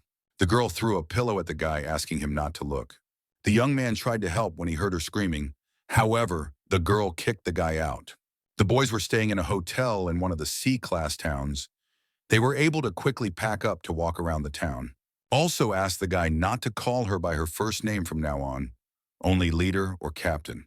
The boy heard the captain asking if she had managed to get a good night's sleep, for they had a long journey ahead of them. The girl slept like a baby, if you didn't count the terrible nightmare, and the guy also pissed her off that he pretended like nothing had happened. The boy notices how this city was on the way to the Fortress of the Fallen. If they go according to plan, by the evening we'll be there. He even heard that arriving at the fortress, city guards will test their strength. There's no way to avoid it, or they'll count it as trespassing. So it was bad news. It was just as their captain said. The place where outstanding warriors of the 5th level and above could get the crystal of elements. Around it, a wall was erected, and all around the perimeter were squads of high-class warriors. The fortress was seriously guarded, not only from unauthorized entry, but also from the possible appearance of demons. The guy was curious if the girl really wasn't afraid to go along with him, even though it was a request from his superiors. But he didn't think for a quick agreement. After all, Not every fifth-rank warrior was willing to stick his neck out there. Being the captain, she worried about him, and the same one was always finding trouble on his own head. Besides, it was too dangerous to go alone. The girl asked to remember the hero that she went there not for his sake, but for the sake of the mission, because the captain instructed to increase her rank. The one hope that this mission will help her to grow to the second. The hero understood her thought, remembering how the others like Brandon and Sakura also had challenging training ahead of them. The boys were enthusiastic and moralizing. The girl was the captain, after all, and couldn't let him go alone like she had last time. The young man, remembering the reunion, would not want to allow bitter tears to be shed either. Rose couldn't understand why the boy was suddenly smiling for no reason. She called her vulgar smile, assuming the guy was recalling a recent incident at the hotel. The boy, of course, disagreed with her thoughts. Meanwhile, the bosses wanted to find healers for a squad of at least level 5 and other warriors. All the warriors were near the fortress of the fallen Dagoras in the warrior check area. Finally, the boys were able to get to the right place. The crystals were within arm's reach. The others couldn't believe meeting a 4th-ranked guy and a 1st-ranked girl passing nearby, asking them to go back and not go any further. The guys suspected them as a couple in love who had managed to get lost. They knew no one would let them in there. The boy notices how, in a place like this, the guys were put in absolutely nothing, asking Rosa to demonstrate something prepared in advance. The guys turned to a couple of newcomers, who assumed someone was showing off for a girl. The one did not understand how only such fools the earth carries, not understanding of whom our hero was squirming. The one saw the 4th, and even a girl of the 1st rank dragging behind him, suggesting impending death. The leader couldn't understand the scum that inhabited the place. Masubi asked to lap it up. After all, it wasn't worth paying attention to such low-grade provocations. The people standing nearby noticed how the mere clan lord himself was interested in such a thing was interesting to watch. And behind him is one of the best mercenaries, a rank 6 warrior. Someone even saw scary information about him. That thug had already gotten the crystal and gained the power of the elements. With such a warrior in the squad, fork the probability that this time they would be the ones to get the crystal. The boy introduced himself as Utaski from the Mir clan, who came from Eula, a Class A city. The guy seemed like a nice girl, noting that the Fortress of the Fallen is far from a place for games and should be taken seriously. He was amused by the green core in the girl's possession. The kid offered, thankfully, note that he had his other hand free for another healer, as an exception, could shelter Rose. Rosa, along with Musabi, totaled this squad, which completely failed to catch their attention. The guy couldn't understand the audacity of the girl who didn't hear what clan and the one was from, even giving the girl a chance just because of her pretty face. The girl yelled back, for she had given him a chance by allowing him to open his mouth. The boys were quite surprised at this audacity of the stranger. Rosa noticed how Utaski was always babbling about the clan, but wasn't worth a litter of demons himself. The boy couldn't stand her, calling her a Shabala and throwing his healer to the ground. He told her that he could defeat her with his little finger. The girl noticed she may not have lacked strength, but she never faltered in the face of adversity. The kid thought the leader was a pathetic lowlife, who wanted to teach her a good lesson for what she said. Musabi stepped in for the girl, not understanding how they could be so noisy. The hero effortlessly managed to stop the guy who was mashing that he could destroy the girl with one little finger. Guy ordered Musabi to let go, or he'd scrap with her. The hero asked what his name was, Utaski. He had provoked the situation himself, and if he continued like this, there was a danger as rumors would spread quickly. The hero was sure that Mir valued their reputation. Also, a place like this wasn't the best place for a showdown, and he really thought the guards would be happy to let him into the fortress after this. Musabi asked the boy to turn his head on and think hard about his actions. The boy didn't want to think because it was obvious to him. Suddenly, the mercenary asked Utaski-san to calm down. The hero was partly right. They had come to this place quite respected and strong warriors.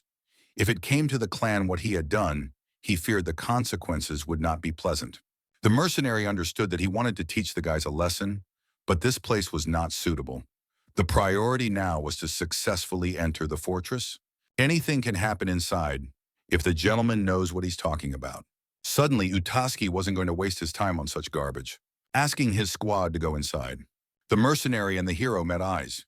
Gramila applied the element of earth, which were headed straight for the boy who didn't suspect a thing. However, the hero was easily able to collect all the small traps from the thug by removing them with his ordinary hand. The girl could not understand what was wrong. The boy reassured her that nothing had happened, just gnats. The young man asked her she'd better go to the checkpoint or she'd run into someone again. The hero was able to apply the element of metal hard skin, gathering some pathetic attempts to harm them. The mercenary realized that the boy had stopped his stealthy attack, realizing how terrifying his reaction speed was. The warrior turned to Utaski-san, asking for changes to the list of strong competitors. After all, thinks this recent guy, the most dangerous opponent who was much stronger than a rank 4, that one couldn't even accurately tell the real level of his strength. So much so that it was worth it to eliminate the guys first. The mercenary had a bad feeling. The girl found the guy 52% and the girl 42% synchronization. Rose understood since there were no rank restrictions. With their level of synchronization, they passed the test. The boy notices how Rose originally had 39%. Not only did she grow to rank 1, but her synchronization improved to 42%.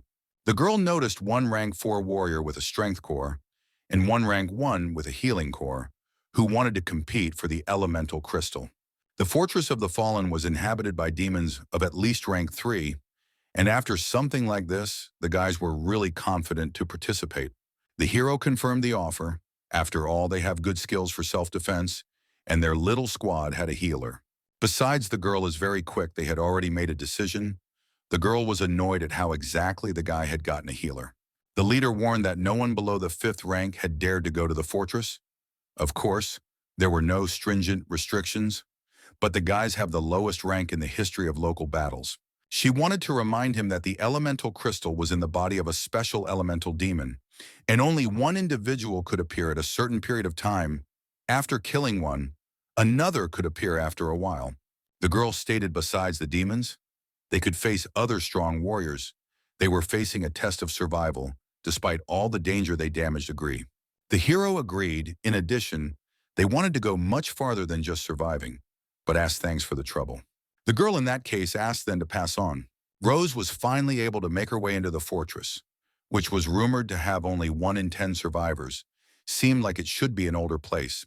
For some reason, however, she was at peace with the thought of Masubi being there for her, confident that everything would work out.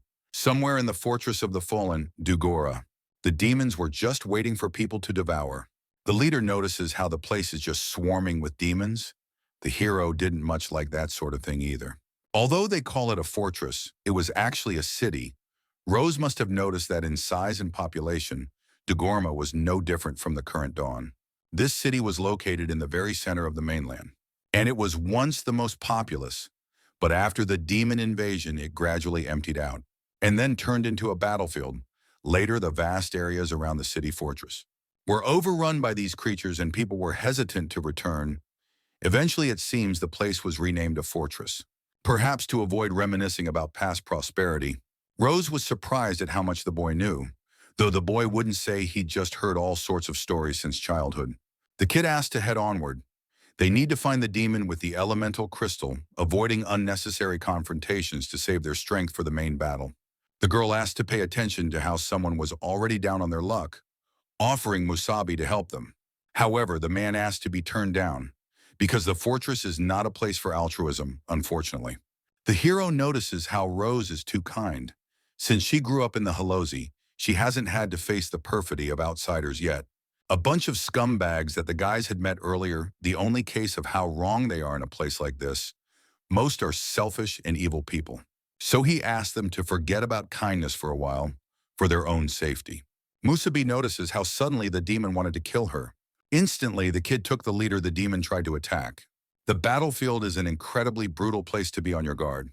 The boy was able to pick up Rose, who didn't have time to realize why the boy had picked her up. But when she looked back, she saw a demon trying to kill her. The demon was quite surprised how they dodged. Although its attacks are completely silent, it is a demon with a water elemental, rank 5. The young man wondered when he had managed to get close, assumed such a beast had gone into a liquid state. The hero suggested that Rosa finish with him quickly, or else the mob of demons would soon recreate and still attract the attention of the other squads. So suggested to act promptly, the girl agreed, not wanting to become a burden to Masubi. The demon couldn't hear, but the guys really wanted to finish him off when one had a 4th rank and the other had a 1st rank at all. Toth noticed how the guys completely underestimated him, but set about showing the opposite in time for the battle. It was really nice of the demons to take down such inattentive humans. The creature used water needles, scattering like a crystalline hail of needles directly at the warrior squad, asking all the guys to die immediately being so presumptuous. The hero notices the attack by the area, asking the leader to go to cover. Water needles were a very dangerous weapon from the air. He could only laugh when he saw the fourth and first rank, thinking they could be calm because their corpses would not be disturbed by him. Coming down to earth after a bit of needle fire, could detect a tree with metal in front of it. The young man was able to create a shelter using the elements, which worked quite well in fusion. The demon was curious to drive how the guy could control two elements at once, even though only rank 5 warriors could wield the power of the elements. The hero set out to destroy a curious demon who learns too much. The creature wanted to kill the kid for sure, who was surprising him more and more. The boy saw the element of water, noticing similar skills. The monster couldn't understand how such a thing was possible, to move besides so fast. The young man noticed the creature suddenly fall asleep, asking to stay awake for the fight. The demon only laughed. The boy wouldn't surprise him like that, asking for better use of water bonds combined with his agility. As they spoke, the hero asked Rosa to spring into action. The demon let his guard down and was kicked in the spine by another warrior. The boy was heading straight for the core, stabbing a demon who was incredibly wrong about their abilities. The hero praised Rosa for a good job. The leader herself was pleased to help destroy the demon. The girl hoped the guy wouldn't be upset if a rank 1 warrior took his core. However, asked not to worry, neither the core nor his corpse was of any concern to the girl. The girl asked not to forget that she was from a clan known for its martial prowess and speed of technique basics. The boy suggested getting out of the place for there was a chance of attracting unnecessary attention. Before the guys wanted to go further, the girl notices blood on the hero, so she offered to find shelter and heal the wound. The young man asked not to be bothered by an ordinary scratch. The leader could not allow such a thing to happen and ordered the guy to heal the wound immediately, for it was Rosa's job to treat it. Otherwise, her being there was pointless. The young man agreed to treat his wound on the way. Suddenly, the girl notices a looming target right on top of both of them. The stranger turned out to be a warrior who wanted to finish off the hero from the back. A wave of impact traveled through the ground that even the leader was able to suffer from. The boy, on the other hand, was able to block a punch that they were able to quickly locate. The warrior turned out to be right that the boy was no ordinary spud at all, noticing how the hero's skills were already far from rank 4. The young man asked to hide immediately. Gromila, being a rank 6 warrior possessing a red core earth elemental, was enraged by the battle. The girl wanted to help the guy who was suddenly in danger. The nurse to be more circumspect next time, but for now it was in her hands. Rose was under a special paralyzing technique. The girl, being a healer, should understand what was happening to her. Originally, this technique was used to treat wounds, but already with its help, you can completely immobilize a person. The hero did not understand why the guys reappeared. Abandoning your precious master and running to him, how could you do that? Utaski didn't understand how the guy had the guts to dare to defy him even before his death. The gentleman was amused to see the hero afraid of falling in his girlfriend's eyes. Rose didn't understand about what other girlfriend, assuming the guy was definitely looking for death and not the demon crystal. The kid praised the nurse for her good work, offering to reward her lavishly later.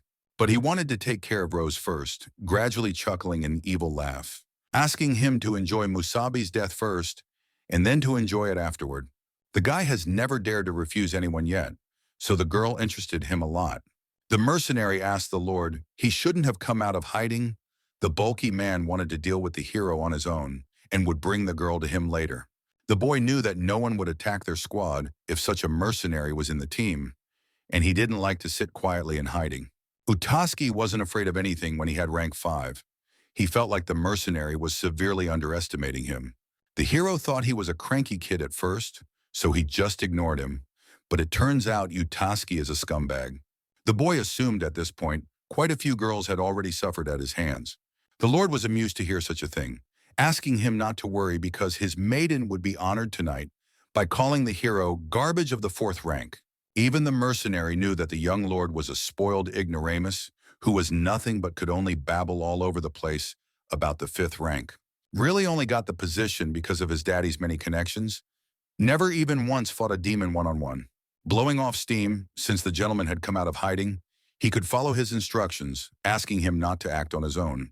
The hero didn't hesitate to kill the overconfident boy. The warrior asked to be careful, noticing the fire element aura emanating from the guy, not understanding where a rank 4 had the power of the elements from. Musabi was heading straight for a guy who knew nothing about being kind to people. Knowing fools like that ruined the valiant title of warrior who have no place on this planet. The gentleman was greatly frightened at the impending blow from the lad. Asking the hero not to approach him, he didn't even realize why he didn't even try to attack.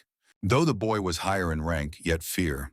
It was as if the devil himself was attacking him, one that could not be defended against. Asking for help, the warrior intervened with a surprise attack on Musabi, asked the young man to say goodbye to his hand by cutting it off with a sap. However, the boy was able to dodge faster than a punch and fended off the mercenary's attack. The old man had not expected such a slick reception.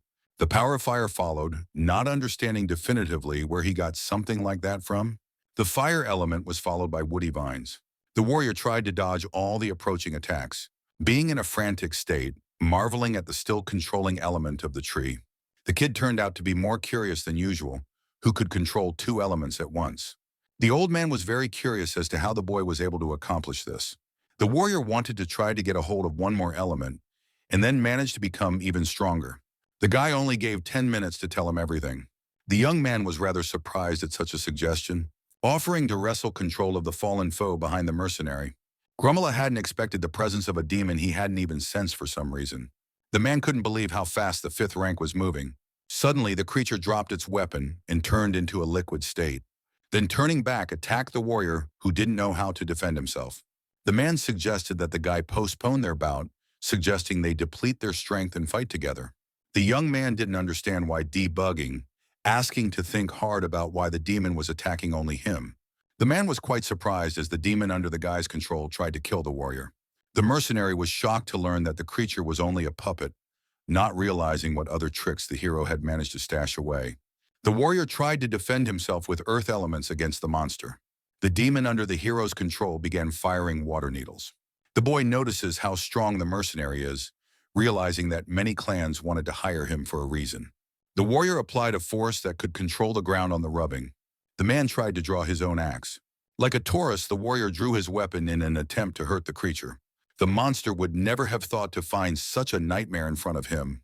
However, the hero was able to control the demon under any curves, spotting an earlier approaching attack.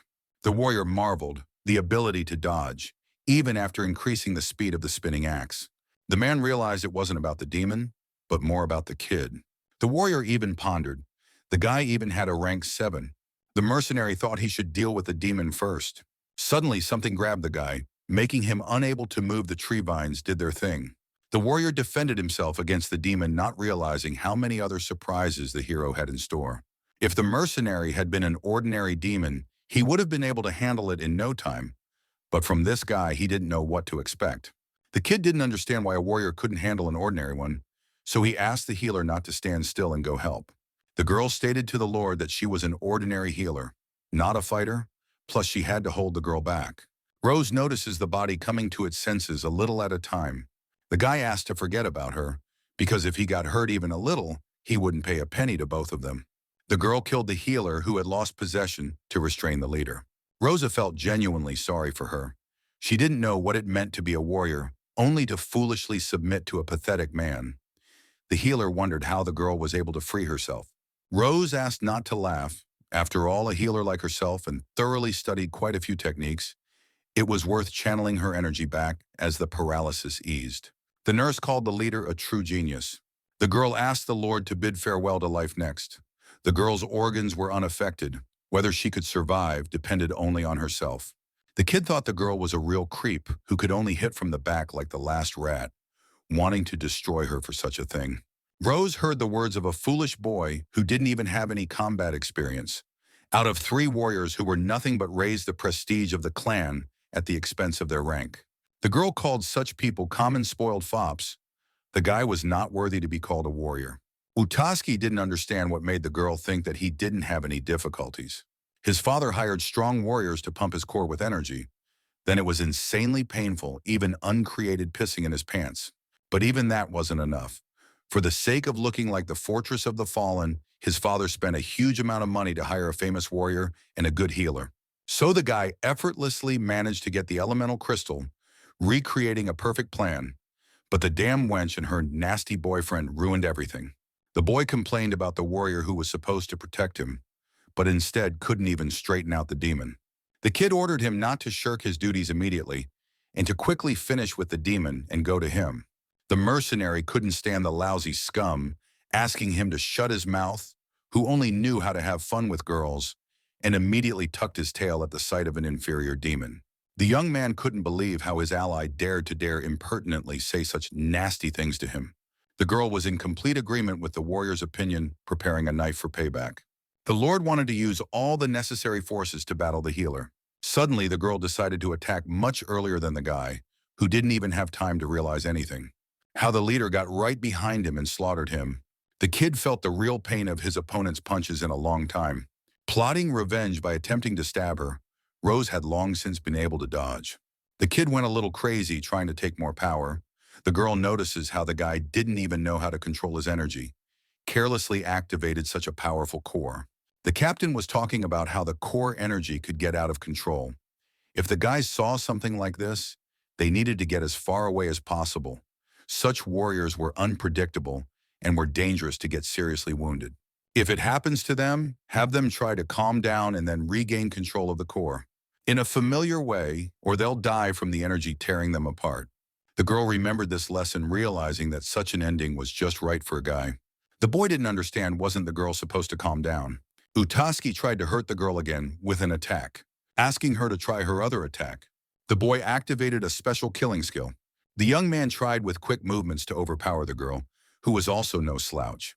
Utaski was amused, for agility was his strong point, and the girl couldn't even imagine that a rank 1 healer would be faster than him. The girl asked to stop talking in time for the battle. His father had been training Rose since he was a child. His attacks were no more powerful than a rank 5, yet extremely unpredictable compared to the lowly man's strikes. The boy didn't understand how the girl was able to repel his accelerated lunge. Rose should have just found a gap in the defense and not left a chance to win. My father used to say that if the enemy didn't know how to use his strength, it was considered as if he didn't have it at all. She fought against the guy with great gusto to discourage him from even existing. The guy asked not to be looked down upon, ordering everyone that all creatures near him would have to disappear. Rose notices the very moment the core heats up to its maximum. The leader notices how the fool lost control faster than expected. She might not have had time to take cover from the shockwave, relying only on the shielding. The boy turned blue with the bright light of his core slowly bursting into pieces. The hero notices a similar occurrence at the end, where the leader was last. The mercenary assumed it was the idiot going nuts, all because of some girl.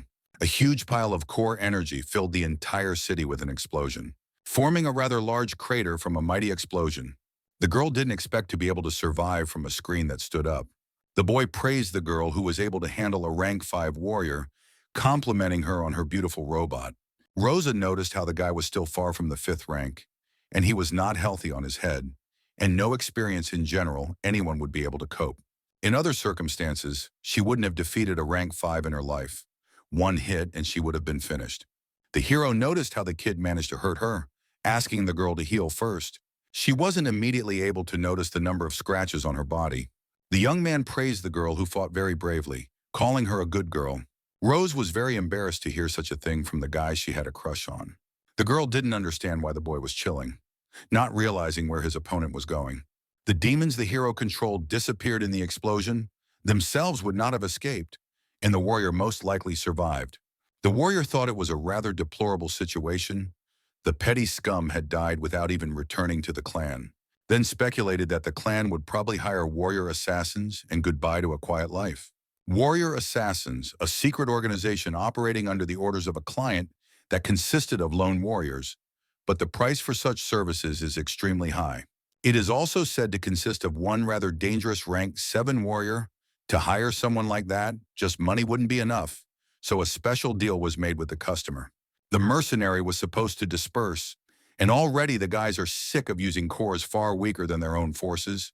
The boy agreed there was no point in this fight anymore. Now the boy had no one to guard and no reason to fight either. The warrior was interested in the serious fight that had happened between them. One he would fear would be greatly affected by the power of the elements, the control of the fallen, and more. The guy wondered how strong the boy was and how he knew such techniques.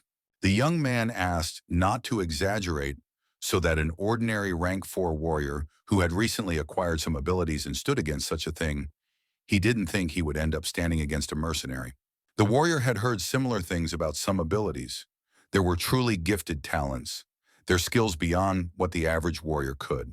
The mercenary wondered, since the guy already had the power of an element, why would he need an elemental crystal that didn't make sense? The young man preferred not to answer such a question. Everything seemed right.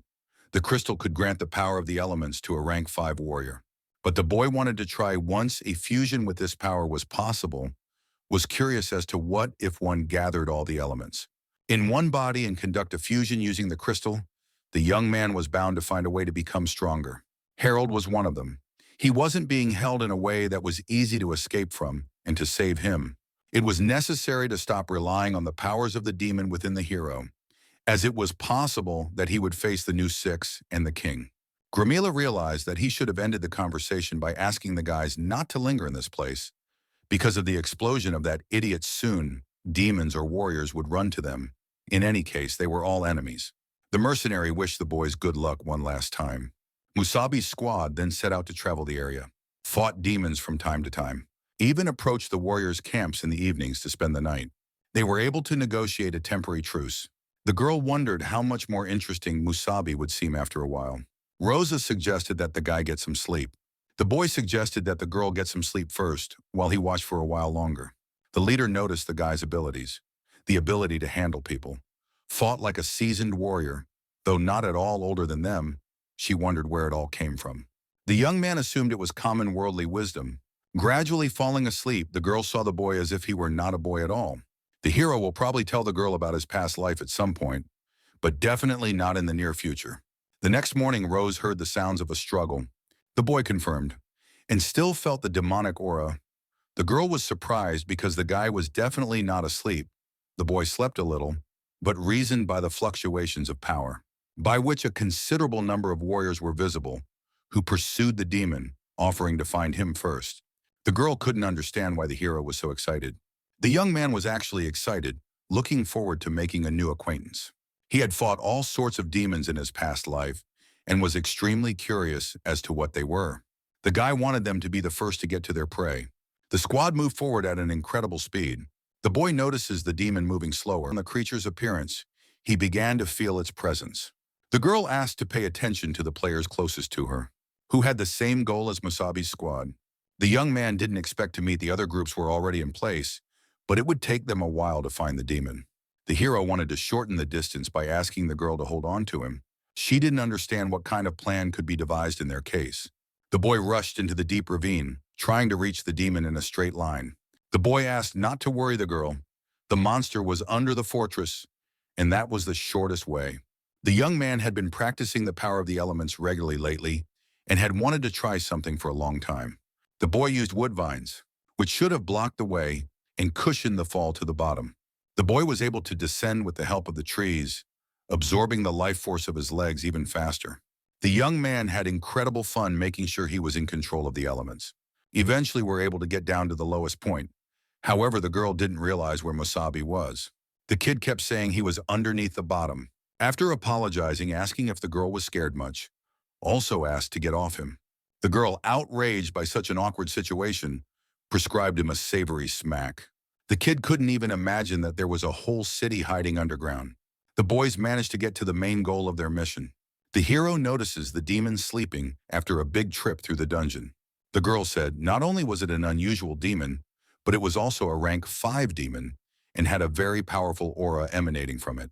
The young man knew that such a fight could attract the attention of other strong units. Rosa needs to finish him off before the others arrive, take the crystal, and leave. Musabi knew they didn't have more than 5 minutes, so he was counting on her help. The girl was worried but wanted to help, so she asked what exactly would need to be done. The kid talked about the energy management stage, not realizing how the guy knew so much. She had never heard of such a method. The boy believed the girl would do an amazing job. Then on his own, without wasting time, went to fight the demon. The creature was disturbed by some warrior. According to the guy's observation, quite a few strong warriors who could sense the demon's aura had arrived at the fortress. The young man should have finished off the monster before the other units showed up at their location. Otherwise, it would be difficult to get the crystal. The demon was quite surprised at how quickly the boy had found his hiding place. After watching the hero, the monster realized that the kid could control several elements at once. Spotting the demon's aura on top of that, the creature tried to attack Masubi. It made sense to the guy. You had to balance the energy between the elements. And then it will be possible for the boy to use several elements at once. The young man asked to try his new technique of two elements at the same time. The boy crossed the elements of water and fire into a single stream to form a steam trap. The girl shielded herself against the incredible battle between the two strongest beings. The kid warned, not much surprised if he changed, just thinking it was his special ability, asking the girl to remember that he was exactly the same Masubi as before. She didn't understand what special ability she had to have to make her aura feel just like a demon's. The two idol personalities fought quite hard, using large amounts of their nukes. The demon didn't understand how the guy was able to replicate having only seen it once, not understanding how the man could use two elements at once. The young man was adamant such abilities were not the limit of his abilities. The demon tried to dodge the hero's blow, which scared him badly. The creature, after all, felt some kind of danger fighting a human like this. While gradually repairing the wound with the woodvine, the monster saw the use of metal. The hero had seen what ability the demon was capable of and was now ready to finish the fight. Promising a demon a sweet ending at the hands of a sweet man like him, the creature was gripped by an ancient vine, not understanding where it came from. The young man, as far back as the demon could remember, definitely wanted to die a bright death. Also, that demon on the hunt somehow used the element of metal. The creature seemed like a great excuse to check it out. Whichever one of them was stronger, metal on metal wanted to go all out. The kid asked Rosa to act immediately. The girl managed to run out of cover, holding a weapon in her hands, specifically a bound spear that will prevent the demon from escaping recovery. The kid showed the leader a special technique, gathering all the power of the core and try to feel it. Feel the energy that flowed in her heart. Then you had to try to shape it and make it into a weapon, which you could use it as a finishing blow. The girl had to deliver the final blow. However, she was taken by doubts as to how she would be able to defeat a fifth rank, and far from an ordinary one who was shallow and could go into a deafening defense. The boy reassured her, for the boy would provoke him to gather all the energy for one strike, and when concentrating on attacking, the defense was greatly weakened. It was at that moment that the girl had to attack unexpectedly. The demon couldn't believe how unexpectedly the boy had managed to beat him. Rose acted as Masubi said, able to extract a large amount of energy from the core. However, she didn't expect to be able to punch through, whether that meant the one didn't think about defense at all. As soon as the hero saw the demon being defeated by the girl, instantly moved towards the creature that couldn't heal the wounds from the spear. The young man took the elemental crystal from the monster in an instant, ending the duel between the two. It was a mystery to the demon why he couldn't heal his wounds. The hero explained because he was hit with pure recovery energy. When attacked from a carrier of identical energy, the body would begin to reject its own. The monster was incredibly surprised at such knowledge from an ordinary human. Decided to praise the guy before he died for his excellent skill in miscalculating the plan. The girl was incredibly happy to see the boy was perfectly fine. The young man agreed with her, for all thanks to the girl, they now had the core. They had a great thing going.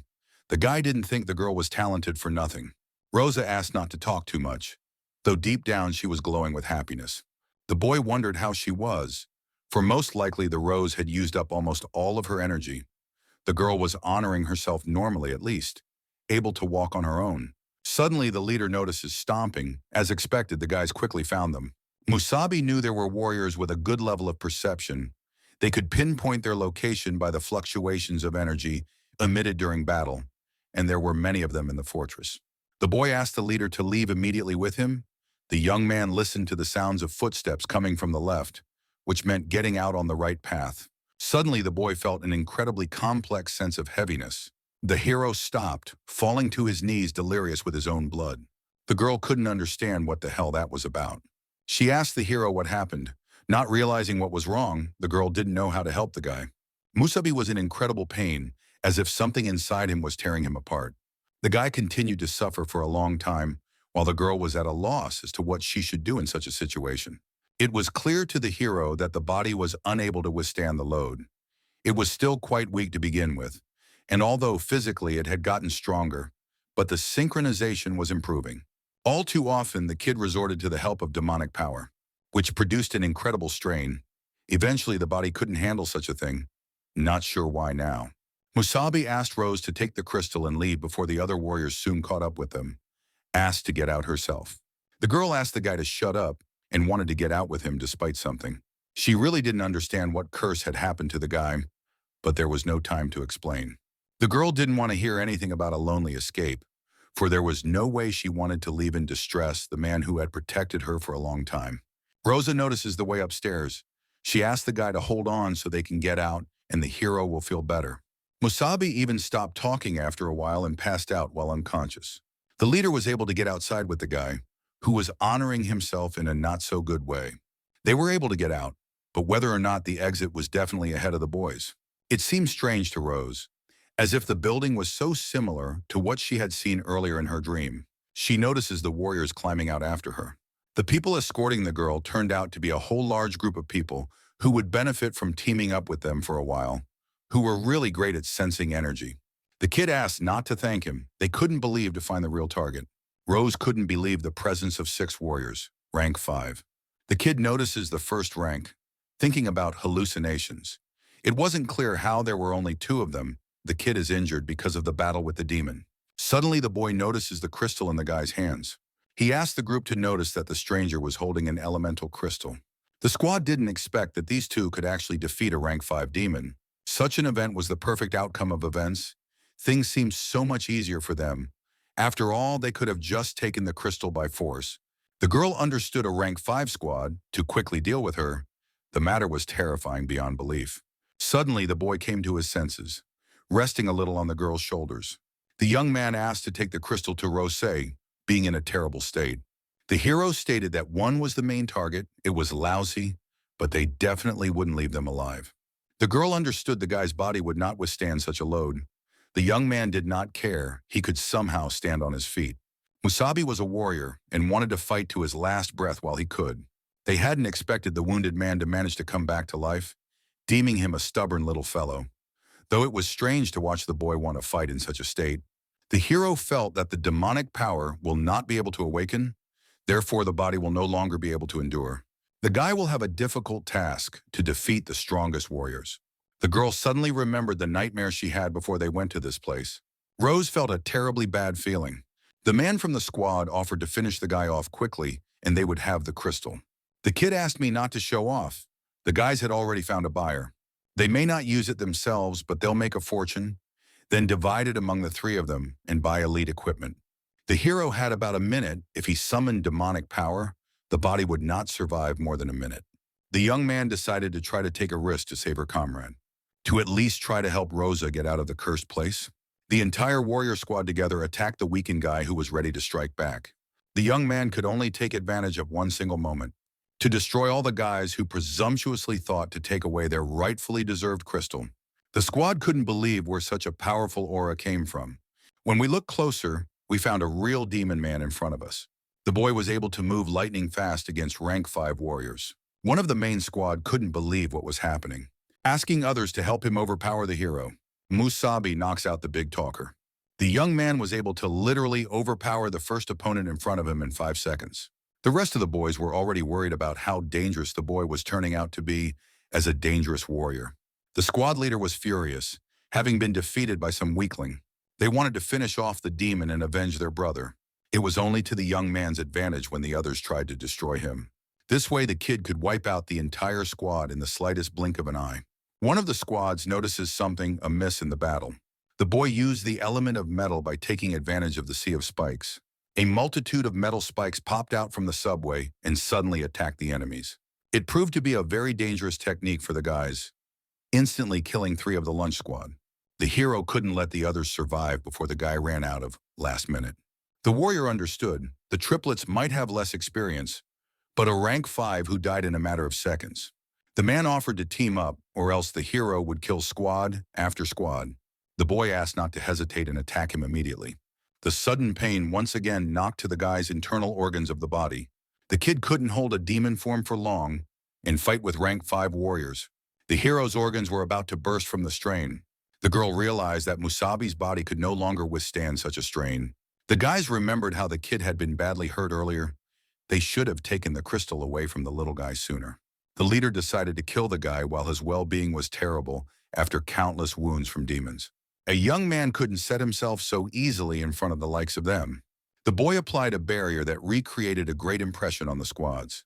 However, those were unclear as to why they would create a normal defense screen by attempting to immediately break through it. Using physical techniques, the guys pointed out the uselessness of the techniques. They had already wasted a lot of energy. The leader notices how suddenly the screen began to narrow. Suddenly realized such a trick was a clear trap, asking him to stop attacking. It was already too late. The warriors had expended a lot of energy. Then the young man wanted to bring them back. The guys were blown away by the technique they created. The mighty explosion was a great size that was able to trap the entire squad of rank 5 warriors. The rest of the squad saw the beam, wondering about the crystals. The leader of the other squad asked the boys to head there immediately. The boy was able to completely destroy a squad that was a threat to Rose. The girl ran to help the guy who was holding on with his last strength. The kid was glad he had managed to contain the explosion and not hurt the leader, one that wasn't affected by his antics before his body finally shut down. Rosa couldn't leave the guy like that. The young man asked the girl to leave him immediately and move away. He was sure other warriors and demons were already on their way to them. The girl asked for silence, for the lad had never left a comrade to die. Rose knew the guy's strength, and he had already done the impossible by asking the rest to be left to the leader. The immediate events were going lousy because it seemed like everything was starting to happen like that nightmare, in which the kid and her died at the hands of a demon. Walking further down the hall in the building, the girl comes across an aura of demons, which most of them had died. She asked the hero to hang in there and not get discouraged. The leader believed they almost succeeded. She just asked the guy to stay awake. There was no way that could happen. The girl only begged the guy not to fall asleep, to open his eyes and try to wake up. They had managed to come this far. The crystal fell to the floor just like a nightmare. The girl was incredibly afraid to pick it up. The event happened a little earlier than there had been such a thing in her nightmare. Everything happens exactly like in a dream, which meant there was a surprise ending. The guys will be waiting for the demons who wanted to kill the guys. The girl wanted to try to get away from them as much as possible, but the demons, being full of strength, could easily catch up with the girl dragging the hero. The demon couldn't believe how a first rank with an elemental crystal could end up in such a perishing place. The one warned the girl who would only find death in a place like this. Rose fell to the floor, dropping Musabi rolling over with her.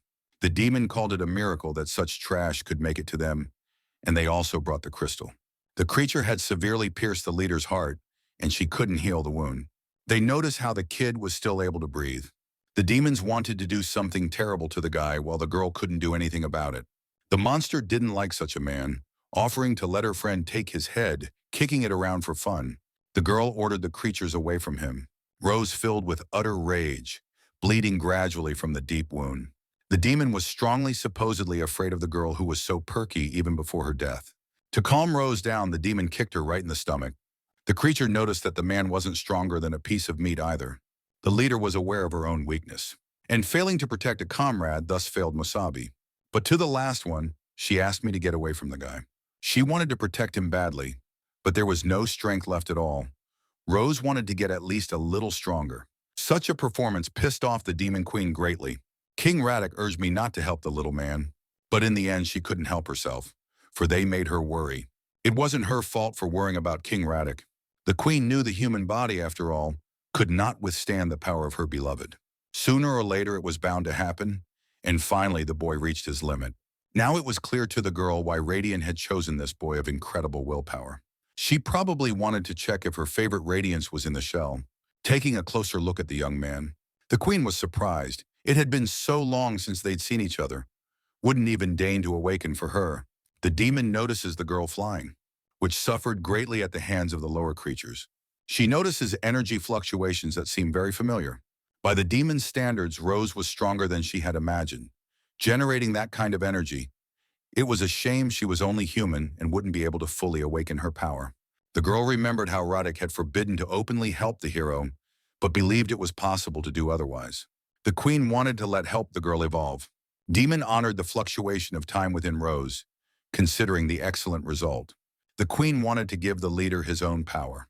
The girl's genes slowly began to change, transforming into a different species.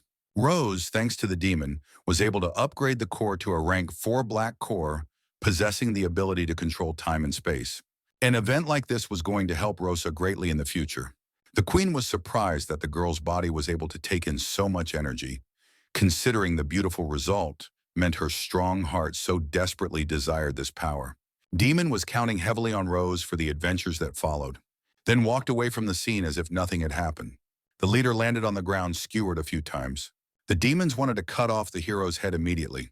An unknown hand suddenly stopped the insolent demon. The other demon asked, paying attention to the girl. They couldn't believe that Rosa could survive. However, the leader had earlier said immediately away from her Masubi. The girl, thanks to a little help from the queen, was able to realize her dream of becoming stronger. Demons could not believe what they had eaten, not understanding where such a powerful force came from. Rose threatened all demons with instant death if they tried to harm the hero, then let go of the creature's dagger, the cube, which destroyed her in an instant of ability. The demon couldn't understand how such a thing was possible when the girl had learned to control space.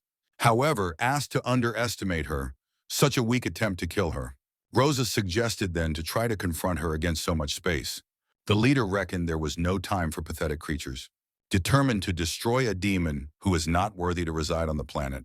The other monster couldn't imagine that the girl could punch such a hole with just space, and there wasn't even a claw left of the demon. The girl offered to quickly deal him an instant death and call it a day. Even though Rosa looked like a normal person, there was an oppressive aura coming from somewhere. The demon was extremely puzzled, not realizing who the two of them were. He could sense from her power that they were kin, and she could control space. Also a fellow girl, his aura was creepy and uncomfortable. The creature was finally confused as to who the guys were.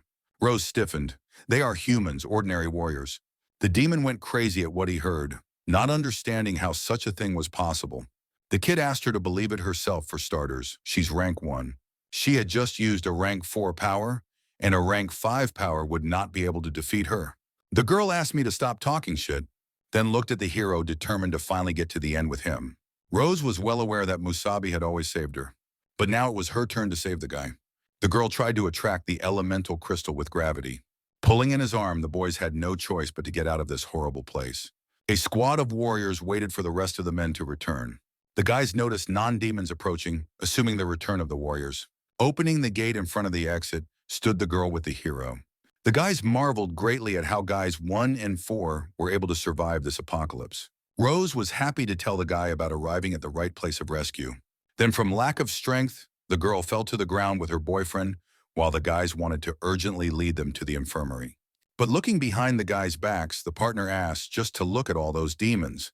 They've never seen anything like it in their lives. For a similar number of creatures to attack the survivors, the queen did not make a mistake with her choice. The rose suited her energy perfectly.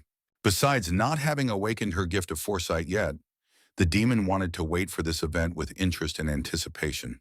The girl suddenly woke up after a long blackout. She assumed she was in the infirmary, and apparently the guys had gotten some help. The leader had a strange dream, not realizing who it was. The girl thought back to the wounds that had healed completely, though it was strange that wounds so severe could not heal so quickly. Rose didn't even know what had happened in the fortress, not even finding a shred of recollection of what had happened. The leader's head was splitting badly, as if all the memories were a blur. The hero believed in the girl who was able to get him out on her own. Rose couldn't believe to meet Masubi in front of her. The young man had heard from the guys who had helped them. The girl had dragged him all the way to the gate, so he wanted to express great gratitude to her. What happened was a real nightmare for the hero himself. The girl immediately asked how the boy was honoring himself at the moment. The young man turned out to be no better, even soon to fully recover, asking forgiveness for his stupidity. He put them at risk. They almost died because of some crystal. The girl remembered his crystal, wanting to ask where it was. The boy asked not to worry, because he had it. When he woke up, he found it in his clothes. Assuming the girl had hidden it, he thanked her again. Rose had already managed to forget what had happened. The boy stated that they had managed to accomplish what they had planned. Now they needed to find a safe place and try out the crystal. The leader agreed with him, asking to speak to staff first. The girl wanted to do the paperwork first and then they could move out. The boy agreed with her, not understanding what had happened in the fortress after all. And what exactly happened to Rosa? For some reason, an aura similar to that of the hero was emanating from her. The boys set off in a rented car to travel on an adventure. The leader realized they should have found somewhere private. Musabi agreed on a place where he could concentrate, plus it would take time to better study the crystal for the merger to be successful. As far as the boy remembered, the demon could use all the elements. This crystal had the element earth he needed. If you deplete all the elements and then use the crystal, there was an interesting result. The girl remembered her father once saying that B-class towns had halls for rent, usually used by warriors for their training. Perhaps a guy would also do well, the hero was glad to hear, for not far away was just a B-class town. The guys nailed it in the B-class city of Salamanca, were known as a historic-style market town, but with modern infrastructure. The boy notices how the city was quite popular. The girl confirmed his words. A large number of visiting warriors called the place unforgettable. Rose notices a lot of hunters. The young man hadn't expected even such a sissy to know about them. The leader knew the universal fact that hunters were warriors who lived beyond the wall. They were roamers from city to city, settling nowhere. Mostly exploring the area and robbing people. Their groups are small and the requirements for newcomers are very high, real organized groups, armed to the teeth. The city of Salamanca, although B-class, but belonged to a rare number of trading cities, the hero now understood why there are many strong warriors in such a place, this city of great opportunities. Musabi was hoping to be lucky enough to find a suitable hall, but there were some incomprehensible battle points in front of the guys. Sitting couldn't believe that the boy didn't know about the universal currency of warriors. The man explained that it was a special currency of the warriors. With their help, they could make any purchases. The salesman saw the guy as a warrior of even rank 4, but he looked like he'd fallen off the moon. Or maybe he was a cosplayer. The girl explained that the battle goggles were tied to the warrior's identity. One could easily find out how much a guy had in his account with a simple touch of the scanner. The boy now understood, however, in the past there were no points. All goods were fairly shared among the citizens. If something was missing, you could make a request. Different times now, things changed pretty quickly for the guy. The scan passed, successfully finding the protagonist to have 0 combat points. The guy started laughing at the beggar warrior who really wanted to rent the hall. The seller was very angry because the kid was a bum, so he thought he would get a free ride by wearing a warrior's uniform. The hero realized that in this life was really a bum, although there was nothing to be surprised about. The girl, after scanning the rest of the points, the girl had 1,200,000 points. She asked to take the largest hall that was currently available. All the people around them were greatly surprised at how rich the girl was. Rosa asked for a room as soon as possible. The identity of Rosa's father, the first rich man in the village. The hero would be owed for this. The girl asked to forget it. The servants asked the mistress to follow them. In their eyes, the leader was the favorite, irresistible, and dearest guest. Musabi knew the girl came from a wealthy family, but he didn't know they were really rich. The girl wouldn't say that, for her father had always taught modesty, had to show off so they wouldn't bully Musabi.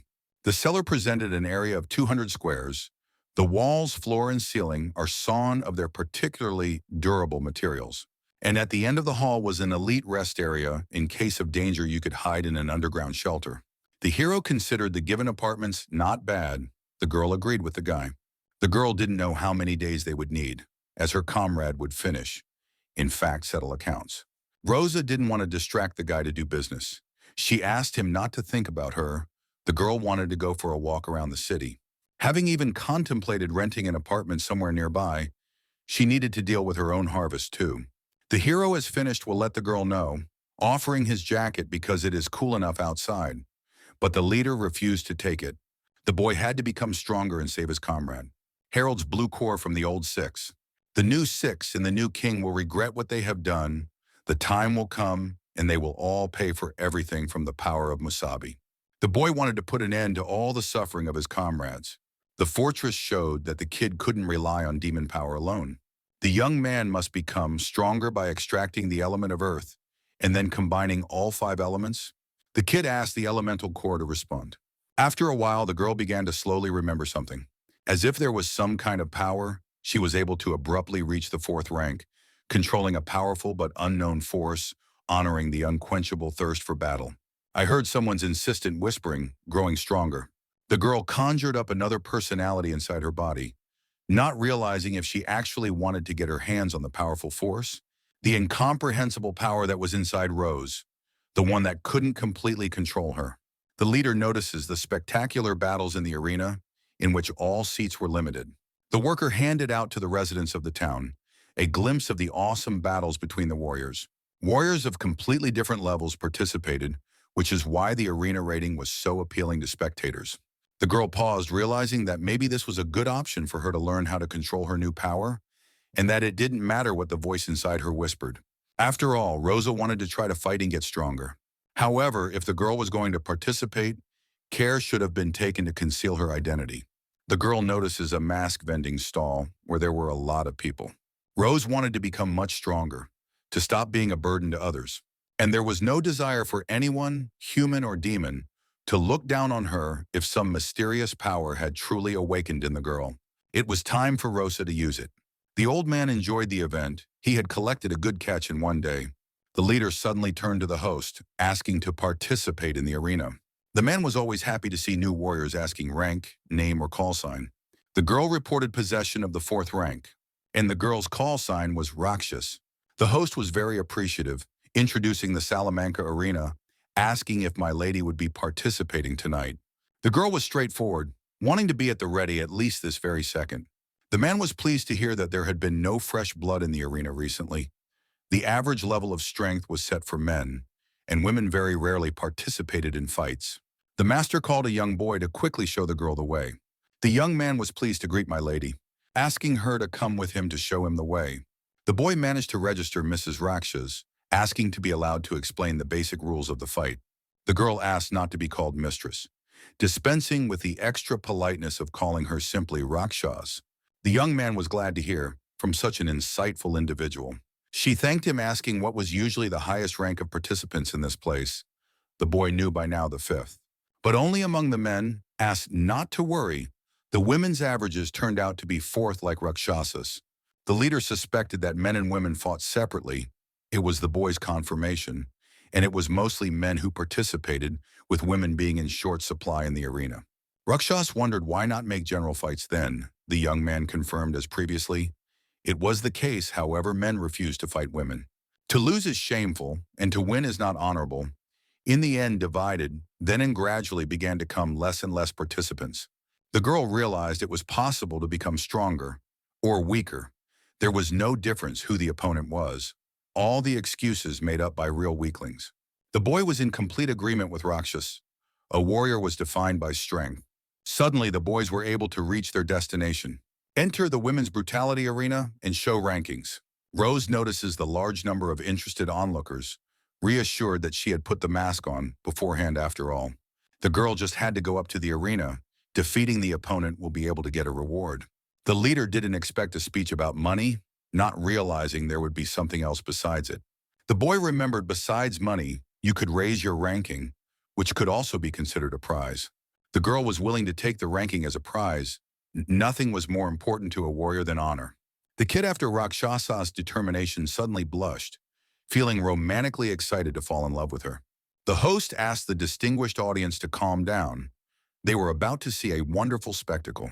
Tonight, it was worth paying attention to the women's arena, where a new contestant would come out, asking for a 4th-ranked warrior to be welcomed. Rakshasas, the great brave warrior. Viewers haven't watched a women's fight in a long time, considering this night the best in a long time. The girl notices how the audience was ecstatic, thinking that women were too rare in the arena. She was interested to see a male arena. The host understood the viewers who were impatient to watch the fight by asking to meet the 2nd contestant in the battle. The 2nd participant turned out to be the great goddess of the arena.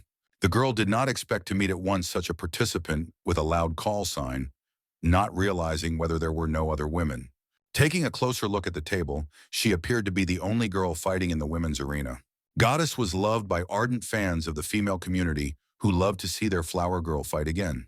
Rakshas looked at her opponent's ridiculous outfit, which didn't really move much in time for battle. Rosa could understand why there were no contestants left in this place, because it was hard to call it a fight, more like a show. The woman was excited to meet her new opponent, introducing herself as a shimmering frost flower, a rank 4 possessing a blue core. In response, Rakshas introduced herself as having a similar title, having a black core at the time Rose woke up after the fortress, felt the presence of the power of the void. It was worth testing the abilities in real combat, but given the situation, the girl claimed the rarity of meeting a black core. Rakshas intrigued her greatly, offering to remove her mask if she lost. The audience loved the confidence in Ms. Flower's bout. The girl notices the opponent was intentionally still looking at the camera, but since they were of the same rank, Rose was strongly hoping for a good fight between the two of them. The announcer gave an audio cue for the start of the bout. Goddess asked Rakshasas to get ready and enjoy her marvelous dance. The beauty showed adorable dances, displaying a stunning image of her talent. The girl had an incredibly flexible body, using all the attention of the audience on herself. She asked the stage to be filled with romance. People were incredibly fanatical about the showmanship, about Miss Flower. They noticed Rakshasas frozen in one place, assuming she wasn't going to fend off the attacks. The girl was curious about Rose's opinion on her bloom dance. Rakshasas did not bother to be ceremonious, for she had come to the arena not to dance, but to fight. The audience couldn't believe such rough treatment of their flower. The girl was able to knock out the dance goddess with one punch. Rosa seemed an opponent even worse than that jerk in the fortress. No warrior spirit left in her, just a bright tinsel to entice the crowd, suggesting that women warriors are not respected because of people like her. They live for battles, asked not to dishonor the title of warrior or dare to look down on them. The boy who was recently in love with a girl was incredibly shocked by Rakshas' rudeness, but such a thing appealed to him more than actually showing off in front of an audience. Onlookers were incredibly disturbed by the girl's behavior, taking extreme action. They ripped out the old image of the previous goddess and put up a brand new heroine to their audience attention towards Rakshasas.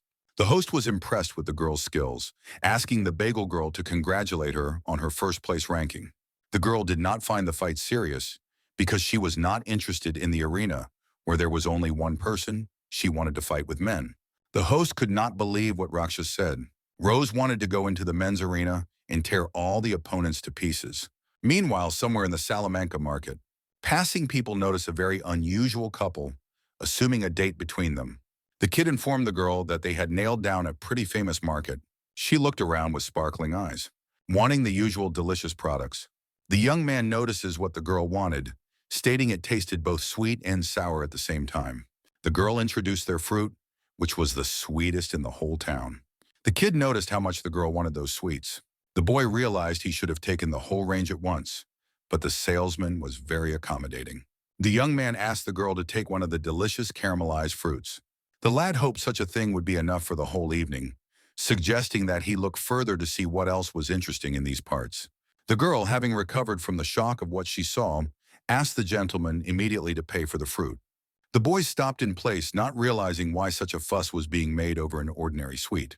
The seller stated with a furious tone to pay with money, threatening to massacre the buyer in spite of his height. The young man hated to hear such a thing, having seen how annoying people were. Toth immediately applied mind control on the salesman to try not to make a big fuss, then ordered her back to the counter. The girl noticed as all the captains and their replacements left the city. The kid agreed with her, asking her to try and kill a couple warriors to cheer the people up a bit. By his standards, humans were fragile and cowardly creatures. Also, once he's done with his task, they can cut everyone around him. Meanwhile, the host wanted to introduce a new contestant to the male arena, Rakshasas, who was able to stand out among one competitor in the women's match by stepping up to the men's group. The audience was incredibly excited about the female representative. They wanted the girl to do all the men. The gentleman told me that no one agreed to go out to fight against their contestant, and he had to spend a lot of time persuading her. The host introduced the first opponent in the arena, a warrior of the 4th rank, whose name was Iron Razor. The boy notices a girl of the same rank as him. However, the owner's core was black. The young man was pleased to meet the girl, though he had not previously agreed to fight the girl for anything unless an additional reward was promised. The kid immediately wanted to talk about something. The boy suggested putting on a good show and then ending in a draw, suggesting that the wait would keep him happy and he could keep his reputation. The girl looked at the guy with a rather skeptical expression upon hearing the arrangement. The boy assumed that the girl was deaf, or so he thought. Rakshas wasn't going to shake hands with an idiot like him. Hearing such a thing, the boy disregarded the rules and wanted to finish the girl off instantly. Rose was able to react to the blow and then dodge it. The young man marveled at the girl's incredible flexibility. However, wanted to smear her in half in the end of the fight. The host notices how the girl didn't have time to dodge the blow. Onlookers watched the sad picture from the sidelines. They had high hopes for the girl's well-being. Razor was able to hit with all his might, with the likelihood of killing his opponent. But for some reason notices some strange premonition of inferiority. The girl was able to hide part of her body in the fog by walking in on the guy from the back. His opponent managed to dodge the attack, not understanding how this was possible. One part of the Rakshasas was on one side of the portal. The other part of the body, however, was elsewhere. Rose was able to realize the obvious things about the opponents. Realized how right her father was, for true potential could only be shown in a desperate situation. People have been able to see the ability to control space. The kid thought the black core was amazing, and to possess such a thing was clearly dishonest, asking to give it to the kid. Girl notices a deceptive left jab followed by a right hook. The leader wanted to try and dodge it to the side. She analyzed the ensuing left jab with all her might. The boy notices the girl as if she knew how he was going to move next. The kid was furious, not realizing how amazing her strength was, even though they were of the same rank. Rakshasas was able to hit the guy right in the heart, asking him to be more careful next time. Razor notices how she paralyzed his left arm with one attack, which was a healer's technique. The boy assumed the girl was going to take him in hand-to-hand combat. The host was greatly amazed at the battle, seeing Razor dare to use the nano gloves. Young wanted to finish the fight with Rakshasas with one punch, but the girl was smart, grabbing the guy with her hand out of space. The audience notices Razor's gaffe, who has lost his balance. The girl remembered what that power was, namely managing the space and promoting the future. The host notices how the Rakshasa's synchronization has increased dramatically with the portable device. With the detector, the Lord made sure to increase the mighty power to 42%, which was growing rapidly. Synchronization helped the girl remember everything that had happened in the fortress. The leader received this power from a powerful demon, which was now sitting inside her. The kid had no idea where the sudden increase in synchronization came from, then notices a layered threat from the girl, which put a lot of pressure on the guy, causing him to lose out completely. The audience was quite surprised at how strong Rakshas turned out to be as a strong girl. The guy had 10th place in the rankings, and he couldn't lose to a girl who thought the best outcome was death. The young man noticed the manly words the boy spoke. Rose wanted to offer help in this difficult deliverance from shame. The girl at the time of the battle appeared to be quite a fearsome individual. The young man apologized, informing him that he would now be called Plush Razor rather than Iron. The host confirms his opponent's defeat by asking for applause for the superior Rakshasas. The audience was incredibly surprised at the girl's strength. The Lord asked if the Rakshasas wished to continue fighting or stop there. The girl asked to bring the next opponent. People looking at their ideal desire couldn't help but marvel at her artsy demeanor. That night, the arena bloomed with new colors filled with lots of fireworks. Meanwhile, in the training room, the protagonist has. Masubi notices how he's already spent half a day practicing, and it's no use. Breathing practice was useless. There were no elemental crystals in the guy's past. This was the first time he had encountered such a scale of mysteries. The guy still lacked the earth element. If all 5 elements were depleted in one body, he would be able to recreate powerful techniques. The boy assumed if the demon power waited for the power of the elements, it couldn't be detected by human methods. The character should have used a demonic appearance then, coming to the original irony. Wanted to get stronger so he wouldn't have to rely on that strength, and in the end, he couldn't accomplish anything without it. The young man managed to activate the 5th rank of his own core. The boy began to be surrounded by the element of earth, then turn a small demonic throne. Masubi was able to eventually take possession of all the elements at once. Having acquired the element of earth, he now honored it with his gut. The young man notices a majestic flow of energy, with his gaze not far from them. The girl couldn't figure out where Now was looking. The kid asked the girl to forget about it, assuming he had imagined it. He was more interested in whether the girl was ready to put their plan into action. The kid called her Bean, who he had been keeping an eye on since she reached rank 2. The boy asked her not to disappoint his expectation, and then after the mission would be able to reach rank 5. The girl was ready to make an incredible triumph for the demons. Bean began using the powerful technique while practically above the city. People were incredibly shocked by the new member of the arena, who was given the nickname Rakshas. Many people ran down there to see how talented the girl was, seeing with their own eyes. It was announced to the gentleman that by his standards the whole town had fled, and there were absolutely no seats in the halls. The owner was incredibly happy because it meant that he had gotten rich with a very large amount of money. All the spectators wanted to pay even more money if they get to see even the slightest glimpse of the great Rakshasas. Many spectators couldn't help but marvel at the now famous member of the arena. The guys created a huge poster to support their main ideal. The lad didn't remember there being anyone so strong among the warrior girls in Salamanca. The young man didn't even realize that the other guys before him had lost almost dry. It was understandable the black core was too rare. The style of attack and ability to cause quite a bit of trouble controlling space. It's strong, the kid always prided himself on speed, but against her it wasn't enough. It was as if Rakshas was anticipating his actions. The warrior standing before the boy must possess something more than the power of space by his standards. The young man had previously considered himself capable enough, but the feeling that the girl could easily handle him was greater. Rose notices the daggers. Once upon a time she liked to use them. She didn't watch, agreeing to fight on them. The girl went on the offensive straight at the enemy. The young man notices how she has shortened the distance considerably with the power of space. The kid asked the girl to underestimate him. The battle was accompanied by a lot of strikes from both sides. The warrior managed to block one of the girl's punches, then was able to throw her weapon far away to gain an advantage. All the guy had to do was pick the right moment to parry and get the victory from the pathetic girl. The young man used the maximum power of his technique, rotten beasting ability straight into Rosa. The girl was able to concentrate on the task at hand, thrusting her hands into space. She was able to get in an unexpected way right to her opponent's head. Closing his eyes threw the guy out flying until he couldn't see anything in front of him. Boy's directional throw flew straight out of the strike zone. The young man noticed how for a moment he seemed to go blind. The host stated, since the opponent had gone outside the arena, obviously the girl was able to win again, offered to introduce the next opponent. The opponent asked to stop. Not remembering the rule of flying out of bounds, the gentleman asked not to worry because this kind of thing has always happened. The lad suggested that the next one should wait, but the first-place opponent was unwilling to tolerate such insolence in his direction. A boy passing by ignored the request of the defeated young man. Moments like this made him reflect on what he had said earlier. The host asked the audience to meet the #1 spot in the men's rankings, which has gone 6 months without a single loss. The one who was dubbed the strongest rank 5 warrior in Salamanca City, Lawland Dance Kyle. The people tensed up greatly at seeing such a fearsome opponent against their goddess.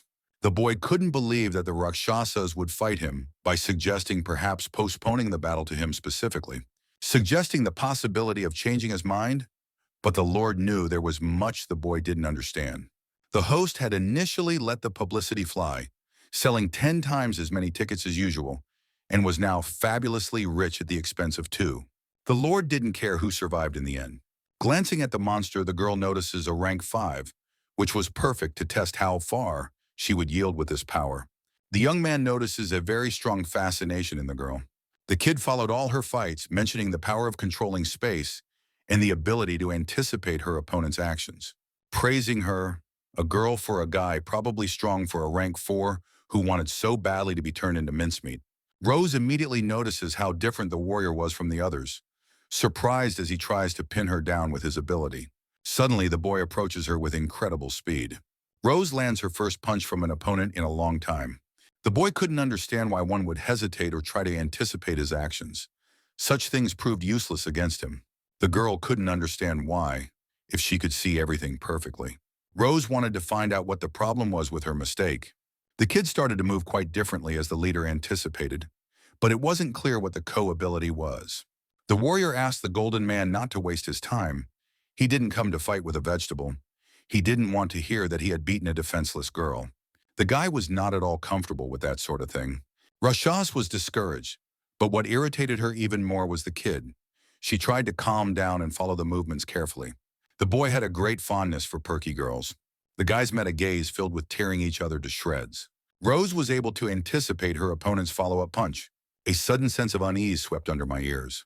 The girl failed to correctly anticipate her opponent's action, causing her to get hurt.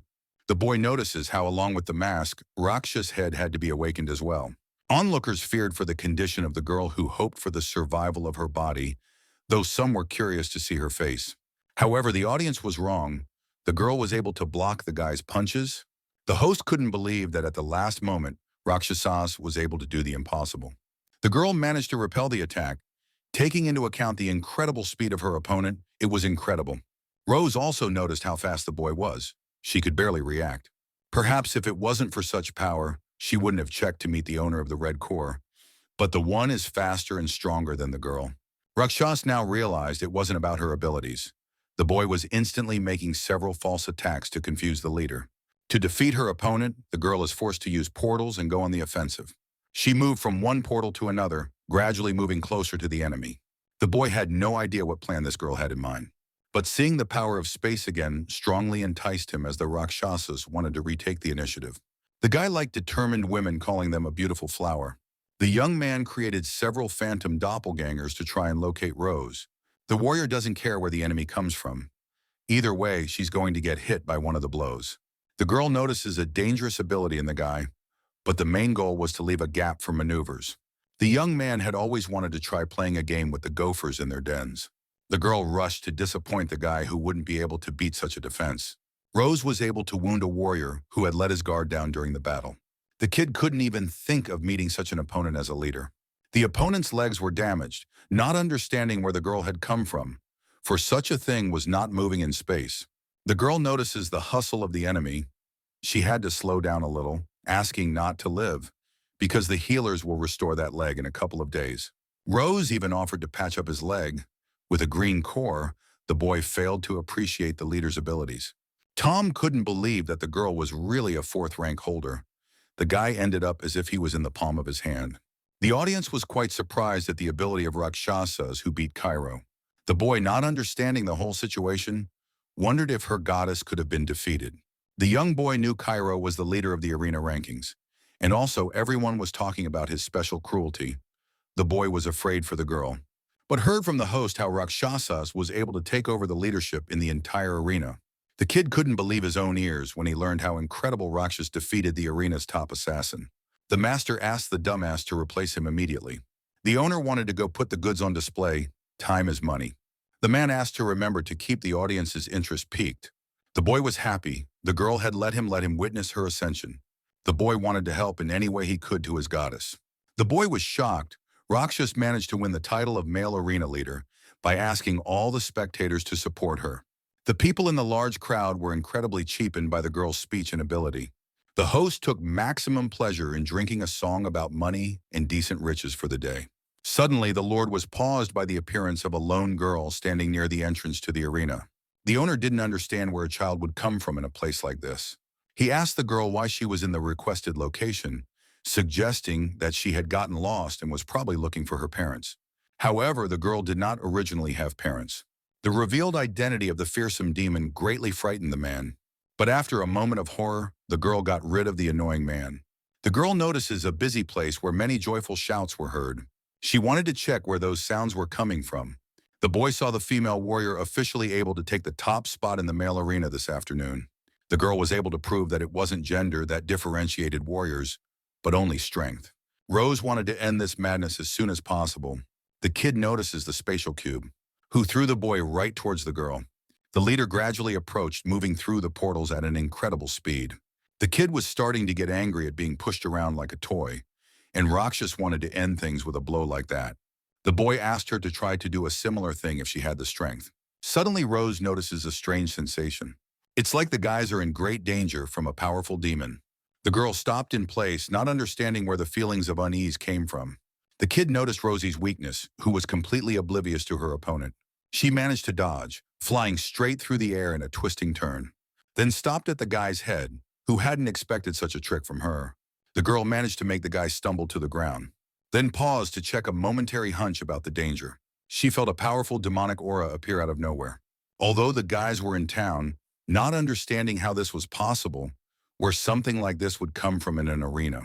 The girl could feel a familiar aura, the demonic power in her core, smelling native energy. The boy cursed today's duel, for the girl dares to still humiliate him in front of many spectators. People laughed at the supposed ringmaster, laughing even harder at the recent situation. However, it was more important for the girl to confirm her hunch about the demon's aura. The boy notices his sister searching for something with her gaze. The spectators didn't understand why Rakshasas stopped where she was, so they asked her to keep attacking. The boy couldn't believe how arrogant the girl who looked down on him was. Rose thought he wouldn't believe her, but she told him about the demon's presence, but only for a moment. She offered him a truce, since he's a warrior after all. The kid couldn't believe what he was hearing, especially about the demon in the arena. He could only laugh because the guys are in a Class B city, Salamanca, in which it is impossible to meet a demon. Suddenly, the guy was pierced by an arrow powered by the demon's energy. The kid couldn't believe where the arrow came from, noticing that the power didn't belong to Rakshasas. The next second, the guy was torn into little pieces. The demon couldn't believe to meet such a weak rank 5 warrior in the human world.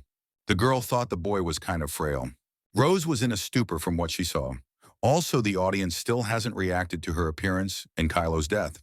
She didn't realize what the presenter was occupied with at this point. The presenter, however, appeared to be rattled by the greatest fear. The girl screamed at the top of her voice, finding the demon in front of her, hoping to rouse the onlookers. People couldn't hear what the girl was saying because of the large crowd of people and the quiet voice. The demon looked around at the large number of onlookers who were quite appetizing. They noticed the demon's presence as they begin to gradually move out of the area. The demon notices the sudden consternation attracted to the utter chaos. She is once again convinced how pathetic humans are. Rose didn't understand how the demon was able to turn into a little girl.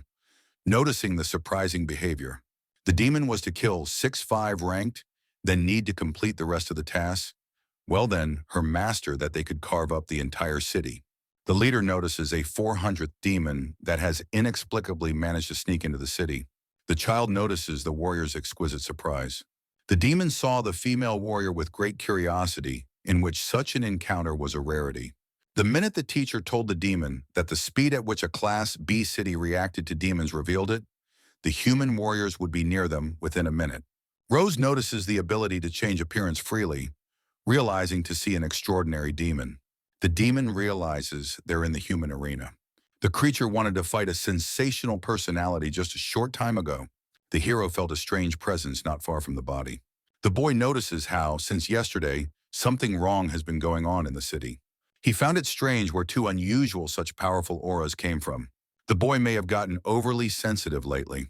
The young man didn't place much importance on feelings. It was important for him to stay focused on the goal and not get distracted. The reason why the core could give a warrior the power of the elements was because that core contained the pure energy of the 5 elements. Initially, it was uncontrollable, but if one concentrated, that was an opportunity to find the earth element the guy needed. If he could fully feel it and extract it, the TV character would have all 5 elements. The next step is to connect these 5 elements and see what happens. The back exit of the arena was crowded with people trying to escape, filled with screams to let them out. The demon heard those delightful cries demanding more. It honored the incredibly beautiful mood in which the master said that man is a lowly creature prone to fear. Fear was a useless feeling that made you lose your self-control and common sense. They Dominus, on the other hand, were not so easily amenable to such things, being called higher beings. The girl understood the probability that this childish appearance could not be allowed to mislead her own. Rakshasas notices a very strong demon in front of him, who speaks and thinks completely different from past demons. The girl asked which master was in question, and how many of their kind had infiltrated the city. Demon asked, remembering that they only had a minute of time to duel. She attacked a man who was able to evade the attack. The creature notices the spatial ability. The monster was able to detect an incredibly strong odor filled with energy. Not understanding what demon gave such abilities, the demon notices a black core, manipulating space, assuming a being of higher demons. Rose sensed the incredible speed of the high-level demon, who immediately guessed that her power had been given to her. But there was a question of what kind of creature the demon had mentioned. The leader wanted to try and pull out some information, agreeing with the creature they were on the same side, not realizing then she had snuck into the city. Monster stated the evolutionary quest. Rose couldn't understand unless the demon was evolving, devouring a kin of the same level or higher, not to the point of understanding what the creature was talking about. The demon watched with great surprise, for the man knew nothing about it. She wanted to tell you, devouring kin was exactly how low-level demons acted. The snag was that there was more than one way for demons to evolve. The girl couldn't believe what she was hearing, assuming the other fighters knew about it. Rose should have gotten more information as to what the creature was. Suddenly, the girl took hold of the man's hand. Demon explained if she was on their side, How could they not know that? The tentative leader lied to her. Rose sensed danger, relaxing she didn't have time to move. The leader tried to dodge the monster's beam. Rakshas managed to dodge the inevitable blow aimed right at her head. She notices more destruction, it seemed, from the monster's little laser. Suddenly, the demon brought her fingernails right up close to the warrior. The demon activated 4 scalding beams at once. Rose sprang into action, activating the space. The leader was lucky enough to already be familiar with some of the abilities thanks to the tournament. It was worth it for the girl to go around her opponent and just chop off the back of his head. The demon was able to protect her body from the blades. Rose was still too weak to attack such creatures. The girl notices the self-destruction, jumping back into the portal to get away from the creature. Rose notices the release of a large stream of energy from the demon. The creature notices how good the girl is at manipulating space. She even had to use the next stage. The girl asked not to worry about self-destruction. She only planned to use the original form for this mission. Rose hadn't expected to encounter the original form, not knowing exactly how many other secrets high-rank monsters had. The creature's patience was approaching critical measures, so also she had a task to accomplish. At the end of the cones, deciding to tear the leader apart. The arena was filled with the powerful presence of a great demon. The warriors didn't notice. No captains or vice captains throughout the area.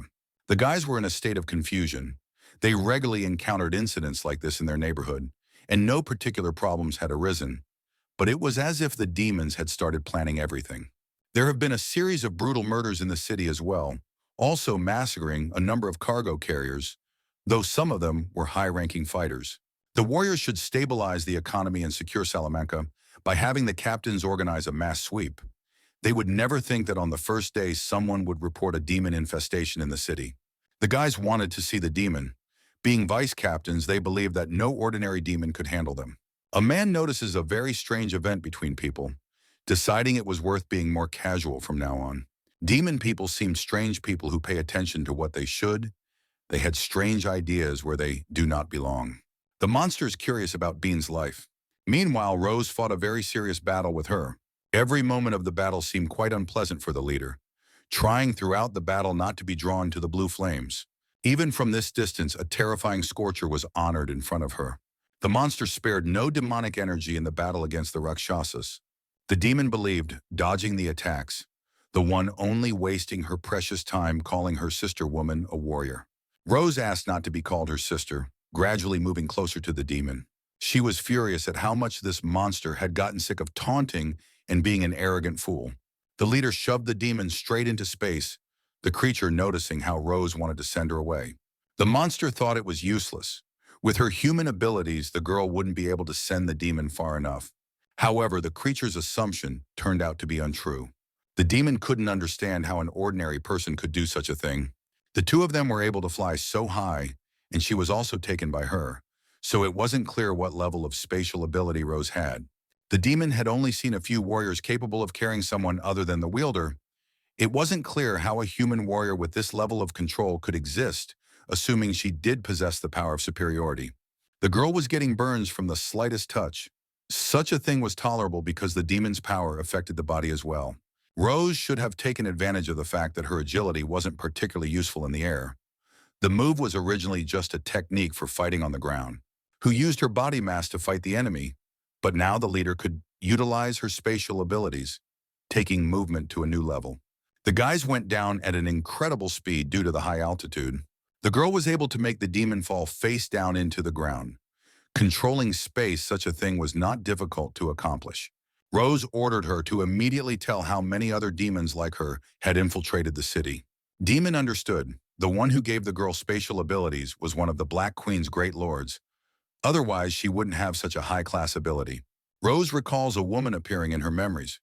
It was she who was called the Black Queen, meaning most likely some sort of title. The girl didn't understand. Wasn't the highest level for them the 7th level? And what level was the Black Queen then? Demon hated the damn people who used the power of demons and yet led an existence so slow. The creature now understood the words of the master, who turned out to be humans, an insignificant and disgusting bunch of insects. Rose hadn't expected to encounter purple flames from the demon, who was clearly pissed off. The girl's body felt as if numbed by the mental attack of the violet core. The leader, having examined the enemy, could not understand where the demon got the fifth horn from. The demon knew her master would be angry with her in this state, so she asked, "How dare a human force her to use all her demon power?" She found herself possessing a horn-drinking demon dual-core form. This demon is spotted by the Nailing Warriors, who were incredibly surprised to encounter such a powerful monster. One of the commanders ordered them not to hesitate. Even if the demon was stronger than normal, the three of them would be able to defeat it. The entire squad went to attack the demon, who thought the others were even stupider than the girl. The girl asked the guys not to come any closer to her. True, it was already too late. The whole team flew to attack the creature. The demon considered them ignorant people who weren't even worthy to be the target of her mission. The squad didn't initially notice the dual-core demon, for she was standing with her back to them. The girl activated her voice control. The demon was able to easily subdue the warriors who were completely oblivious to their own safety. The monster ordered the humans to kill each other. Rose couldn't believe how brutal an event it would be to see through her eyes. The demon notices how different the girl was in weaning herself off of lowlifes like the squad. The creature knew the girl would be more experienced than these bugs. The monster thought the girl was the perfect candidate for her target, being an exam task. They are high-level demons, could evolve and evolve through trials. A demon only needs to kill 6 5-ranked warriors and destroy the city. To make it easier on the creature, the master lured the more difficult opponents, captains and vice captains, out of the city in advance. If these human warriors joined forces, they would give the demon a lot of trouble, but there were still rank 5 warriors in the city. That was enough. Although the girl is only a rank 4 warrior, yet her strength has already become the demon's target. The girl was thinking about the best way to proceed. The 5-ranked dual-core essence was vastly superior to Rose, but at that moment I was only thinking about Masubi. The demon realized that she had managed to waste too much time on her. Monster thanked the leader for the fun on the battlefield, paralleling Concerta's strength. Activating the blue acceleration flame inside her hand, she asked Rose to die. The girl had nowhere else to hide from such a powerful blow moving right into her face. However, the queen couldn't do too much for her little sister. They both have to defend their existence. That was why the Black Core leader gave the girl her power. Rose was already able to master spatial skills. How far the girl would manage to go depended only on her desire. The girl believed that in front of her was some kind of demon that with all her strength, the leader wanted to defeat. Suddenly, the demon notices a strange apparition before her. Rose was able to become even stronger than before by raising the level of synchronization. The creature didn't expect such an act from the victim. She notices some sort of omniscient aura that came from the queen. The monster couldn't figure out who the human really was, though she already doubted whether she was human originally and was just an ordinary demon traitor. Rose wanted to spit on the limits of the demon's essence, wanting only to accept the power without question. To protect him, she had to become stronger. The leader was also able to evolve into an omniscient creature, just like the demon. The creature asked not to think that if she accepted the power of their race, she could handle them, but all ready to understand the queen's intentions. We'll only be able to get an answer when the man is headless.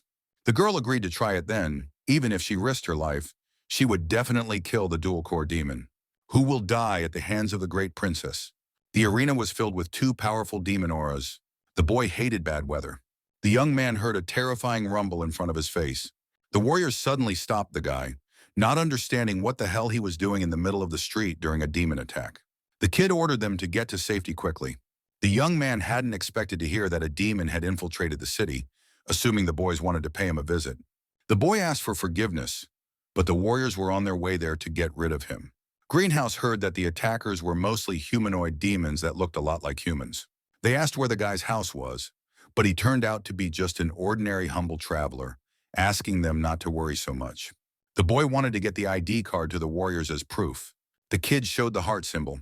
The guys couldn't believe why bullying at a time like this made the decision to kill the guy. Such a thing for a demon really turned out to be his credentials. The boy snapped his fingers, aiming his abilities directly at the warriors.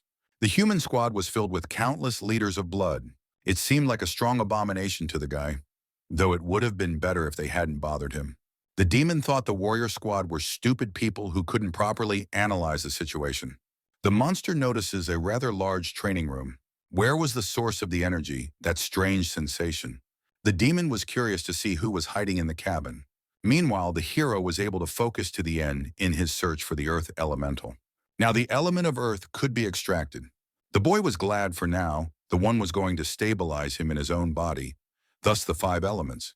Gold, wood, water, fire, and earth would be gathered. It was time for Musabi to deplete them. He hadn't realized earlier that he would spend so much energy absorbing the earth element if the boy lost concentration. Then the elemental energy would be interrupted. The guy should have stayed focused or else all his efforts would go to waste. Meanwhile, on the first floor of the training room, a kid asked what a kid does in such a big room by himself. Half asleep, thought the boy and knew the joy of riches. As he thought there was a woman who liked his type. Suddenly, there was an emergency message for the residents of the city. Already in the city suggested the approximate location of the demon, asking all residents to stay indoors and not to go outside. An unknown man walked into their awesome training hotel. The demon was glad to hear them being talked about on the news. The guys didn't understand why the man came into their establishment, because he didn't look like a warrior. The creature ignored the people who tried to prove something to it. The staff member stated that this place is a training hall for warriors. He couldn't just barge into the place. Literally a moment later, the sensational host was killed instantly by the demon. Now the demon knew that someone was in the warrior training room, and the energy was coming from the man. The creature wondered what room he was in. Making his way through the many rooms, searching each one, the demon trepidatiously searched for his target. The hero was completely focused on the procedure, so he was completely defenseless. Musabi concentrated the entire time, not thinking about anything else. The young man had almost accomplished the task of merging the elements. The demon found the last room, which seemed luxurious enough. The demon was already having a hard time facing the human warrior. The creature wanted to say hello first. Suddenly, the guy's ability was stopped by something incredible. For some reason, the door stayed in place. He didn't realize what he had touched then. A closer look revealed a hand in front of me. Roddick didn't understand why every time some creature interfered with his plans. The demon didn't expect where the red, high-ranking creature would come from. The monster asked for no noise, for his mate was heavily focused on the elements. Roddick threatened to kill him instantly if he made a loud noise. The demon talked about the guy's concentration, even the guy's looking forward to it. The king had to turn it down by creating a dome that kept out the noises. The monster didn't expect to meet the legendary Demon King. Roddick was quite honored by such tales, not expecting to become a legend, saying demons were too comfortable living on the planet. Demon is one of the Purple King's servants after all. The king asked if he thought they were living now compared to before. The creature confessed to being his loyal servant, and he had always been the strongest and most feared. Of course, the Red King was no exception. Roddick was quite surprised, for he was not at that level of power now. The servant was not bad, must have been even on the level of the hand of the Purple King. The creature honored another demon in the city who was a companion. The boy admitted that she was his student. They had nailed this place down to test her abilities. The demon notices the sadistic missions and massacres. The rules Roddick had set up earlier, it was incredibly fun. However, times were changing, and the king was not very comfortable with this and did not want Musabi to be disturbed, which fluttered in the mind's eye as it quietly made its way to the target. The demon originally thought there were only human warriors in this place. The guy didn't understand who exactly His Majesty was talking about. The king charged that this certain someone was his personal secret. A servant like Magenta, Radig couldn't be allowed to go back and tell the rest of the higher demons. The lad asked His Majesty to stop, for he would never say a word. Roddick shouldn't have been told any fairy tales like loyalty and other nonsense. The demon thought it was a great relief that what he had said earlier had calmed him greatly. The king could not reveal the secret of his existence, nor could he allow anyone to learn of his personal goals. The demon was convinced of the guy's incredible height. It was amazing that the hero could visualize the elements in his mind. Human warriors usually have one element each, and that one wanted to get his hands on all five.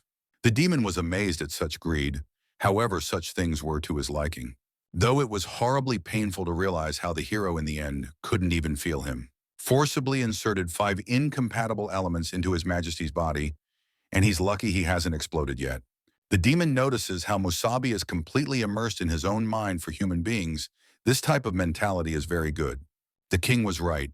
Choosing the hero as his vessel, deciding to return to his body, he made the guy go outside in a state of mind so that no one would disturb him. Such a thing took a lot of effort from the king.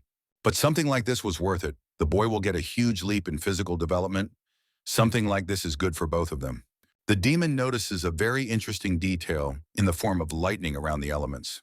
The boy was able to create something ion, the understanding of humanity. The city was overwhelmed by the high spike of nasty weather. The king had no idea he could see such a thing, being an already powerful being. The building was filled with lightning strikes. The energy was so great that the one collapsed in half. A piece of the building was badly damaged by a massive power surge. The demon didn't expect such a thing from the hero's powers. Roddick marveled at why Musabi had gotten the lightning bolt. The young man was overflowing with the energy of all elements, including lightning. The demon couldn't believe that the kid was trying to combine 5 attributes into one, not realizing if such a thing was possible. The elements misted the hero with a more incredible sensation. Musabi's body absorbed a majestic amount of energy in a single approach. The boy was experiencing a powerful test from nature itself. It seemed to Roddick as if this man was a bit underrated in his eyes. Not only was the hero transformed into a highly ranked being, but also by his superiority in the fusion of the 5 elements. Musabi, the man who created this unique element, white lightning. Such a thing was an embarrassing and disgusting occurrence for the king. The girl was also able to notice the splitting of thunder and energy. Monster asked not to be distracted during their fight. The creature was surprised.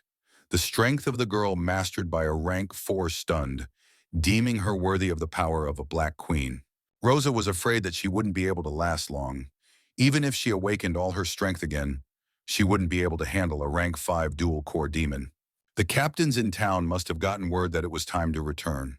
The girl should have changed tactics, using her powers trying to stall for as long as possible. Demon asked not to think about escape, or even the slightest bit of survival at the end of the battle. Rose created spatial cubes, then tried to cast this ability on the creature. Monster experienced the mighty power of a leader who was trying to do his best. The girl used the full might of her power, as her father had taught her earlier. The one asked to remember when she wasn't sure she could crush an opponent, it was worth it to distance herself and watch her movements, to find her opponent's mistakes or weaknesses.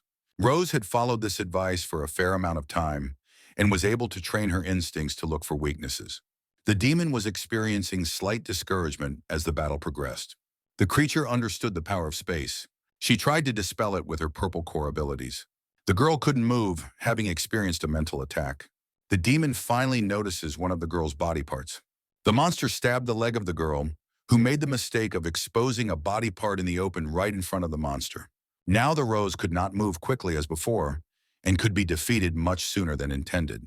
Her shin was damaged. The leader, even if she had the ability to heal, it was unlikely that such an injury would recover in a short period of time. Demon realized that the cities they were targeting would surely be dead soon, even if she failed, but such a thing would never happen. But if there was such a possibility, her teacher would easily destroy the entire city.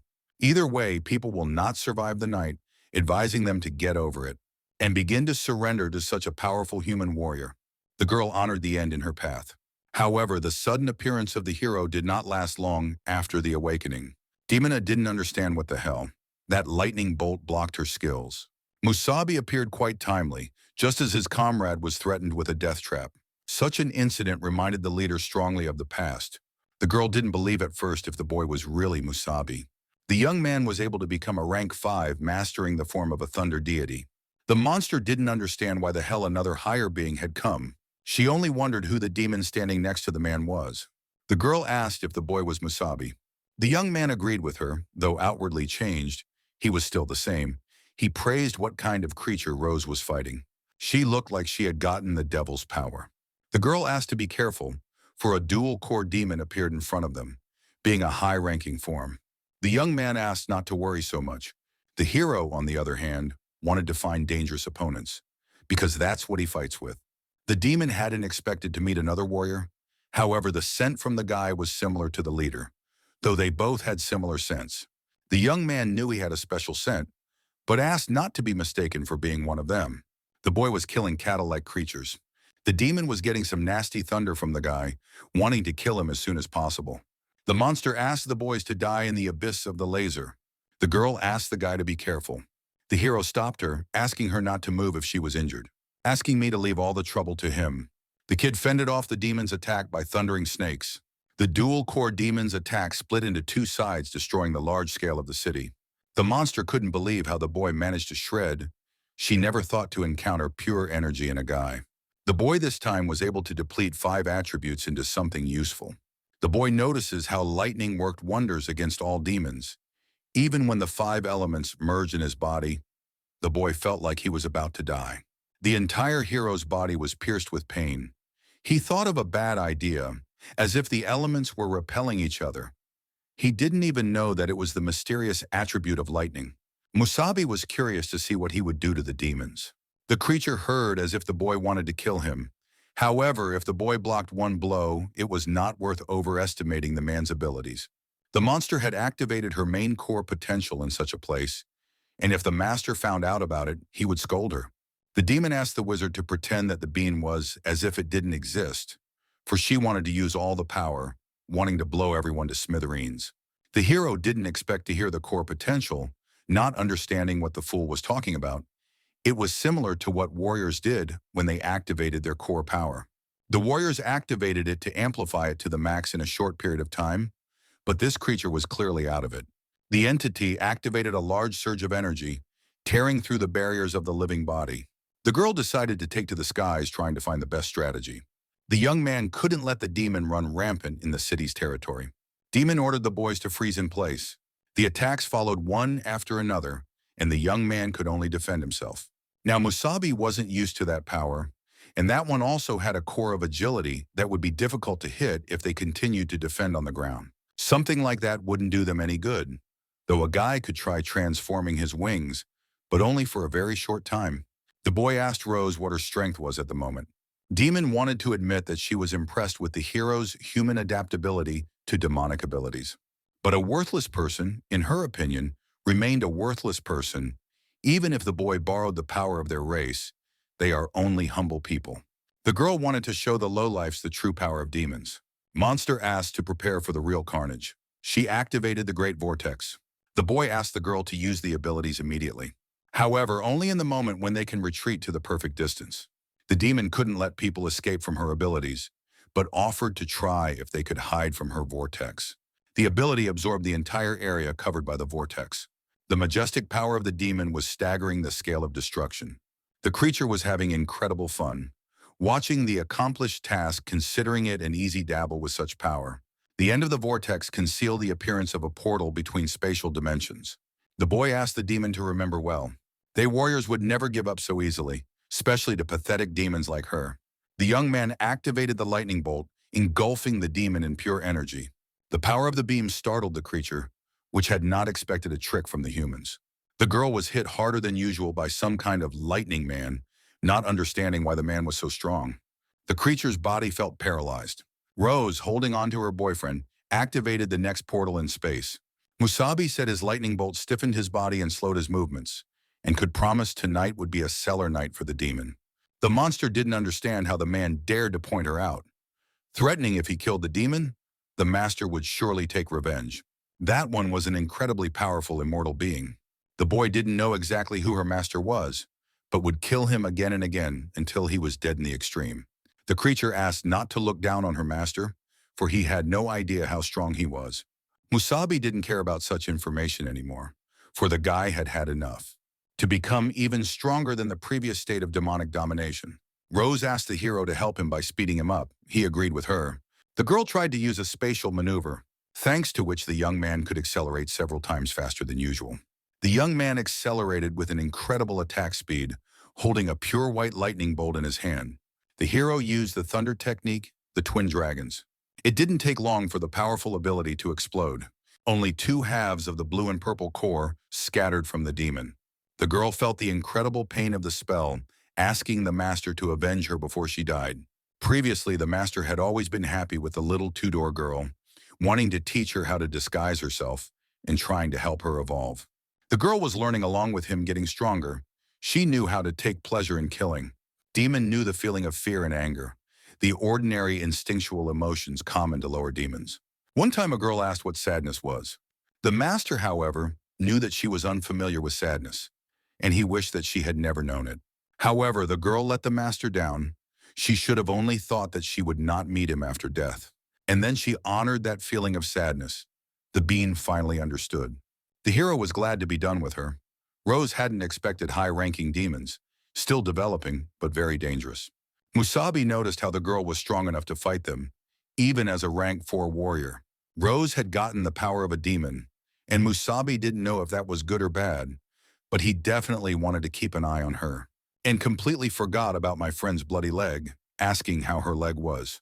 The girl was able to stabilize the wound using the power of the green core, but this time there was a more serious problem.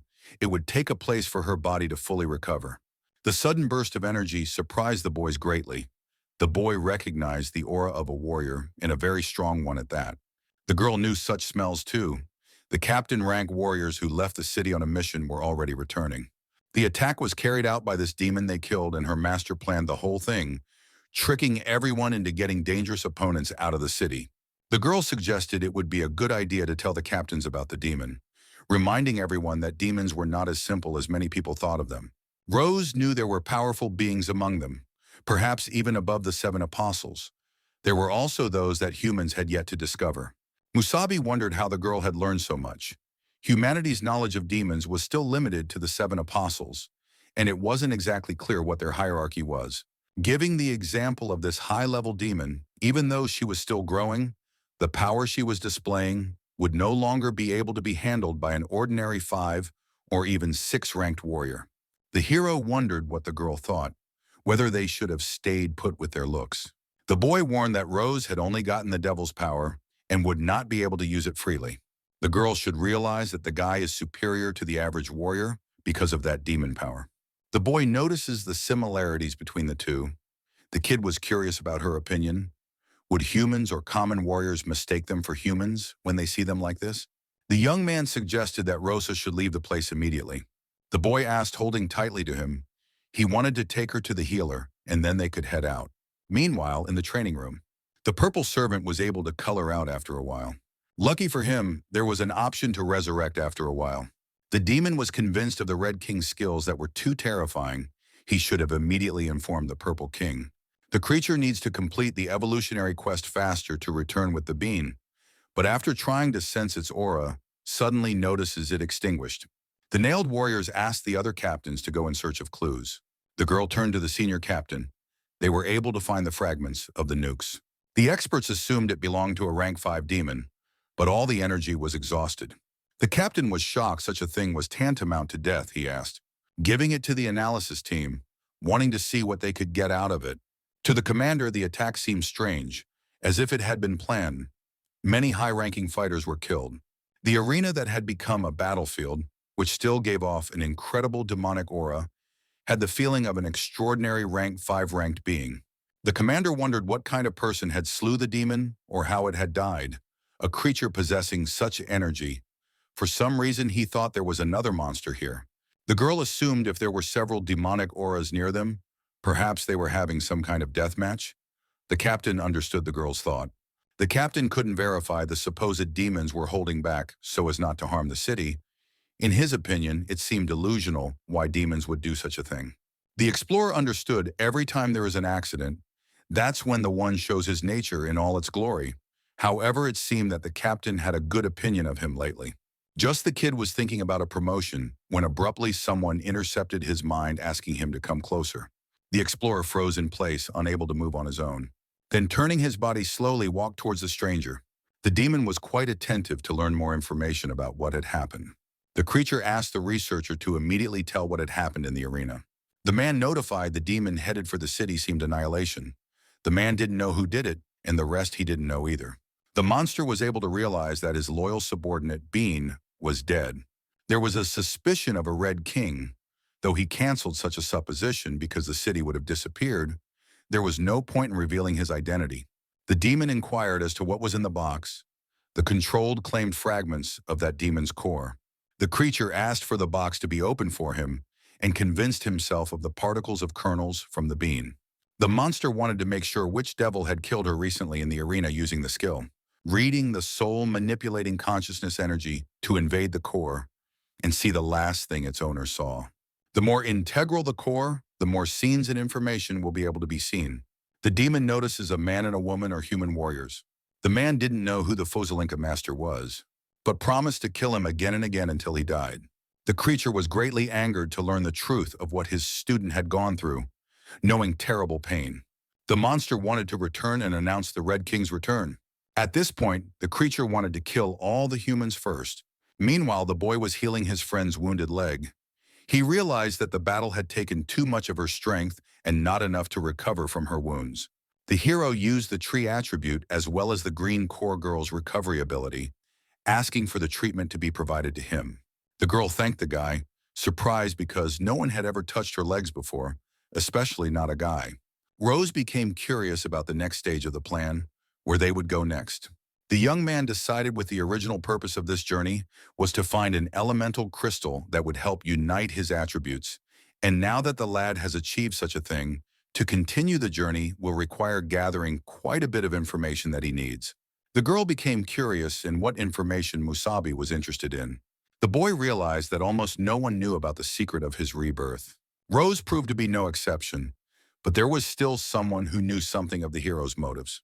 The kind of outright clash with a new crawl and 6 new characters. The guy wondered if Rose and the others would support him if they found out.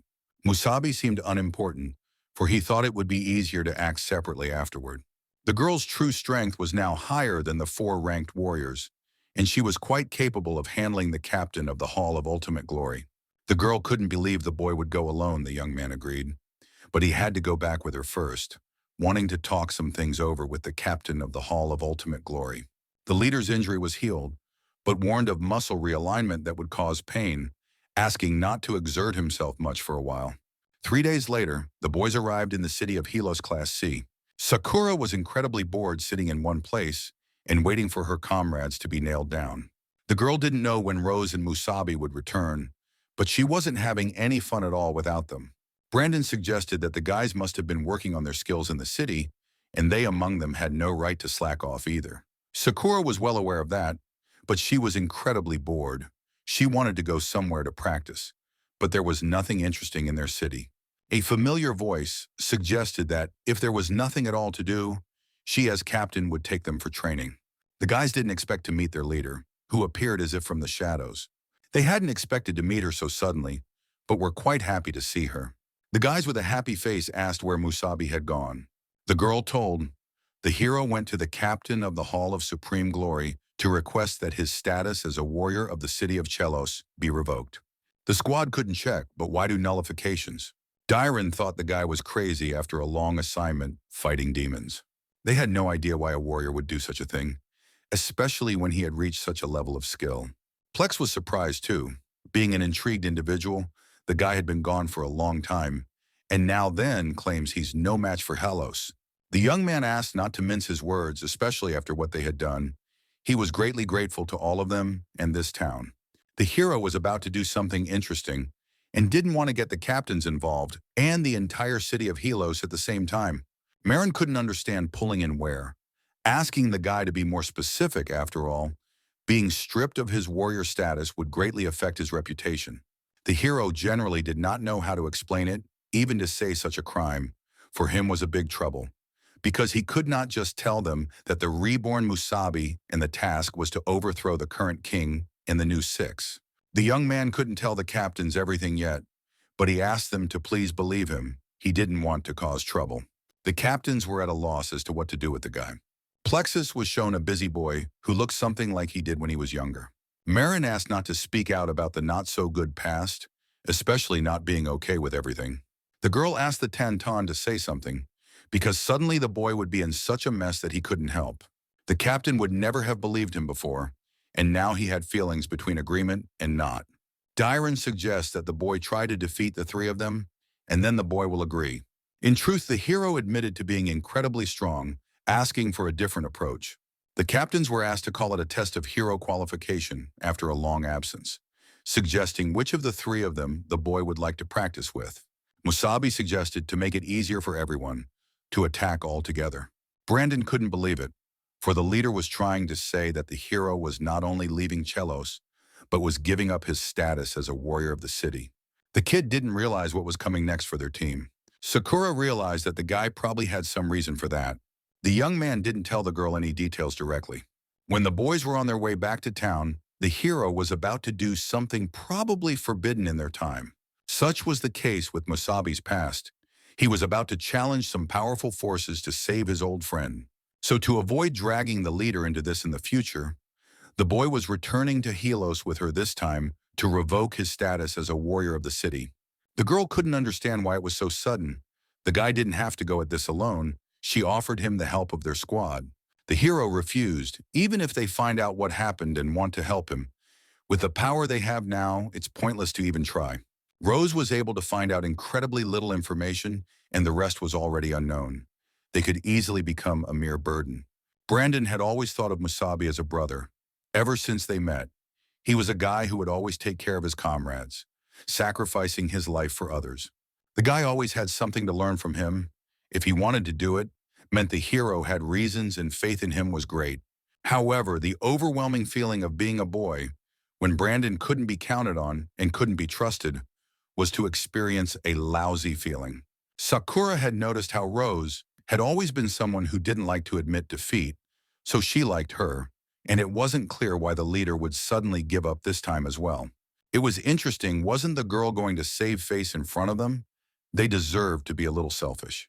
The girl couldn't believe how much the squad didn't want to let Musabi go, suggesting they act against his instructions. Sakura couldn't let the team disintegrate. After all, they consist of 4 people without one of them. Guys can't be the same. Rose agreed with the squad. She also didn't understand why the hero suddenly thought they would leave him alone. The leader asked the squad to poison themselves immediately after her.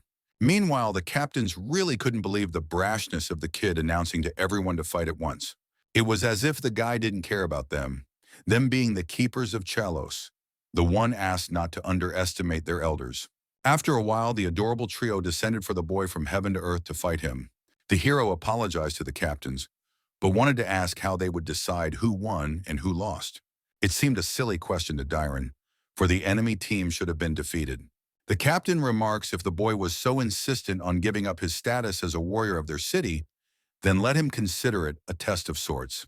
The young man understood all the captains were angry at him for underestimating their forces, but he wanted to ask one favor. Plex didn't stand for it, wanting to temper his ardor with his own lineup. The guys as a whole team attacked the hero, who only had to watch an interesting show. Marin realized that even if Musabi was his subordinate, he wouldn't give in. Darren understood the captain's displeasure, asking the boys to take the boy seriously and see if he had enough strength to overpower them. Tan wanted to take the initiative by attacking the student first.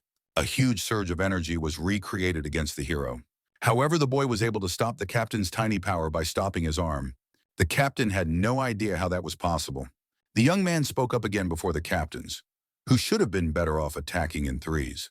The guys couldn't understand what the hell had happened. The boy literally blocked the blow with one hand, which Tan had just inflicted. It was unknown to her how much the boy had grown. Guys looked to land a combination strike against Musabi. The young man assumed it was already time to use the true energy, having mastered the image of the demon. The boy flipped off all the captains with his newly acquired attribute of pure white lightning, then instantly applied wood, trying to save the captains against such a powerful blow. The young man activated the tree roots, saving the squad of casualties. The guys couldn't believe where the guy got such power from, especially related to demonic energy. One of the captains was furious and understood why he honored something odd about the guy in time for the last demonic wave. Plexus was convinced with his own eyes that the boy was a demon.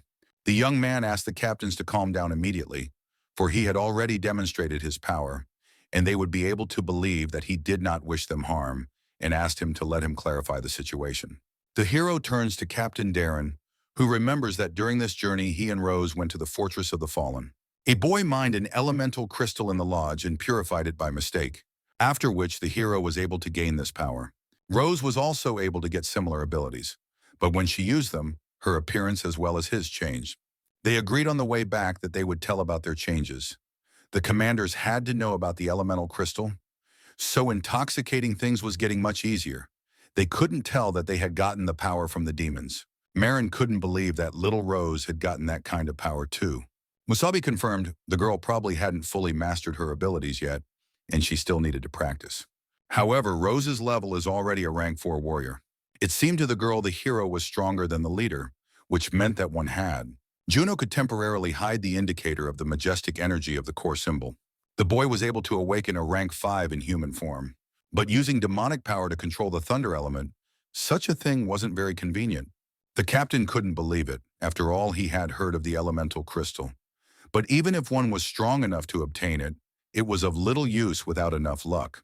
Marin was certain that both of these children had been blessed through their efforts, and now that the city had gained warriors of the 4th and 5th ranks, they were also considered to have succeeded. They asked Tantan to say something to his own student who was able to fulfill the potential. The hero was also interested in the opinion of Captain Darren, who had been silent for a long time without saying anything. The captain asked not to worry about him. He was proud of the boys. He suddenly just remembered, years ago, when his youngest was about hero age. There was a small wave of demons in Helos. Eventually the demons kidnapped his brother, and when they found him, he was already dead. Afterward, the man vowed to become a warrior strong enough to protect those around him. The stronger a fighter was, the more responsibility he was given. The hero notices how the captain had such a history. It was no surprise when their crew was captured by the devil. The captain was going crazy looking for them. He was very afraid of a repeat of the past. Darren didn't know why Masubi wanted to revoke his status as a warrior, but he could see that not only had he not succumbed to that power, he was in complete control of it. The captain could only be proud of the hero and Rose as captains. Marin couldn't believe it, for he really meant to say that he was appointing the kids as captains. Daron was already in agreement that he was no longer a warrior and was sure the boy knew what to do. So the captain didn't want to ask unnecessary questions. After all, they always have their own choices and their own future. Masubi only wanted to generously thank Daron for his trust. After a while, the boy was about to follow a further plan. Marin was surprised at how the guy really just walked away. She still remembered how weak the boy had been during the test. It was a sad sight. The girl asked the guys how the hero would manage to get far this time. Plexus didn't know how to answer that question. After all, they couldn't keep him in the city. Perhaps he shouldn't even talk about such a thing. But for some reason, the hero reminded him of a great man who emphasized the current name. The captain may have even suggested that Musabi's future accomplishments would definitely surpass even the greatest warrior of human history. The guy should have gotten to at least rank 6, which was the only way to achieve his goal. Masubi seemed to have seen a devil cave nearby that could be explored. If the guy collected more cores, he could possibly level up. The boy notices how the container was poorly secured for some reason. Suddenly, the cover was flying off of him. The hero didn't realize what the hell had happened. The entire Musabi squad found themselves inside the container, who were nearly fried in it from the heat. The guys were lucky that the girl told them everything. She couldn't believe that he was back to his old ways, leaving them without warning. The boy was more surprised when the boys climbed into his car. After a while of riding, the guys were able to stop, and the kid wanted to ask the leader what happened. The girl, being the captain of the squad, had to respect her team's decisions. The boy didn't understand why when they had discussed how it would be best for everyone. Rose couldn't let the boy hurt himself in any way during the plan. I also didn't want the team to fall apart. The young man didn't understand why do such a stupid thing. The guys really agreed to go on a mission that threatened everyone's life. Sakura captures a small showdown between Rose and Musabi. The girl and Brandon were incredibly bored in the city, and the guy wasn't, who had recently gone on a trip with the leader. The kid wanted to explain to Musabi, since they were a team, then things shared between them should be appropriate, especially if the one was threatened with his life. The character can't stand the guys after this. Though he understood as a teammate, the one had to talk about his situation. The young man informed everyone if after listening to him they would have a choice on how to proceed. The hero's goal was not an easy one. The guys had to realize that he was worried about their safety. Told everything, the squad could not believe the guy was to rescue a warrior who was imprisoned by the new king. Musabi agreed, only that was his main secret. Now all the boys knew about him. On such an occasion, there was no turning back. The guys were incredibly surprised by the story. They couldn't even think of such a thing, but they were in on it with their comrade. The boy thought it was a rather odd reaction, which put him in a stupor. Trying to interject, they had really heard him correctly about the rebellion against the new king. They being residents of Helos, they have always been loyal followers of the past king, without whom their city would not exist. Rose said that her grandfather was one of the 6 heroes of those times, and it was under the leadership of a past king. He and his comrades built the city of Chelos, so she thinks her father would agree with her. Now it's no surprise to the hero that her last name used to remind the guy of something. It came out that this was the same child the boy still remembered. How he first crossed the threshold of their camp. That one was so gentle, though a little nervous. A lot of time had passed for the hero since then. Musabi agreed with them but asked even if they wanted to join. They weren't strong enough right now. The kid offered to take them to a man he knew. The guys were intensely interested in who to see. That person turned out to be a former hero, Lena, the possessor of a green core. The girl will be able to test the guys by trying to help increase core energy. Lena realized that she should have trained the young boys, the young man agreed, for the one was not effective enough on his own. The guy wanted to take so many pictures of Lena while the guys didn't know how Musabi met the godlike man. True, it was not for the girl to decide how much they could improve in a short period of time. Such a thing was in the hands of the hero. The girl is ready to take on these guys after seeing extraordinary potential in them. The young man was afraid he couldn't do without it. After all, this was a new generation squad. Lena realized how before and was around Musabi was gathering more and more people, even though he could just leave them. She made sure it looked like the guy realized his plan. Having developed the elements of thunder, it seemed the guy's body wasn't just as strong as before, which didn't disappoint her. The hero understood, for he was the same Musabi from the past. The girl once again felt the notes of the old great warrior embarrassed again. She was glad to see that she had a guy in front of her who could do anything. The squad didn't understand what the two were talking about. Brandon wondered, wasn't Lena supposed to be of age? But for some reason she looked the same age as them. Rose noted the green core. Rebuilding her body and keeping it looking young was something only Lena could do. The hero wanted to reach rank 6, while the guy's goal was for everyone to become at least a rank 5 warrior. Before they start pestering again, otherwise they'll just die. For the boys to reach the 5th rank in a small amount of time was an unthinkable goal. Making sure, according to the plan, the girl will take care of them first while he takes care of himself. Moreover, Musabi needs to find a way to raise their power even higher. They needed to find a way to raise the 5th rank, such a direct challenge for their squad. The girl asked not to complain when she started training the young blood. The squad would be happy to obey her. The heroes set out to find a way to leave their city of dawn. If they can find more elemental crystals, they could already get amazing results with 2 cores. The demon notices, thanks to the fact that he used that white pebble, Radiance has regained his strength a bit. The crystal Musabi mentioned, he knew something about it. The kid didn't understand why the demon was near him. It looked like he was going to get some sleep. The demon notices, thanks to the fact that the hero so skillfully absorbed the elemental crystal, his part of the spirit was restored as well. Of course, much to his dismay, it's still not enough. And the little trouble Radek helped the guy with last time, he had to spend some of his energy on it. The demon thought it was unimportant to discuss what he was talking about, because the crystals he had mentioned earlier, with his knowledge, he would not be able to find in a year. King could make that one find a few with a similar effect, and would do so soon. The young man stopped the car abruptly at what he heard. The hero didn't understand why the man had been silent all this time. For what reason wanted to help, conceiving what plan? The demon asked the guy, the next time he breaks like that next time, have him give him a warning. Radek stated regarding the help of their battle with that dual-core demon recently. The boy suddenly remembers that demon. The hero began to realize the demon wasn't completely shielded from the outside world when it was inside the guy. The demon revealed that Musabi's opponent was low level, otherwise he would have already gotten the Unity Crystal. The young man inquired about using the contraption and what similar effect it created. The king knew it was more effective. The boy knew how common demons evolved to do this. They absorbed fellow demons of the same or higher class. However, the enlightened so-called high-level demons have been building up their power by fusing a rare compound core, and a guy is trying to help his 3 little friends raise the rank. But also for humans, human warriors, combining such cores allowed for instant extra strength. The young man needs 6 ranks, and it wasn't clear how to make a composite core, assumed to just feel the energy of the core and resonate with the new one. The demon asked to stop, so thought at least a 6-rank dual core. Only such demons, and those even stronger, had a unity crystal in their body. The boy still did not understand what the Demon King was up to, why he was giving such information, assuming that he planned to appear and absorb the core and use the resulting energy to take control of the hero. The young man suspected a great demon of the same blood. Most likely the one was even willing to betray his demon race. Radek was quite impressed, but with the exception of a few kings, including him, the rest of the demons are chaotic products of ancient obelisks. The demon asks to forget because he knows nothing about their race, which is difficult to understand.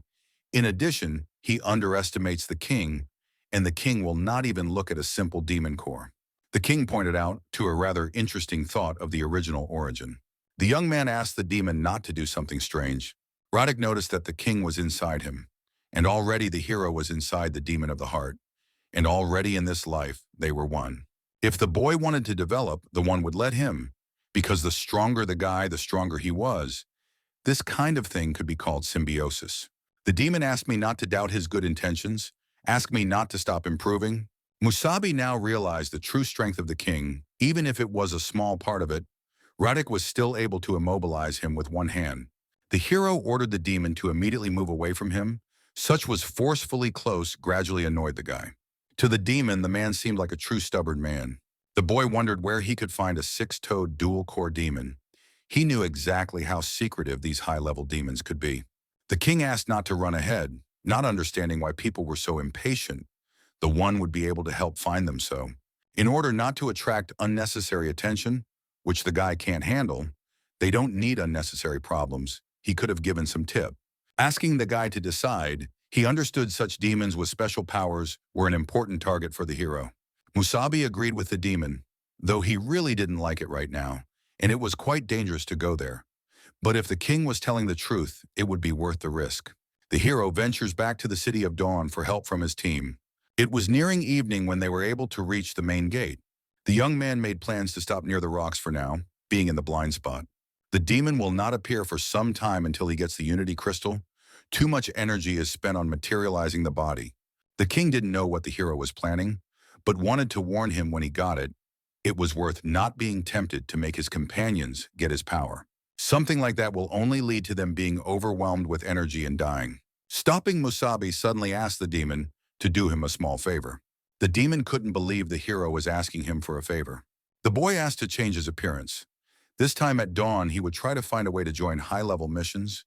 He also didn't want to appear in the same appearance as last time. He also wanted to ask to get a good weapon. The sword he had wasn't bad right now, but he felt like it wouldn't be enough. Roddick understood since he and Masubi were on the same wavelength, he wanted to help with a small favor. The demon turned into a small spark of energy approaching the guy. The king pierced through the boy. The boy experienced an extraordinary sensation. The guy's hair was starting to get thick, and his body shape was slowly changing. The kid was honoring some pretty powerful changes. The demon also dared to lend the lad one of his own quality swords. Named by the tide of the Red King, the young man thanked the monster jerk. The hero was now free to go, if only to battle at dawn. The boy traveled to West Dawn, a training ground that invited outside warriors to sign up and join them. To help in the mopping up operation, one required no lower than 4th rank, who, if successful, would be rewarded handsomely. The guys were asked to keep a distance between each other. Basically, a wide variety of people signed up for the mission. But when it came to fighting demons, the more people the better.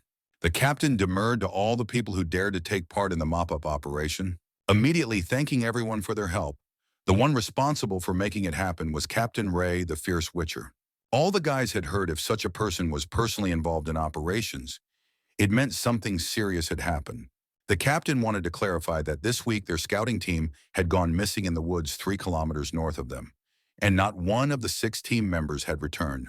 The leader of the scout team is a 5th-ranked Blue Corps warrior, his longtime comrade, and not a bad fighter, and the rest of the team members, outstanding 4th-ranked fighters, and no accidents had happened to them in all these years.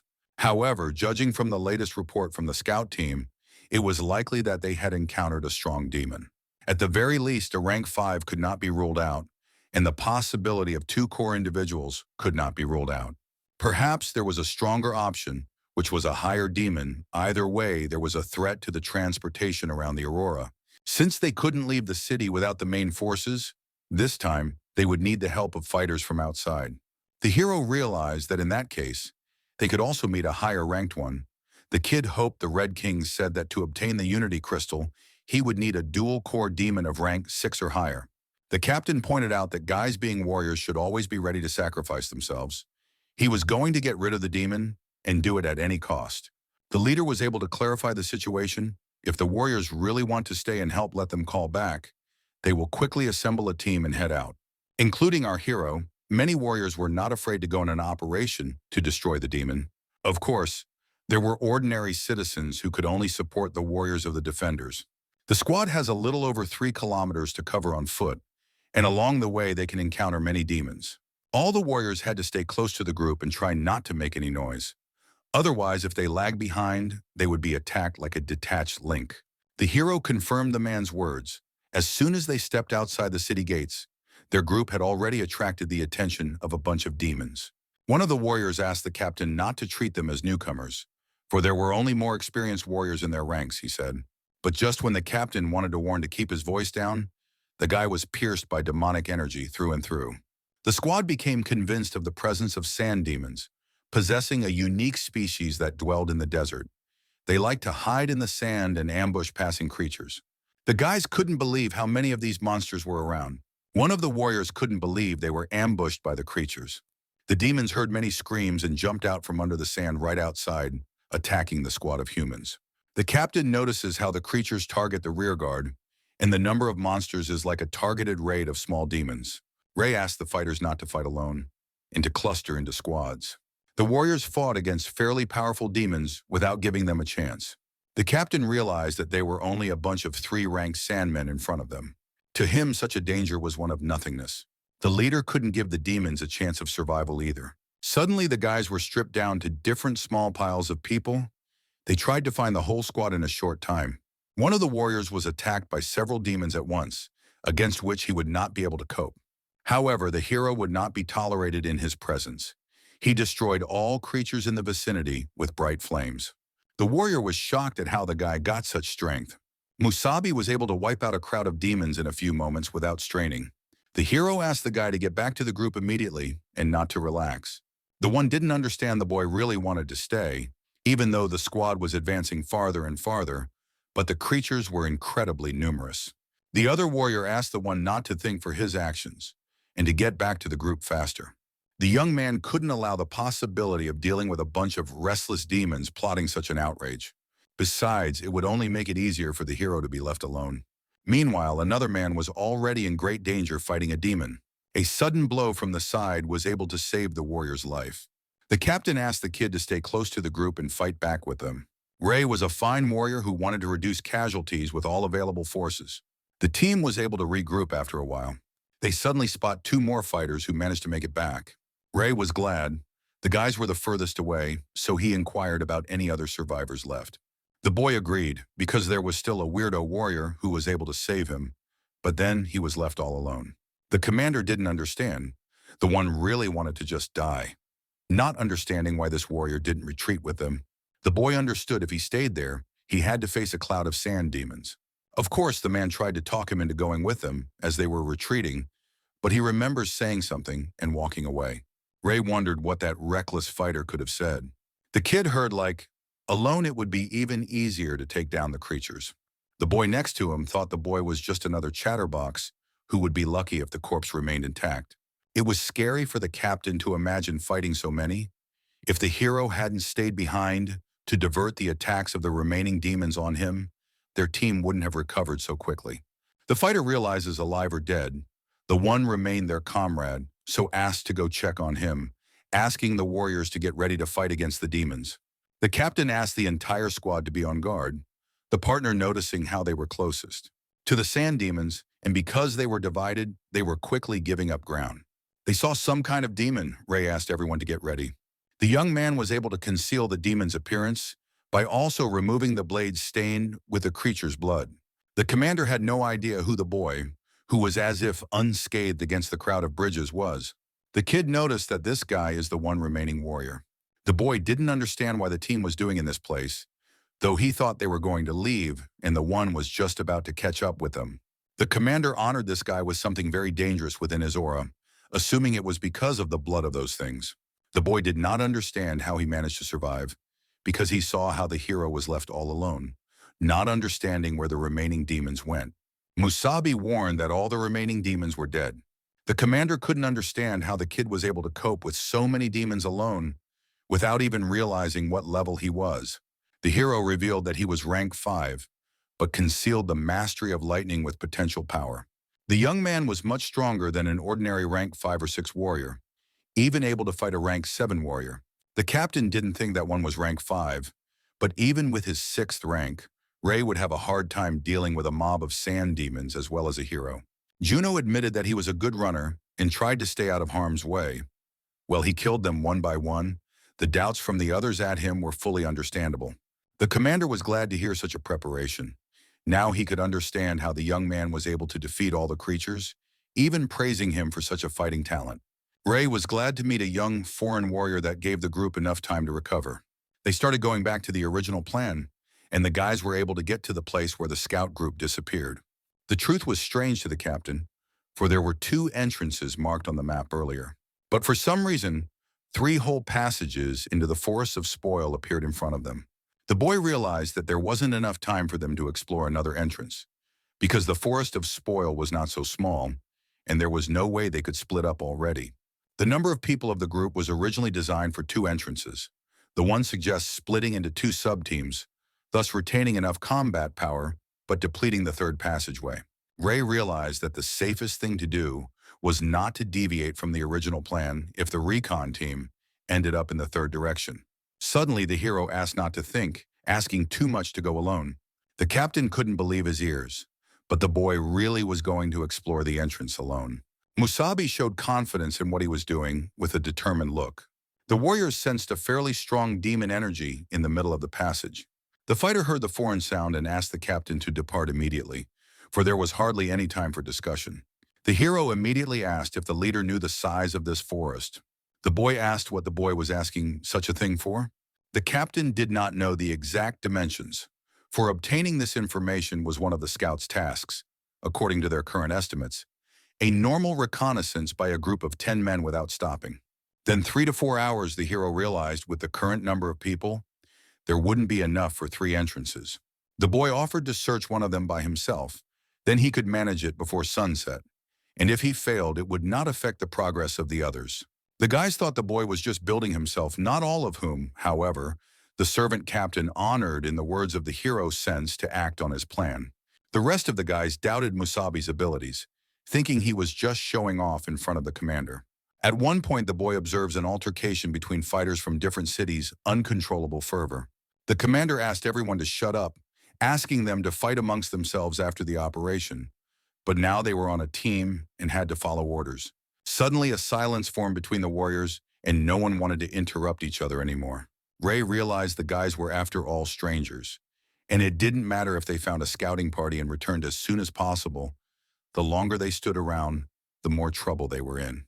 The commander agreed with the hero, asking to be reminded if he went alone, there would be no one to help him in case of danger. Musabi understood that, wanting to just scout the situation, and that was it. The guys thought the guy was a cocky jerk who had already managed to stand out, but still wanted to make a statement of ability. The kid was headed for the abyss of hell that was inside the forest. The hero took his time to run as fast as possible and slowly but carefully explored the area. The demons who were taking away the victim who was alone could not help but pass him by. The kid could easily shred such low-grade creatures that confused the difference in strength between a hero. Musabi easily kills one of the pesky creatures ducking at him. It seemed to the boy that further travel would be obviously more interesting. In front of the guy flashed brightly colored demon cores that wanted to try to eat the hero. The young man knew that in a forest of this size they probably moved in packs and could not resist the allure of a loner. But the reason he stayed alone was as a way to use all his power as experiments. The hero ordered all the demons to run as fast as possible, for he would kill until the strongest of them appeared. It turned out to be even in the daytime. The forest covered large tracts of land, making it seem like night, and it was also eerily quiet. The subordinate asked, looking around.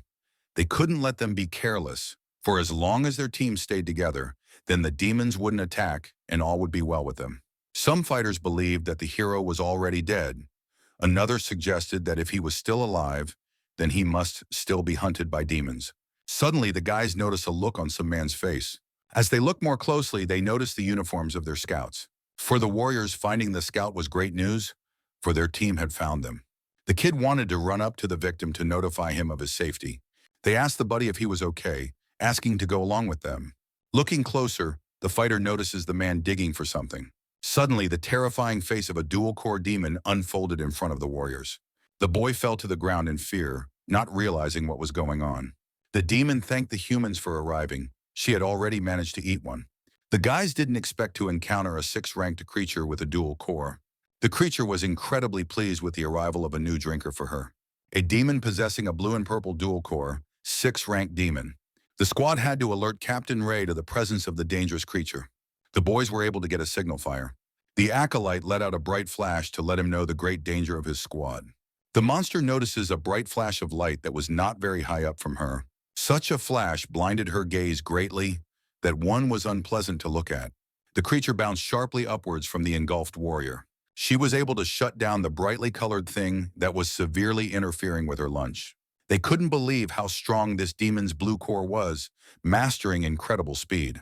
The guys could not believe that it would grab the shell with his bare hands. The servant commander asked everyone not to slow down, but to run away. The squad were clearly no match for such a demon. They should have joined the captain immediately. The girl asked the boys to take their time, suggesting that they must be lost by now.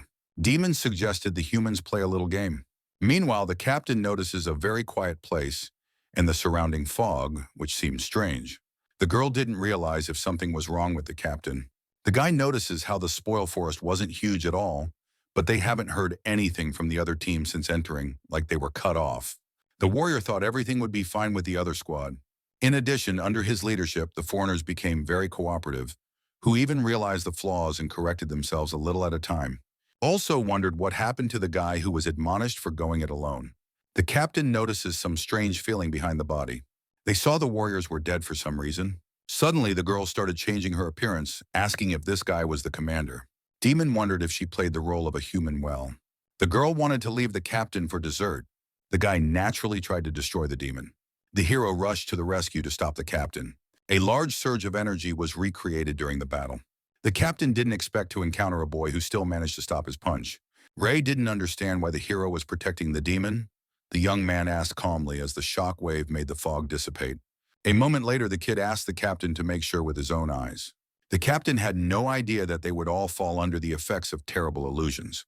Ray now realized that all actions were under the control of the demon.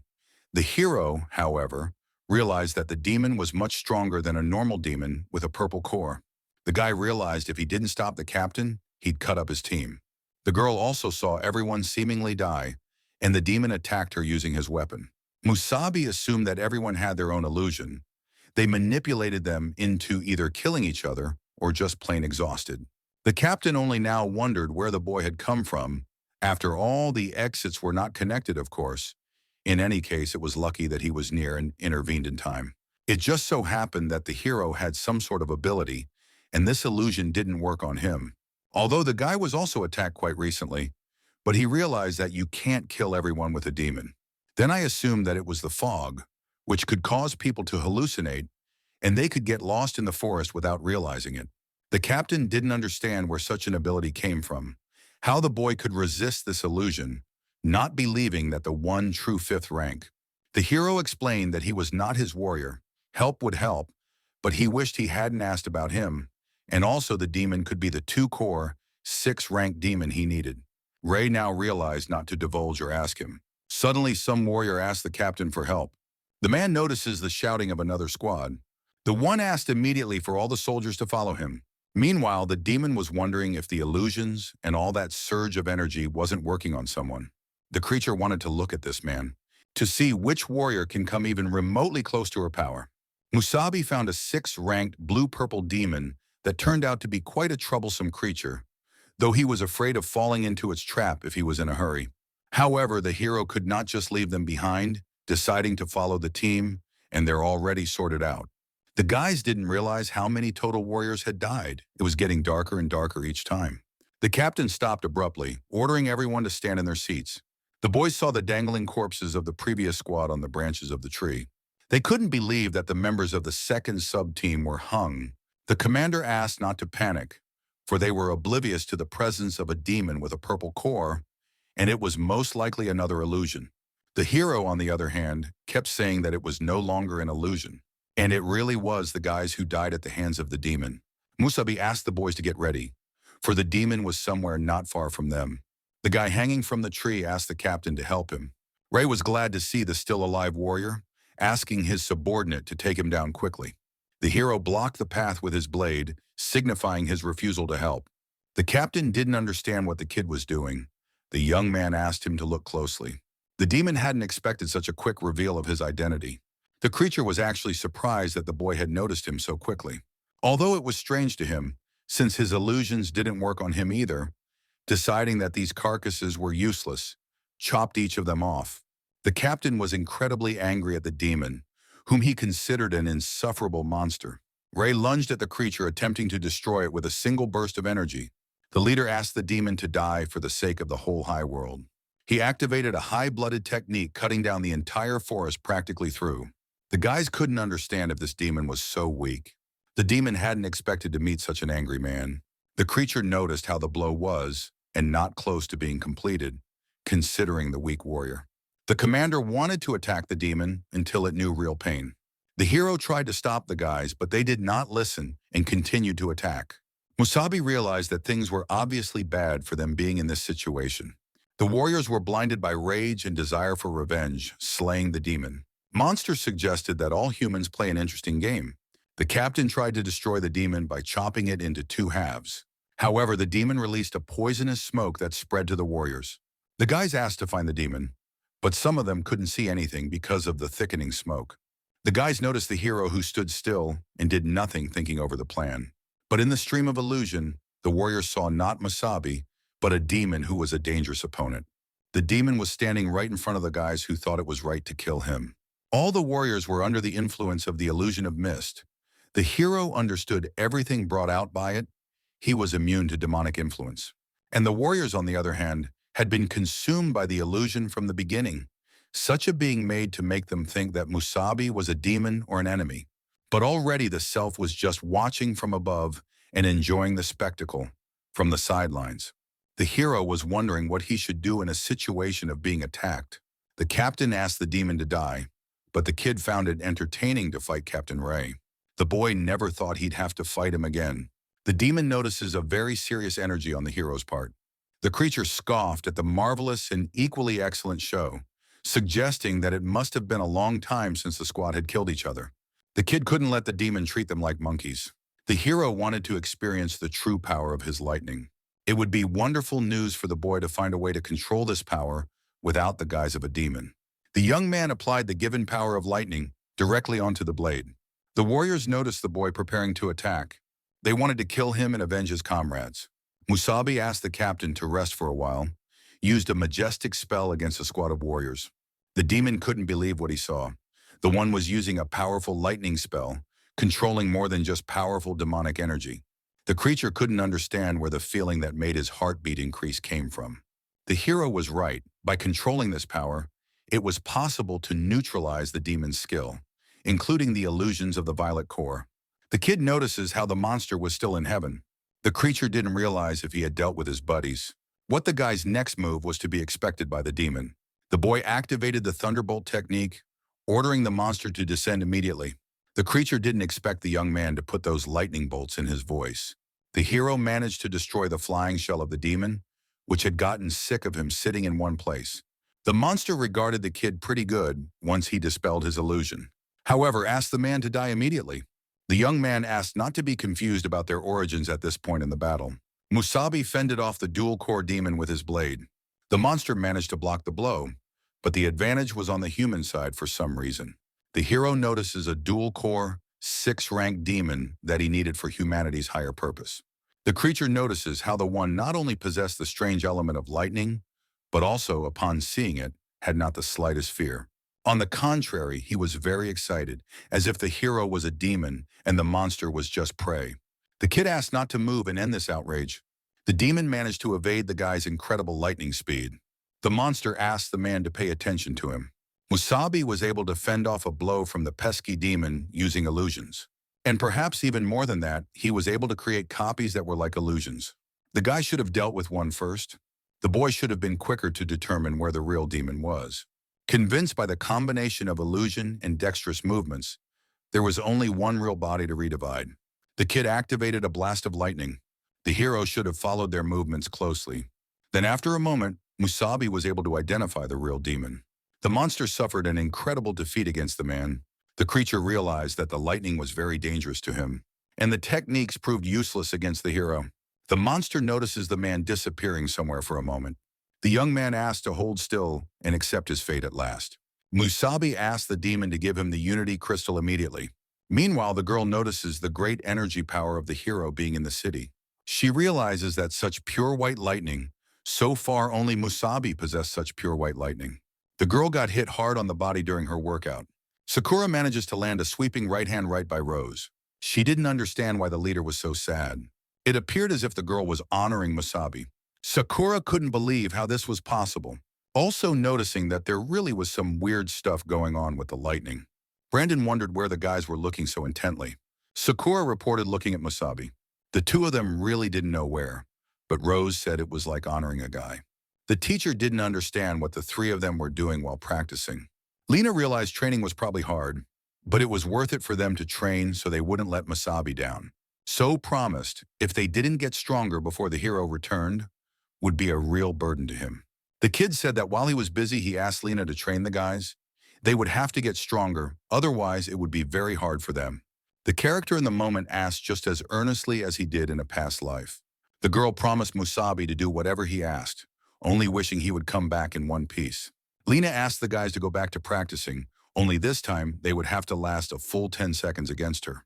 The young man wanted to destroy the dual core demon quickly. The creature thought the guy was a total freak, since she was the only one who could appear behind the backs of others. The hero didn't listen to the annoying demon who should have died at his hands long ago. The boy didn't understand how anyone could try to outrun lightning. Considered a dumbass 6-rank demon, the creature, for some reason, once again experienced an ominous sensation. Not realizing now definitively whether the boy was even human, the boy's blade pierced the demon's body finally. The boy declared the end of the cursed monster's existence. The creature realized that the one's so cool because of the strange lightning, but he could use half the power of his cores. The demon asked the guy to die with him if he was so strong in attacks, didn't mean it was the same in defense. The hero threw the monster far into the sky by kicking it away. The kid noticed the desire to undermine the demon. He only wanted to help make it happen with lightning bolts. Musabi heavily energized the demon's cores, which couldn't withstand that much energy from the lightning. The creature didn't realize what the guy was after all, human or demon. The young man heard this question again from another monster, not understanding the difference in their powers. The kid turned out to be an ordinary warrior who wanted revenge on all the demons. A large blast of lightning energy suddenly recreated from the creature. The two cores were able to free themselves from the shell of the demon essence. The young man was able to take possession of these long-awaited attributes. The boy made sure to see what the Unity Crystal really looked like. Meanwhile, the injured warriors were broken down in the woods. The commander was able to wake up without realizing what had happened in the end. Looking around, notices how the others around him were also out. The hero was quite happy to see that at least the captain was able to wake up. Ray noticed the night, so he wondered where the dual-core demon was. The hero asked not to worry because he had already killed him and cleared the neighborhood of all demons.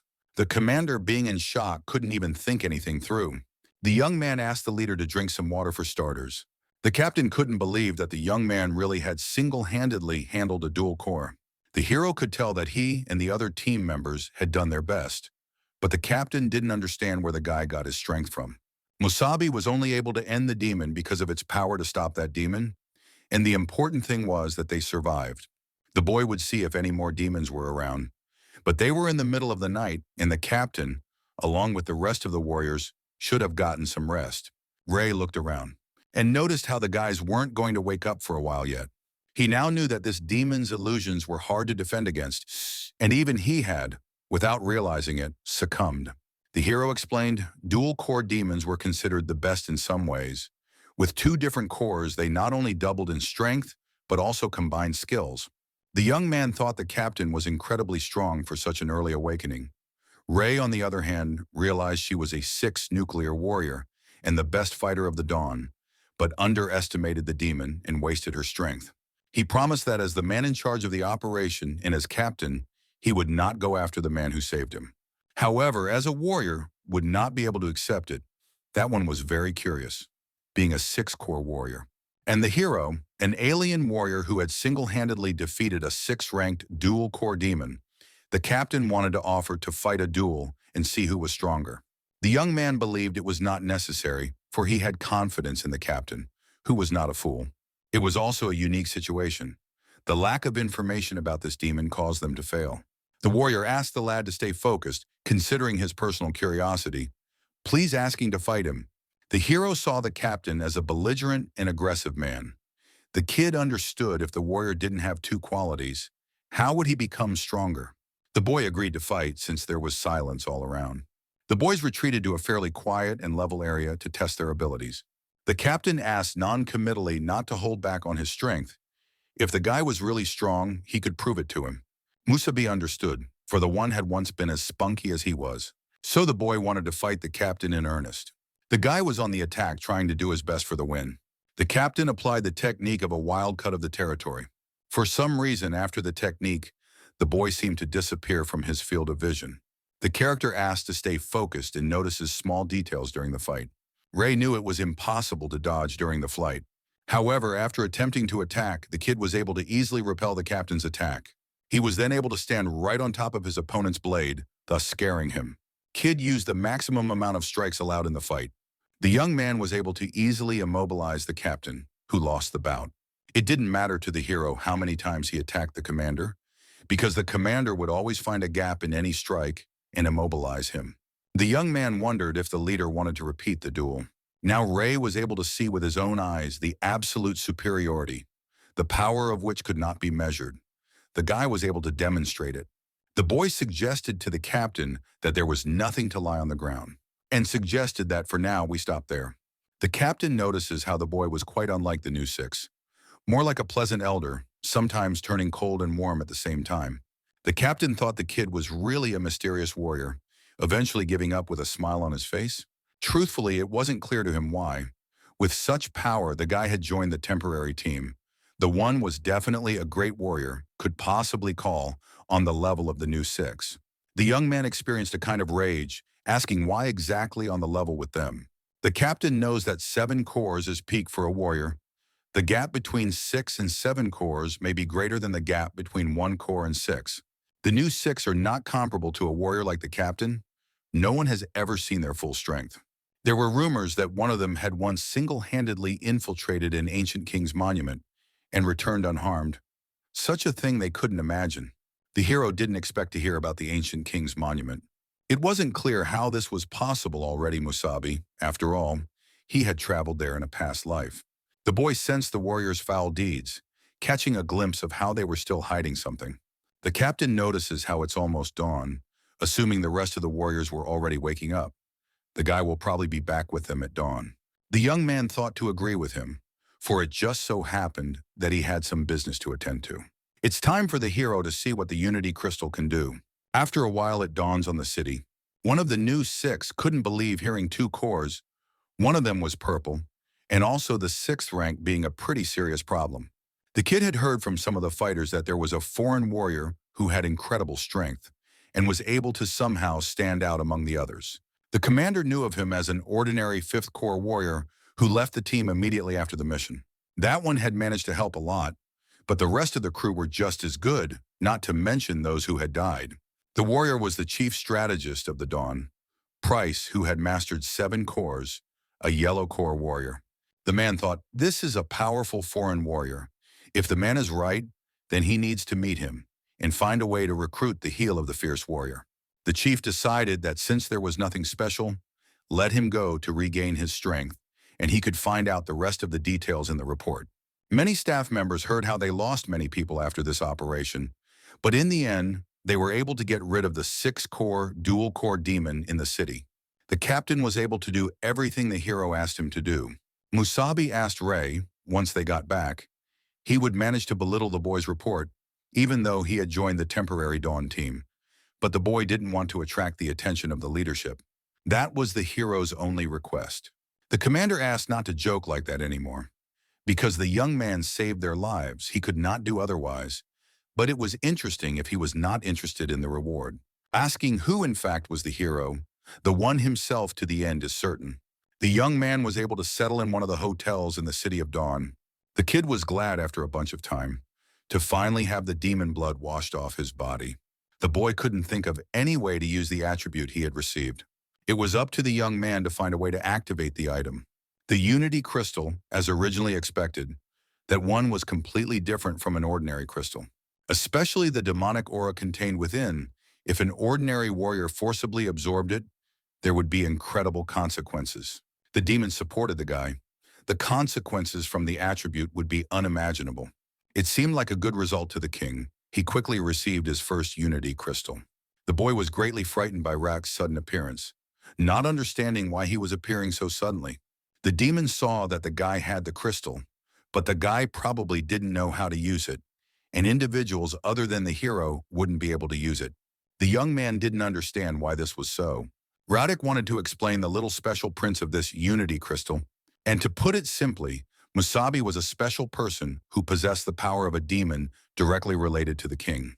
The boy didn't understand what Radek was doing, but the king liked Masubi even more that way.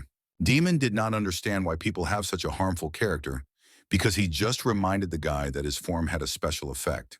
The crystal was unique to high-level demons and contained energy that no ordinary human carcass could withstand. It is so strong that an ordinary warrior would go insane in no time, perhaps even could explode and die. However, in the case of the hero's body, there were two things that could suppress this raging energy. The first is demonic. Due to his royal existence, Masubi is completely immune to any demonic influence. And the second is his own improved element, the lightning bolt. The kid showed this element right in front of the demon. The creature asked not to show him removing that element, the boy notices. Even Radek was annoyed by that lightning. The demon notices how the hero's hideous new power worked wonders on the demons, suppressing their power, but it seems she was able to purify the demonic aura. Contained in the Unity crystal, in other words, by combining the two guy features, the boy will be able to help other human warriors utilize this stone. But even in this way, there were conditions. These people had to possess at least a strong physique, and those weak in spirit would quickly lose their minds during the fusion. The rest they will be able to find out during the practice, and also asked to ask a few interesting questions. The hero understood, since they will have to merge, how he will help it. King offered a one-on-one, direct and naked energetic connection. The young man had no idea that such a thing should be done. Masubi didn't understand how the naked could form a bond. The demon did not understand why such excitement. It seemed quite normal to honor each other as much as possible, because the connection was a combination of energy and feelings. Through it, the guy could direct his energy into the body of another person. The character seemed like a bad idea. For example, Brandon was fine, but there were issues with the girls. They could see the guy as a pervert. Suddenly, though, the boy realized that the guy was even more of a problem. It wasn't clear to Masubi how to look after offering it to his friend's eyes. The young man didn't want to undress with the guy in contact with each other. After some time, the boy was able to notify the boys of his whereabouts. Lena was greatly relieved to see when the kid was finally able to return after a difficult assignment. The boy was able to finish with everything quickly, deciding to ask right away where the rest of the trio was. The boys had already followed Lena into the living room. The teacher was able to take good care of them. The squad once again saw how much Masubi had been able to change. He was easier to recognize not by his appearance, but by his aura. The hero had something important to tell the team. Of course, having notified everyone of such insanity, Lena thought he was the real pervert. And after the physical abuse, I really didn't believe what she said. Sakura couldn't believe the truth of whether or not they had heard the information. They should have made the connection being naked. Previously, the girl did not care about all these hints and night raids, but in this life, the one completely naked, she considered him a real pervert, which could kill for just. The guy asked her to calm down, for he really had no other choice.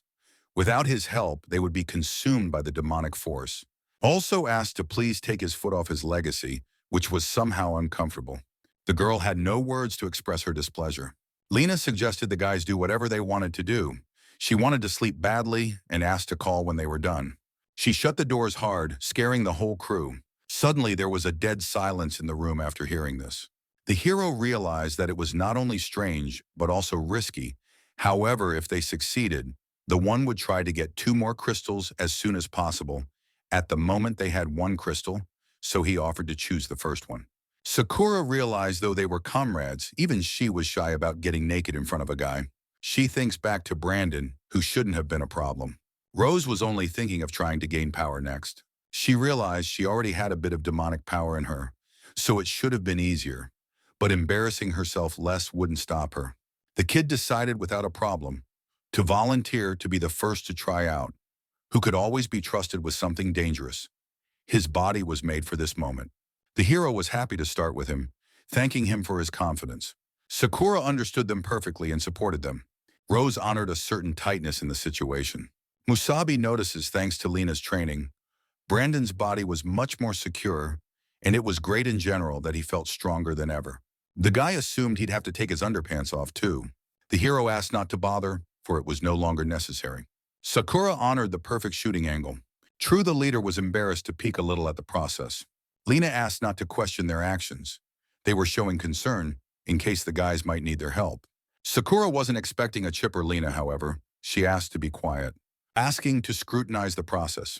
The young man picked up a crystal that contained terrifying demonic power. While the kid was just holding it in his hands, it was like he was getting a shiver. The character asked you to place it in the palm of your hand and relax. Close your eyes and use your energy to feel the power of the crystal and make a connection. True, it might have hurt a little, but he could take it easy, for he would be there to help. Brandon saw the yellow energy that was in his original core. The Unity crystal recognized the power that suited humans. The boy felt a warm feeling of foreboding being near the core. The boy was starting to come around a little at a time. Touching the core, some sort of demon-like creature appeared. The young man honored the terrifying energy, the powerful demonic force, which suddenly unleashed its potential and tried to devour the guy. It was as if the creature was encompassing Brandon tightly. There was incredible energy flowing into the guy's body, from which felt incredibly powerful, as if she was a primordial demonic force, not understanding how humanity could fight her. The demon notices how this man was able to discover his true abilities. The boy was indeed greatly tempted by the demon's power, which quietly dissipated his spirit. The demon asked the hero to now listen carefully and do whatever he told him to do. Otherwise, there was a chance that his buddy would dissolve into nothingness. The guys should have gotten into action. The creature flew up to the creature that was devouring the man. The demon didn't expect to meet someone of royal level. Radek reasoned exactly how the man should have been fleshed out once. The hero notices how the thing had consciousness, though he initially thought it was just an illusion. The demon thought this thing could be called the origin of demonic power, and it just so happened to be the one most similar to him. That's why that one sensed it. The king should have influenced, but he had no right. If the hero wanted to help his comrade, must do everything as soon as possible. Otherwise, let him not blame the demon if the kid went crazy. The kid went to help his partner. The creature notices a nasty aura from Musabi, wanting to be beaten by that stench. The kid saw something terrifying in front of him. A certain character was able to hit a young man who was reverently trying to help a comrade. The hero didn't understand what the hell had happened. Not understanding where other demons came from in a place like this, the rank 6 primordial demon was in a torrent of rage. The demon notices a very uneasy situation if Musabi wanted to help his comrades. He should have dealt with the demonic manifestation of the Unity crystal first. The king summoned a ravishing demon throne. Radek asked the boy to go ahead and slay the creature. The hero resents the king's instructions and acts like he's his son. The demon didn't stand still and moved towards Musabi. The young man had to take some action. The demon's destructive power was raining down on the guy. The king asked the hero to show him his strange power. Radek realized that the creature had both cores yellow, asking for a little nudge. The young man tried to use the thunder battle technique, beating the demon with his feet, but a closer look at the creature's body made sure it was intact. The hero understood. There would be no use in kicking and punching the rucks, and one could understand the essence of the yellow core of the defense. A demonic shield that can be used for both defense and attack. The guy was sure he could compete with him in physical parameters. The demon suggests the man began to be afraid. The hero, on the other hand, wanted to get the best of both worlds. The young man literally pierced the demon puppet, thrusting his blade into the energy core.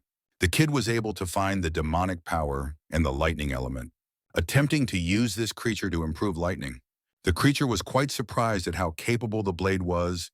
The guy actually captured a double core, transformed into a crystal of unity, conducting his power through this sword.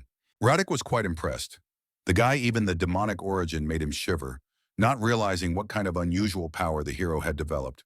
If Radek manages to exist his plan, in order to do so, the hero must continue to evolve as a human. The dragon, filled with the power of energy, wanted to return to its master. The hero was able to gain powerful energy by taking the core of a dual-core demon. The boy was able to master once again a 5-gar form of evolution. The kid liked such tricks. Thanks to one of them, he was able to complete the 6-rank form. Slowly, the creature's shell was dissipating. The king enjoyed an amazing performance. Masubi was able to absorb some of the energy from the Unity Crystal, and not only evolved. The rest left enough for his companion to awaken demonic powers. The youngster could be about to evolve. The team was already tired of waiting for guys to return.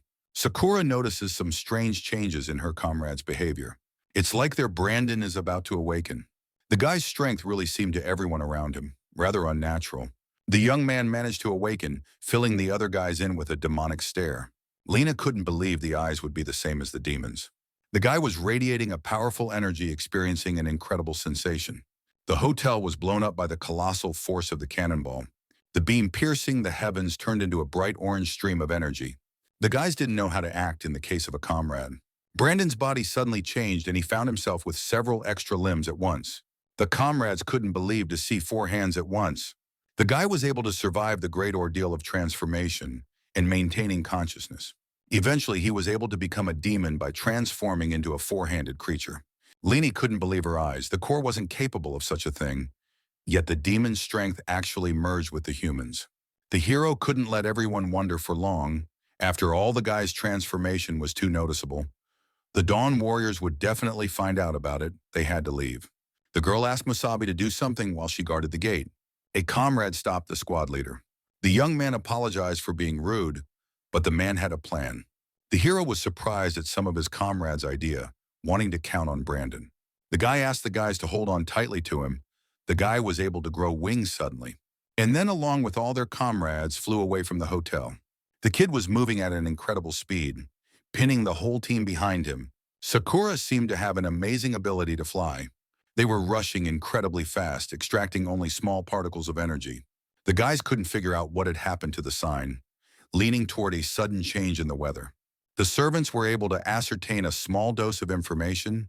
They, except for the hole in the roof and the fallen sign, could find no clues. The captain of the 6th rank was as if in a panic, dreading like the breath of the devil. The servant asked the captain to look up immediately. The boys bowed to one of the new 6 heroes. Mr. Dillon was quite interested in what was going on in the town of Daybreak. Sakura hadn't expected such speed from her comrade. The guy seemed to feel like he was filled with demonic power. Sakura hadn't expected him to be able to turn back into a human at will, and Lena still couldn't believe that she had managed to reach the 4th rank in one fell swoop with Musabi's help. The young man realized when he was unconscious, the hero had helped him, and even used the power of the Unity Crystal. Of course, unfortunately, the demonic influence was too strong, and he had to get used to it. He would have to tune into the 4-horned man first, and there he could become stronger. The kid realized they all wouldn't be able to get back into town for a while, for surely this whole thing had attracted no small amount of attention. The hero was very sorry for Lena, but she asked not to apologize. For her, the dawn was no longer the same, and she had no desire to return. Rosa could understand, since they were out of the territory, offered to try and show up in the crystal hunt too. They all wanted to get stronger. Lena realized that they would have to act more united next, and Musabi would have to lead them. The young man was pleased with the team's attitude and wanted to also offer to hunt a dual-core 6-rank demon together. Brandon returned the demonic form, ready for new adventures. Sakura badly wanted to take a picture of the guy while there was time. Lena watched the boys from the sidelines with a kind of approaching tassel on her soul. The hero wondered what the girl was considering. Usually Musabi saw her as straightforward.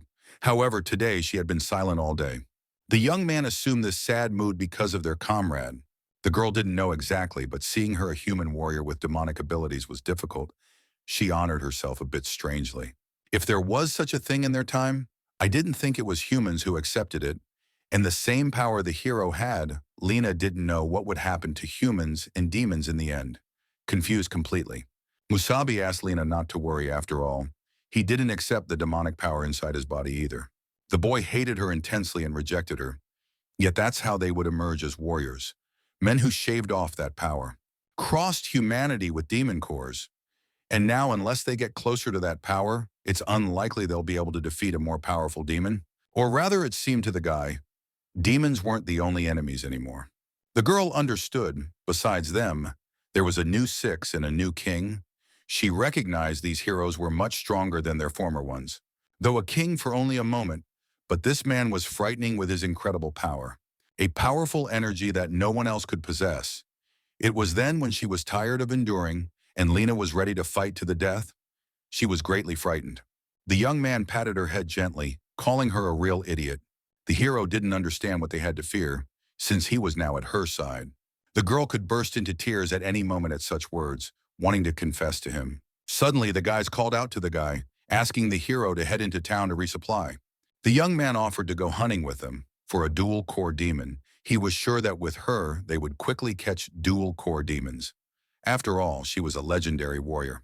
The girl was greatly embarrassed to hear such a thing after a long time. They traveled into the hot desert where it was quite late in the day. The demon fed on a small piece of flesh. Lena notices low-ranked demons everywhere. They ended up in a place Masubi found that looked like a large demon lair. One of the demons experienced pure lightning. The creatures were only able to sense the attacking enemy after the attack. The hero was originally looking for a large nest, even from just before sunset, hoping to encounter a dual core, asking the monsters to guide him.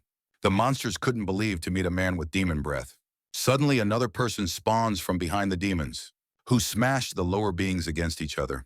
The young man was happy to sneak up unexpectedly and nail the monsters. Sakura notices how good Brandon was doing. The hero also saw progress, especially considering his current strength, that one wouldn't feel enemies below rank 4. Musabi, on the other hand, felt an aura emanating from the depths of this lair, in which they might have gotten their hands on the Unity Crystal. Rose could similarly fight and wanted to help, but the young man refused even though he knew she had a demonic form, but not in time. The constant fighting was very exhausting and draining. She, along with Sakura, would not be able to fight for now until they fused with the Unity Crystal. It took Brandon a lot of effort then. They need to be at their best for this process, so they can't take any chances. The hero asked Lena to look after both of them, to which she agreed. The demons that followed continued to attack the guys. The comrade wanted to try to make it on his own. The demons couldn't stop, wanting to deal with the man as soon as possible. The young man applied incredible speed to his movement, approaching the creatures. He was able to destroy all the nearby demons. The monsters didn't understand where the demon or the man in the demon's body came from. Brandon continued to fight against the pesky creatures trying to harm his allies. Sakura was curious to ask the hero if she would be the same when she got the demonic form. Musabi had no idea what the outcome would be. Brandon's demonization made him more aggressive and ruthless.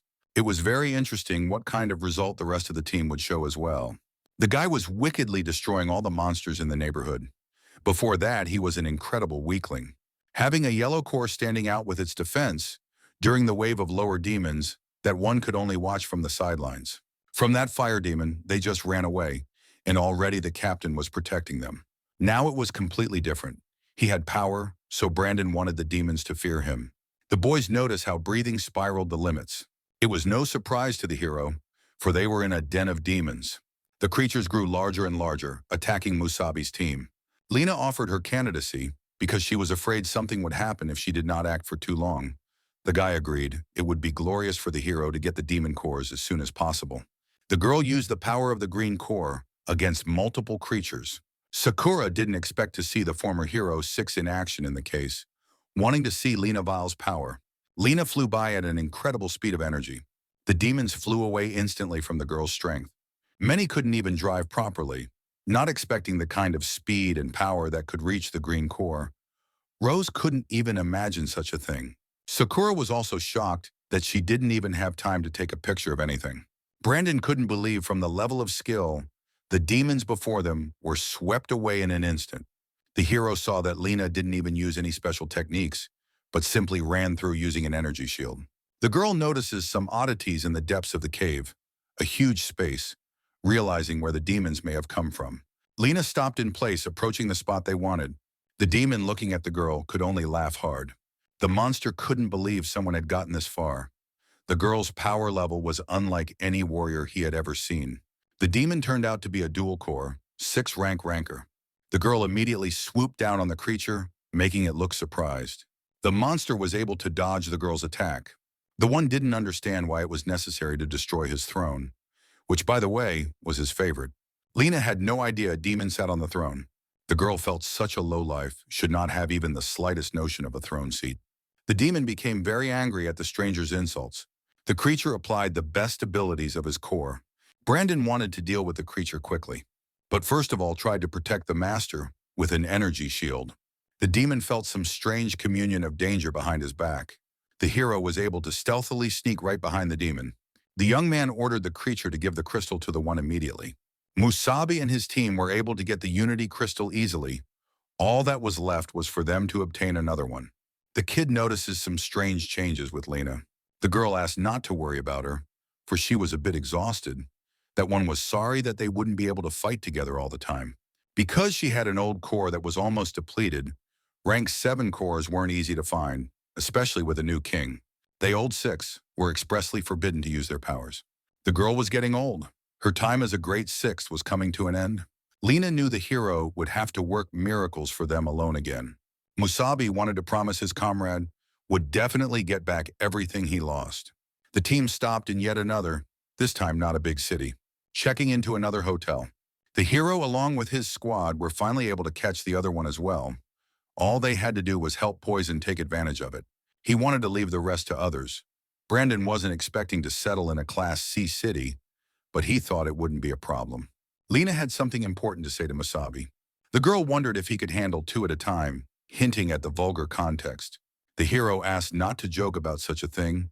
While outside the door, the girls didn't realize what they were discussing there.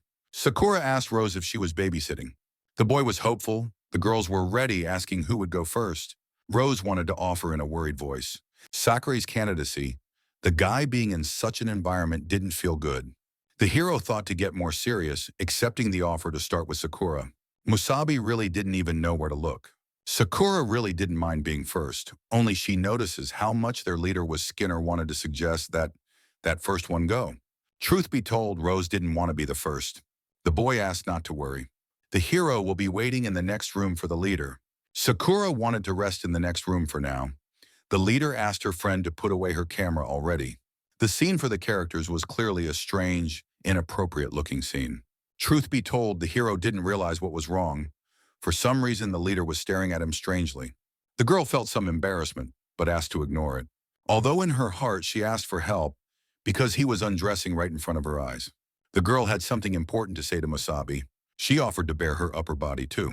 The hero asked he shouldn't have, or he wouldn't be able to focus. The kid started pulling the crystal from the prepared vault. The young man asked the girl to take this Unity crystal in her hands. Rose felt the demonic power, wondering if it was like the one inside her. The girl still didn't understand where this strange power came from. The leader always envied and feared that one of hers. Sometimes the girl dreamed of being enveloped by a huge figure. Familiar and alien at the same time, some extremely powerful evil force, dark and unfathomable. The young man understood Rosa perfectly, because the guy experienced a similar feeling, which became curious. Perhaps the guy's this time wallpaper will find out about it. The kid asked to get ready and hold the crystal in her hand. Then she would have to concentrate completely on it, forgetting everything outside. Bringing his hands closer, the hero wanted to begin the process. The girl tried to concentrate carefully. Rose was able to achieve total control, oblivious to the world around her. The leader was able to find herself in her own mind. She saw a bright green glow, some kind of powerful aura. The demon could give incredible energy to the girl. It was as if in this place, she was able to feel the powerful yet evil aura of the core. Rose touched a great energy force. She honored evil, yet understood if she had that power, it would help her. Trying to protect more people thanks to her, the demon asked the leader to become a servant of the great demon clan and gain great power. Before she could accept the mighty power, a sudden grip on her arm prevented the girl from getting her hands on it. The queen asked not to do that, being her beautiful warrior girlfriend. The girl couldn't believe to meet the creature from her dreams. The queen understood demonic origins, but she had to beg his forgiveness, for the man was already hers, and besides, she had only recently been able to take the princess. The creature couldn't believe to meet one of the great ones, the Black Queen. It was no wonder he felt a strange sensation, now realizing why. The queen wanted the girl to look after someone for her, so she wanted to arrange it herself. Demon asked not worth hurting the girl. Rose couldn't believe to finally meet the Black Queen, who was her original demon form. The leader could see even stronger than the 7 times demon, not realizing just how powerful a monster she was. The queen was actually able to meet the princess for the first time, and she missed her lips a lot. Radha couldn't believe to actually meet her, experiencing a headache. The demon also couldn't help but notice the great rarity. The great demon of the green core met 2 of the strongest creatures in the world. The king, however, asked the Black Queen not to interfere. It was now clear to the hero what power within Rose turned out to be the Black Queen. Both girls couldn't believe the 2 lovers. They were crazy to meet their put-out-in-love personalities. The queen rather rushed to the Red Prince. She asked Radek not to get too angry because he told her not to mess with the hero, and she listened to him. Karol was only able to arrange for a warrior girl to help her out a bit while she gathered information. Masubi couldn't brew to meet again, the Black Queen not realizing what she and the Red King had planned. The demon took note. When she interfered in anything Masubi related, the queen was increasing the likelihood of him being exposed, and that would already only lead to more hidden dangers. Radek was very worried if something happened to this child. She would be too, and besides, she should trust his choice. The queen could definitely understand if the one who didn't like it was very pathetic. Demon's gonna get rid of the baby then. The hero, using the highest form of demon, ordered not to dare do such a thing. The guy wanted to kill her first. Suddenly, the girls were able to stop the guy who had put too much faith in the ability. The girl was really scared for the guy. The character lost all demonic energy in the moment and couldn't even move normally. Rose quickly ran up to the guy, asking if he was okay. The kid was completely unconscious. Radek asked hard not to hurt Masubi. The girl asked not to worry. She just stopped his time so the pain wouldn't stop. Suddenly, the boy was able to free himself from the annoying queen's spell. The girl asked if there was anything she could do to help the guy. The hero was helpless in the moment, having experienced the true power of the king's rank. Demon loved this girl, that there's no way she'd be okay with killing her. The queen drew the girl in. Radek asked the guy to walk back. He didn't think the hero would need to be conscious yet. The hero resisted this decision. He could not trust Rose to this Black Queen. The demon couldn't understand. Didn't the man realize what the man had said to him? The king explained that the Black Queen who controlled time and space was one of the strongest beings.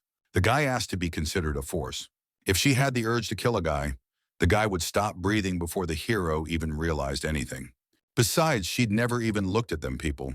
For that matter, it was a great honor for his companion, Radek asked, trusting and leaving them alone. The hero remembered the Black Queen, asking her only to try to throw something out. The guy suddenly began to disappear from space. Now that the Red King was gone, the queen wasn't having as much fun anymore, wanting to get down to business. The creature agreed with her. The demon wanted to make Rose her plaything. Who can truly be her original servant? Rose sensed green energy, interspersed with black power. The girl was able to awaken the hybrid form. The guy didn't understand. Didn't he say that Rose would be awakened immediately? Why didn't she react? The demon said not to worry, they'd better take a closer look. The girl was fully able to take on a completely different body shape and clothing. Radek hadn't expected the Black Queen's energy to somewhat affect the awakening of his friend's hero. Such a thing was inevitable.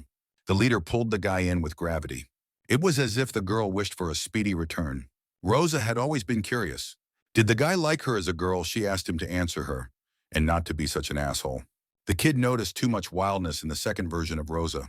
The demon noticed how the hero had become the possessor of such power and couldn't deal with such things. Suddenly, the boys showed up in the room without knocking. Sakura asked Brandon not to screw up like that again next time. The girl, along with the hero, noticed a very strange scene. The guys couldn't understand what the leader was doing to the guy. The girl asked not to blame her. Such a thing happened due to demonetization. Now it was Sakura's turn to master her new ability. The girl felt an incredible warmth from the crystal. The hero asked the girl to take the test seriously. Perhaps it could have been dangerous for her as well. The girl had to be careful that the demon couldn't enslave while in the crystal. The boy asked Sakura to remember that in order to feel the unity crystal, that one should have calmed down, and when she entered the core space, would make contact with the source of demonic power. Such a thing was a tremendous physical and mental burden, but he asked not to worry, for he would be there to help. The hero's savvy. During the whole process you had to stay focused, and you couldn't let the demon possess her body. She would have to master it.